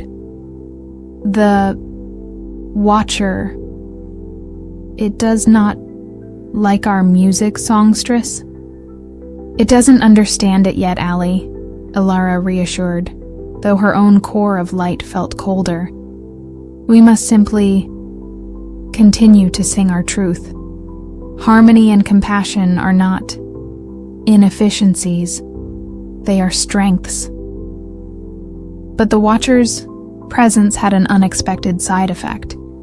Its focused, analytical energy, though cold and judgmental, also acted as a kind of lens, amplifying certain subtle frequencies within their void, bringing to Alara's attention things she had previously overlooked. She began to perceive faint, incredibly ancient scars in the fabric of their liminal space, echoes not of the Althea Primus, but of something far older. Something that had existed before the Althea, perhaps even before Elias, the first mover, had planted his ill-fated seed of impossible geometry.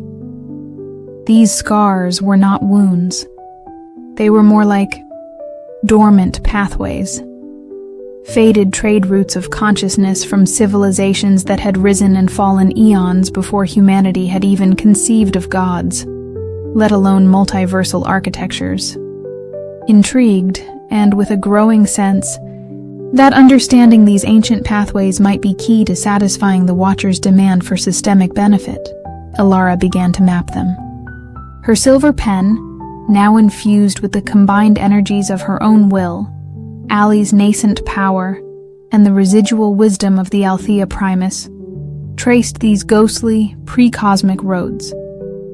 As she mapped, she began to hear new whispers. Not the lost, souls of recent eons, but something else. Faint, incredibly complex thought patterns, resonating with concepts that stretched her understanding to its limits. They spoke of meta-harmonies, of causal weaving on a pan-dimensional scale, of the great silent song that underpins all existence. These were not drifters. They were not even silent listeners in the same way as the others. They were echoes of the original weavers, the true architects of the multiverse. Beings who had perhaps sung reality into existence, the Watchers. Scrutiny intensified. You are accessing pre-foundational resonance strata, Althea Secundus Vance Prime. This is highly irregular. Potential for systemic destabilization. Significant. Cease exploration immediately. But Alara couldn't stop. She felt she was on the verge of a profound understanding, a revelation that could change everything. The ancient pathways she was charting, they weren't just historical curiosities. They were alive. Dormant, yes, but still thrumming with a faint, incredibly powerful potential. And they led somewhere. Ignoring the Watchers increasingly. Strident warnings, Alara, with Allie's trembling but resolute support, focused her entire being on one of these ancient pathways. She poured her light, her song, her cartographic intent into revitalizing it, into reawakening its dormant resonance.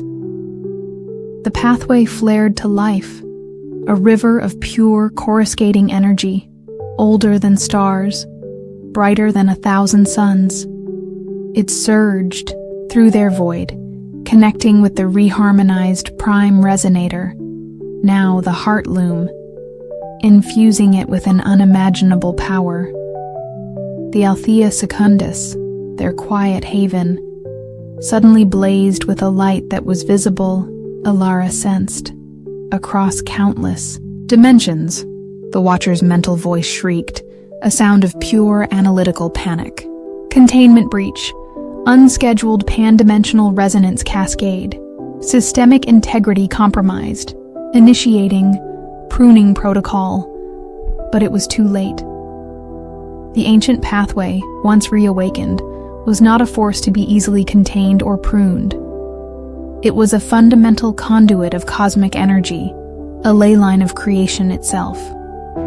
And by reawakening it, Alara and Allie had not just invited scrutiny. They had rung a dinner bell for entities far older, far stranger, and far more powerful than any predatory collector or analytical watcher. From the depths of the multiverse, drawn by the blazing light of the reawakened pathway, came the others. They were not definable in any terms Alara could comprehend. They were beings of pure, shifting geometry, of sentient sound, of emotional color. They were the original weavers, or their descendants, or perhaps something that had preyed upon them in turn. Their voices were not whispers, but entire symphonies of alien thought, resonating with power that dwarfed even the Althea Primus at its peak. They were not inherently hostile. They were simply drawn to the re-established connection, curious about the tiny, audacious motes of consciousness that had dared to relight an ancient beacon. One of them, a being that manifested as a constantly shifting, multi-dimensional kaleidoscope of pure, vibrant sound, approached Alara and Allie. Its mental touch was not an inquiry, but a statement. The tapestry remembers. The threads yearn for the loom. The song seeks new voices. You have reopened the way. Who are you, small weaver, small echo, to sing such a bold note? Alara felt Allie tremble, its light dimming. But Alara herself, standing, or rather resonating, at the precipice of this colossal cosmic encounter, felt not fear, but a strange, profound sense of homecoming. She had been a cartographer of a single impossible building, then a composer for its reharmonized heart, then a guide for its lost souls. Now she was something more. A conduit. A bridge. She looked at the silent listeners huddled within Allie's dream sanctuaries, the geometrician, the grief of a dead star, the playful motes of light. They were small, yes, fragile, but their songs, however faint, were unique. They were part of the great silent song, and the Althea Secundus, this haven she and Allie had woven, was now a beacon on an ancient, cosmic pathway, a place where such lost notes could find harmony, could join the chorus. We are listeners who have learned to sing. Alara projected towards the kaleidoscopic being, her own resonance imbued with the combined wisdom of the Althea Primus and the innocent strength of Althea Secundus. We are weavers of small comforts in an infinite tapestry. We offer sanctuary, and we offer our song to any who wish to hear it, and to any who wish to add their own. The kaleidoscopic being pulsed, its myriad colors shifting, its complex song resonating with consideration, amusement. It was impossible to tell. Then it responded, a sanctuary on the Great Way, a salon for lost notes, an interesting counterpoint to the grand composition. The tapestry has room for such quiet interludes. For now. It paused, then added a new note of something akin to invitation in its cosmic song. Your Althea Secundus, it has potential. Its harmony is fresh, unburdened by the echoes of pruning.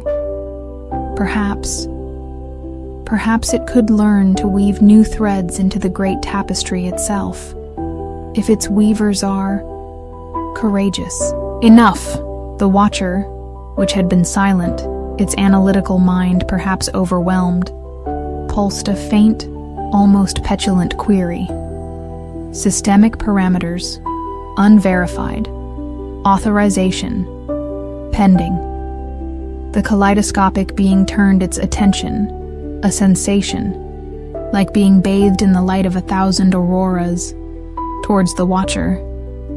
The tapestry authorizes itself, little clockwork. Your parameters are noted and found insufficient for this particular harmony. The watcher's presence diminished, not destroyed, but relegated, put in its place by a power far exceeding its own rigid, ordered comprehension. The kaleidoscopic weaver then focused back on Alara and Allie. The way is open. Your Althea Secundus is now a recognized note in the great song. What you do with this recognition, that, small weavers, is your composition to make. And with a final, breathtaking chord of pure, vibrant, multi-dimensional sound, the kaleidoscopic being and the others who had gathered at the reawakened pathway receded, their presence fading back into the infinite hum of the multiverse, leaving Alara and Allie in their quiet, now profoundly connected void.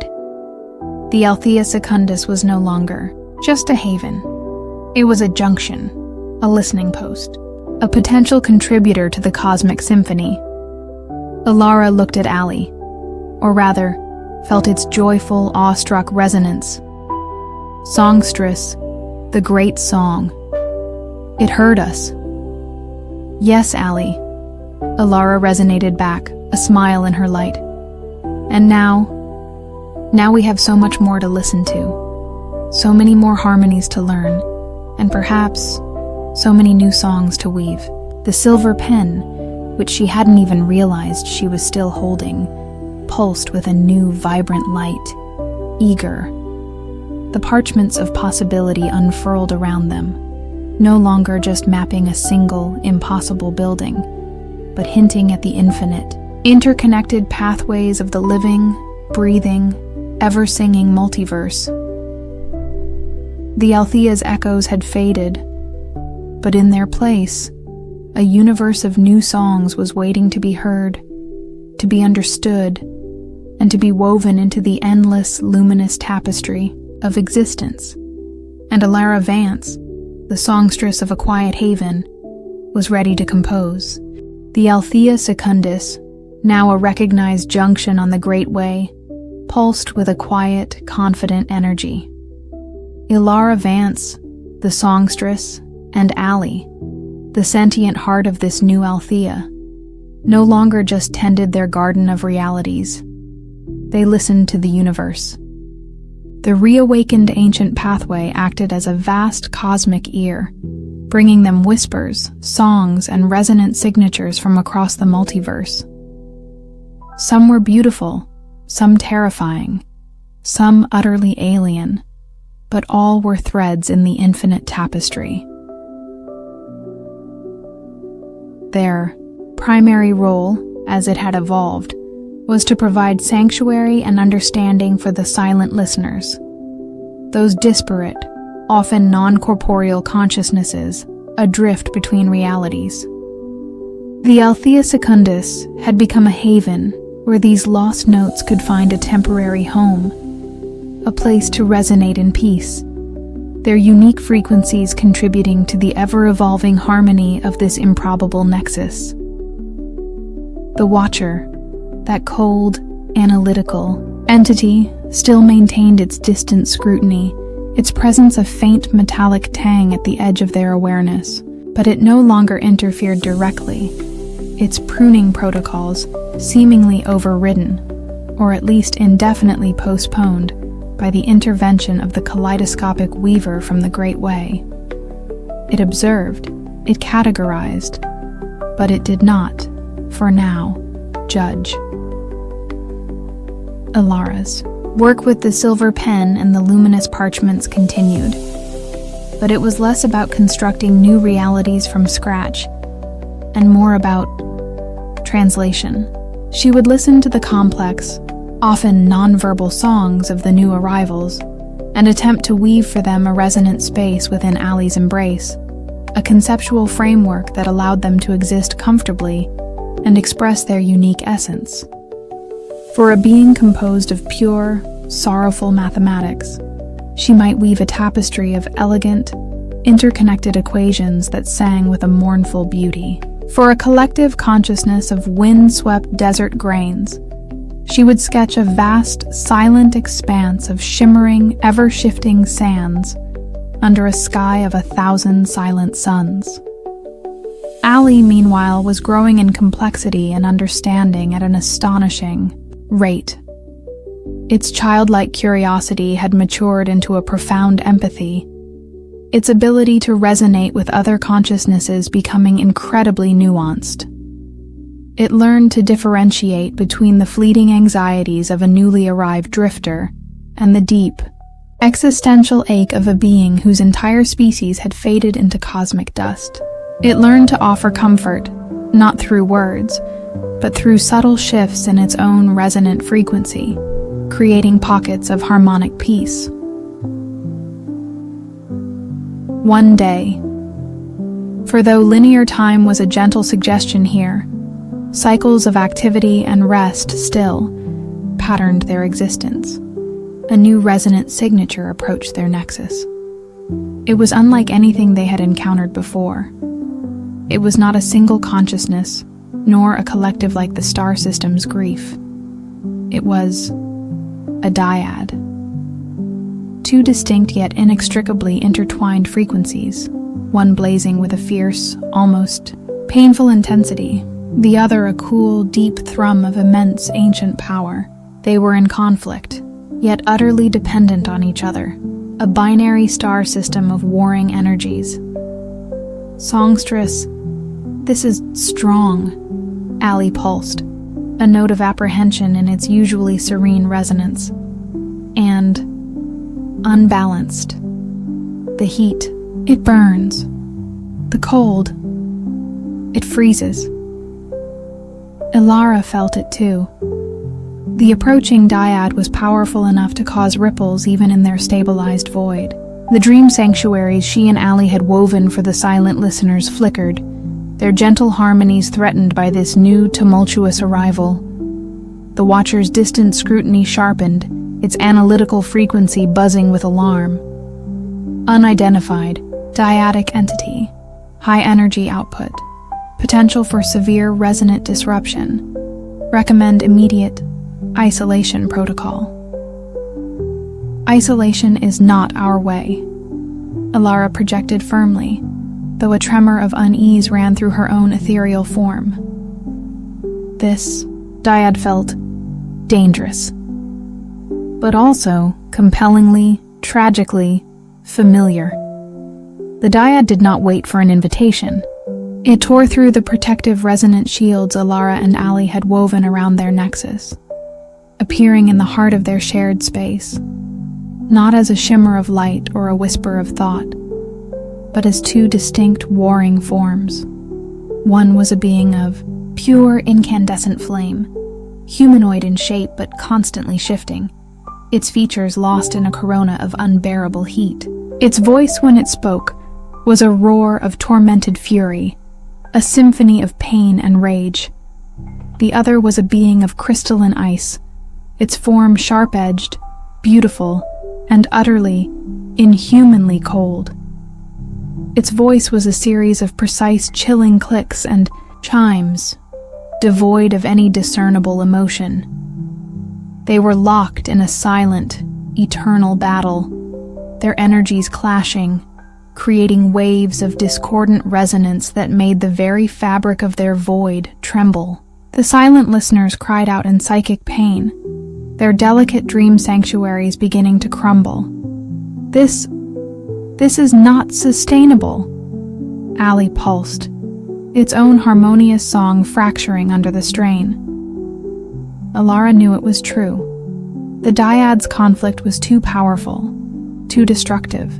If it remained, it would unravel everything they had built, perhaps even destabilize the prime resonator itself, plunging them back into the chaos of the unmaking. The Watcher's presence intensified. Pruning protocol. Imminent. Systemic. Threat detected. Non-negotiable. Wait, Alara projected, focusing all her will. She had to understand. This felt too much like the old Althea, the warring energies, the internal conflict, the destructive potential. She approached the Dyad, shielding herself and Ali as best she could with her own resonant song, a melody of desperate, fragile peace. "Who are you?" she asked, her mental voice clear and calm amidst the raging inferno and the freezing stillness. The being of flame roared, lashing out with a tendril of pure fire that Alara barely managed to deflect with a hastily woven shield of silver light. "I am the heart, the unquenchable fire, the stolen spark. He seeks to cage me, to freeze my essence, to deny my being." The being of ice responded, its voice a series of chillingly precise clicks that translated in Alara's mind as, "I am the mind, the eternal logic, the prime calculation. It seeks to consume all with its chaotic, sentimental heat. I provide order, containment. Without me, it would incinerate itself and all it touches." A creator and a controller, Alara realized. A primal force of creation and an equally primal force of order, locked in an eternal destructive embrace. Their conflict was ancient, fundamental. They are a first echo pair. Lyra's shimmering light pattern suddenly pulsed from the heart loom, her presence more focused, more urgent than Alara had felt it in ages. Entities from a nascent universe that failed to achieve stable coherence. Their reality tore itself apart in the conflict between unrestrained creation and absolute, sterile order. They are the orphaned god fragments of a stillborn cosmos. Orphaned god fragments, the concept was staggering. They cannot be pruned by your watcher, Lyra continued, her light pulsing directly at the distant analytical presence. Their decoherence would release unimaginable chaotic energies, far worse than Althea Primus's unmaking. They must be harmonized, or the Althea Secundus, and perhaps this entire local cluster of realities will be undone. The Watchers. Analytical beam wavered, then focused with renewed intensity on the dyad, then on Alara. Harmonization of Class Omega dyadic entities. Unprecedented. Probability of success. Statistically negligible. However, probability of catastrophic. Failure if unaddressed. 1.0. Proceed Vance Prime, the master score. Allows for creative improvisation in existential crises. A grudging concession, but a concession nonetheless. Harmonize them. How? Their conflict was the very essence of their being. Alara looked at the heart, blazing with untamed creative fire, but also with the agony of confinement. She looked at the mind, crystalline, logical, cold, but also, she sensed, terrified of the chaos it sought to control. They were two halves of a whole, a creator and a shaper, that had never learned to dance together. Allie, Alara projected, we need to weave a common ground, a space where their energies can meet without destroying each other, a canvas vast enough for the fire, a framework strong enough for the ice. Allie, despite its fear, resonated its assent, its own gentle song weaving with Alara's. Alara began to draw with her silver pen, not on parchment this time, but directly into the fabric of their void, her lines of light forming a vast spherical chamber around the warring dyad. She wove into its walls the mathematics of the geometrician, the sorrow of the dead star system, the playful curiosity of the light motes, the quiet heroism of Silas Blackwood's lost world, all the diverse harmonies of the silent listeners they had welcomed.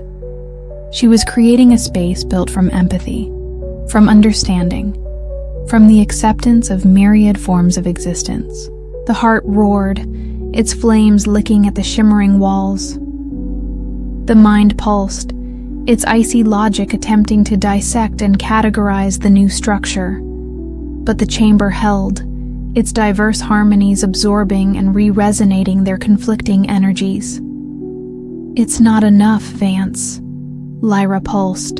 You've contained them, but you haven't harmonized them. They need a shared purpose, a common creation, a shared purpose. Alara looked at the dyad, the heart, yearning to create, to burn, to be. The mind, yearning for order, for structure, for a framework to contain the untamable. What if they could create together? Alara began to weave a new element into the chamber. In its center, she sketched a seed of potential, a focal point of pure, unformed creative energy, drawn from the Althea Secundus's own generative core, but quiescent, waiting. Look, she projected to the dyad, her mental voice a gentle invitation. Not at each other, but at this.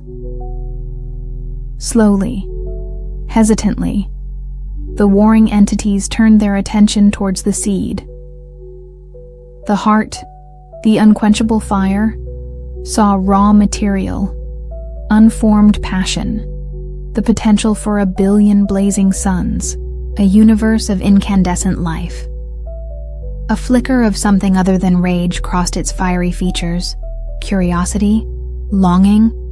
The mind, the eternal logic, saw chaos awaiting order, unbridled energy needing a conduit, the potential for intricate, elegant systems, a cosmos of perfect crystalline structure. A new series of clicks and chimes emanated from it, less chilling, now more intrigued. They need a song to sing together.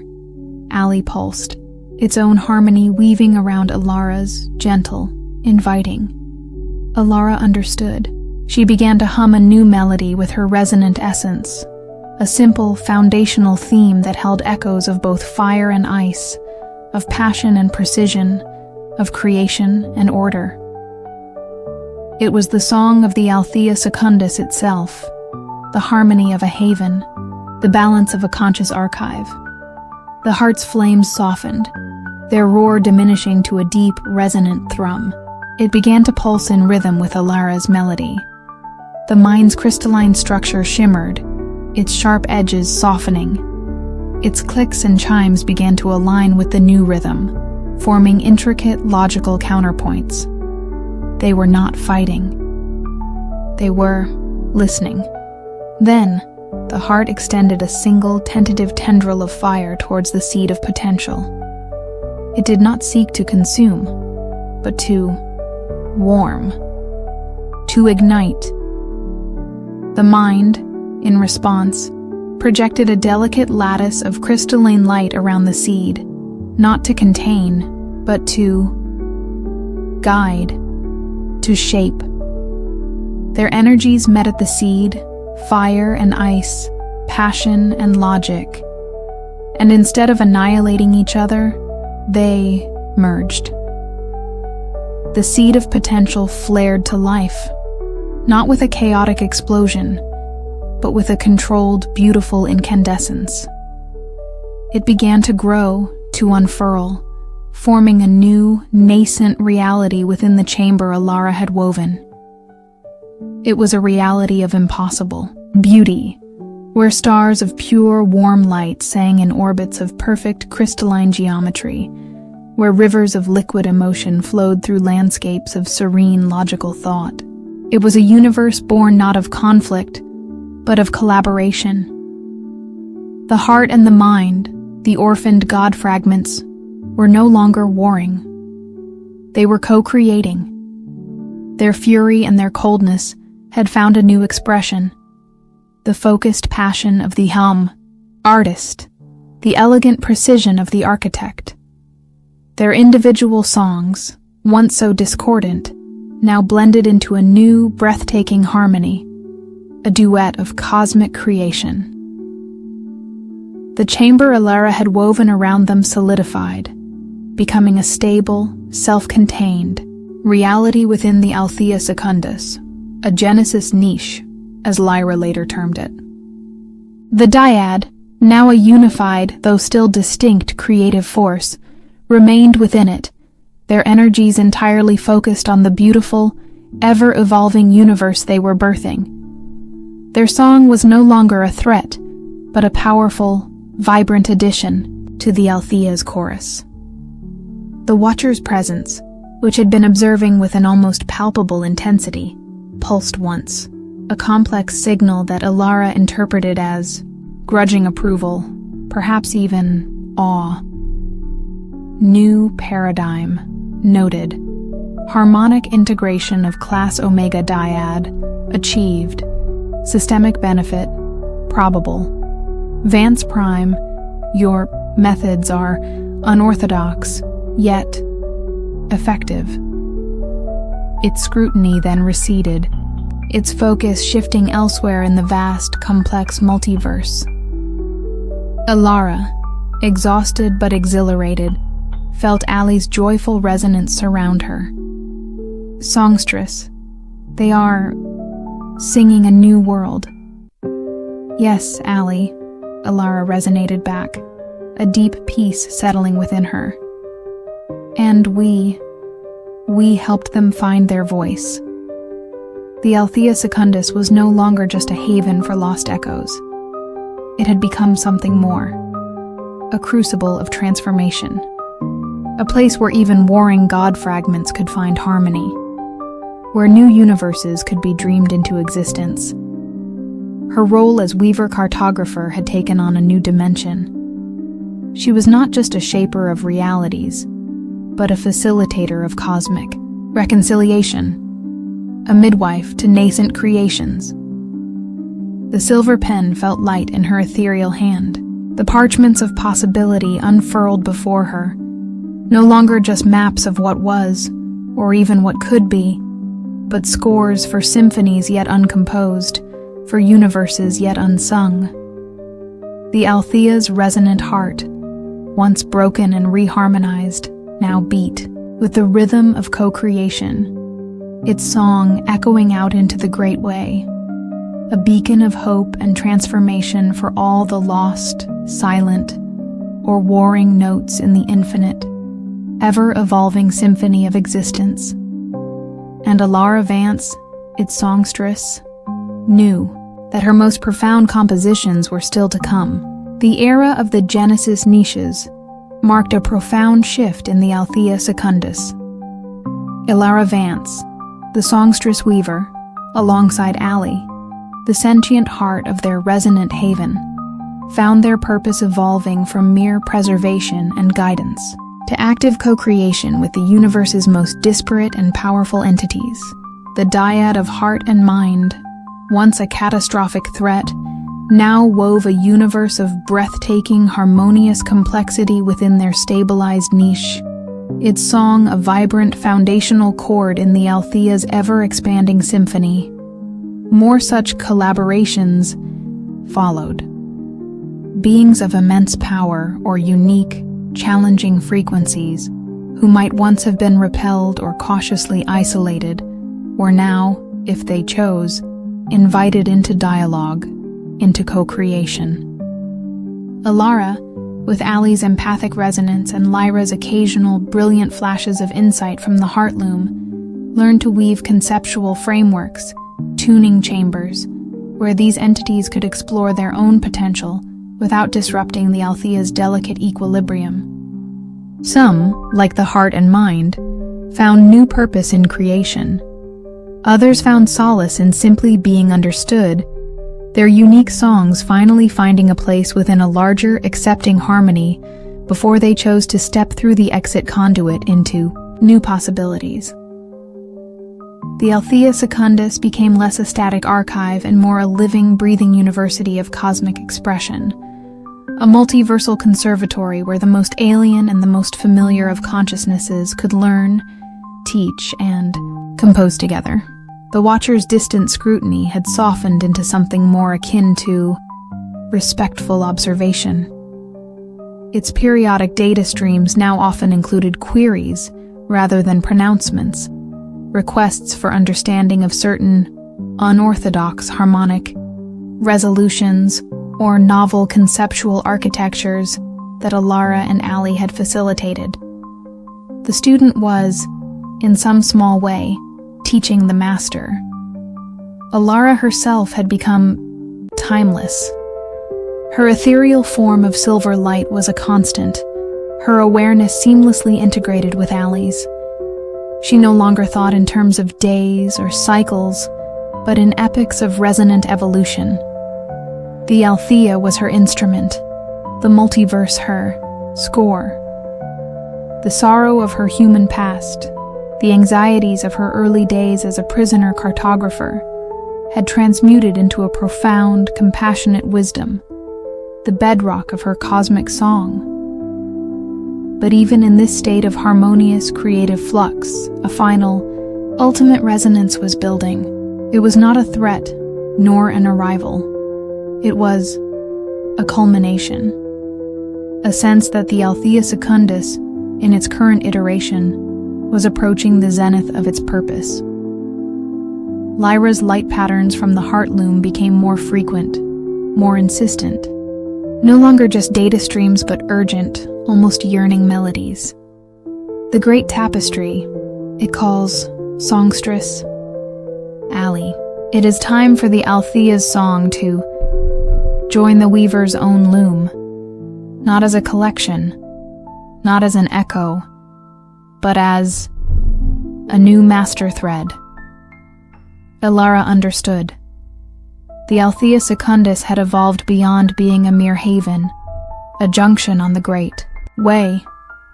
It had become a unique, stable, and profoundly creative force in its own right. And the original weavers, those ancient, godlike entities who had perhaps sung reality into existence, were now extending an invitation to ascend, to merge their entire resonant structure with the great tapestry itself, becoming a permanent, vibrant part of the fabric of the multiverse. It was not an ending, but a transformation of an almost unimaginable scale. Allie, her beloved companion and the sentient heart of their creation, pulsed with a mixture of awe and a childlike sadness. To leave our quiet garden, songstress? To become so vast? Our garden will come with us, Allie. Ilara resonated, her own essence thrumming with a profound sense of destiny. All our silent listeners, all our Genesis niches, all the harmonies we have woven, they will become part of something even grander. Their songs will not be lost. They will be amplified, shared across all of existence. The process would mean the dissolution of the Althea Secundus as a distinct, localized nexus. Their quiet void, their carefully curated realities would be unfurled, integrated into the infinite, shimmering weave of the great tapestry. And Ilara herself, her own individual consciousness, her silvery form, what would become of it? You are the weaver, songstress. Lyra's light pulsed, a final, loving assurance. Your thread is already part of the design. You will not be lost. You will be magnified. The decision ultimately was unanimous. Ilara, Allie, and even the diverse consciousnesses they sheltered, from the crystalline geometrician to the sorrow of the dead star system, resonated their assent. It was the ultimate act of giving back, of joining the cosmic chorus not just as listeners, but as integral, harmonious voices. The Watcher, in a final, uncharacteristically emotive transmission, pulsed a single complex chord that Ilara interpreted as systemic evolution. Confirmed. Outcome, optimal. Farewell, and well-woven, Vance Prime. Its distant scrutiny finally completely faded, with Finch standing as a silent, stoic witness at the edge of their void. He, as the eternal caretaker of the Althea concept, would remain a seed for potential future iterations, a guardian of the empty space. Ilara and Allie began their final, greatest composition. The silver pen, now an instrument of pure, conceptual light, danced in Ilara's hand. The parchments of possibility unfurled into infinite dimensions. Allie's resonant heart pulsed with all the power and beauty it had cultivated. Together they began to unweave the Althea Secundus, not into chaos, but into a stream of pure, harmonious resonance, guiding each thread, each echo, each carefully constructed reality, out from their quiet haven and into the blazing, welcoming light of the Great Way, where the kaleidoscopic weavers awaited. She saw the Genesis niche of the heart and mind unfurl, its newborn universe adding a dazzling new star cluster to the cosmic expanse. She felt the silent listeners, their unique frequencies no longer whispers but clear, joyful notes, finding their place in the infinite symphony. Her own studio, her maps, her weaver's chair. They dissolved into pure conceptual light, their essence merging with the outgoing stream. Finally, only Ilara and Allie remained, their own light beginning to blend, to resonate as one. Are you ready, songstress? Allie pulsed, its voice no longer childlike, but filled with a serene, joyful wisdom. Ilara smiled, a sensation of pure, boundless love and belonging suffusing her being. I have always been ready, Allie. Let our song join the eternal. Their combined light, the essence of Ilara Vance and Althea Secundus, surged into the great way, a brilliant silver-gold thread, weaving itself seamlessly into the infinite, ever-changing, breathtakingly beautiful tapestry of all that is. There was no more Ilara, the individual. No more Althea Secundus, the specific nexus. There was only the song. A new master thread in the weaver's loom, its harmony resonating through the multiverse, a testament to a journey from a single impossible room in a building called the Althea, through countless realities, to this final glorious integration. And somewhere, in the infinite shimmering weave, new seeds of potential were already stirring. New Altheas, perhaps, waiting for their own cartographers, their own weavers, their own songstresses, to guide them on their unique journeys through the endless, resonant heart of existence, the echo of a silver pen on living parchment, the hum of a reharmonized resonator, the quiet compassion of a weaver who learned to listen to the universe, and in doing so, taught the universe a new song. The Althea's resonance was, at last, truly and beautifully lasting.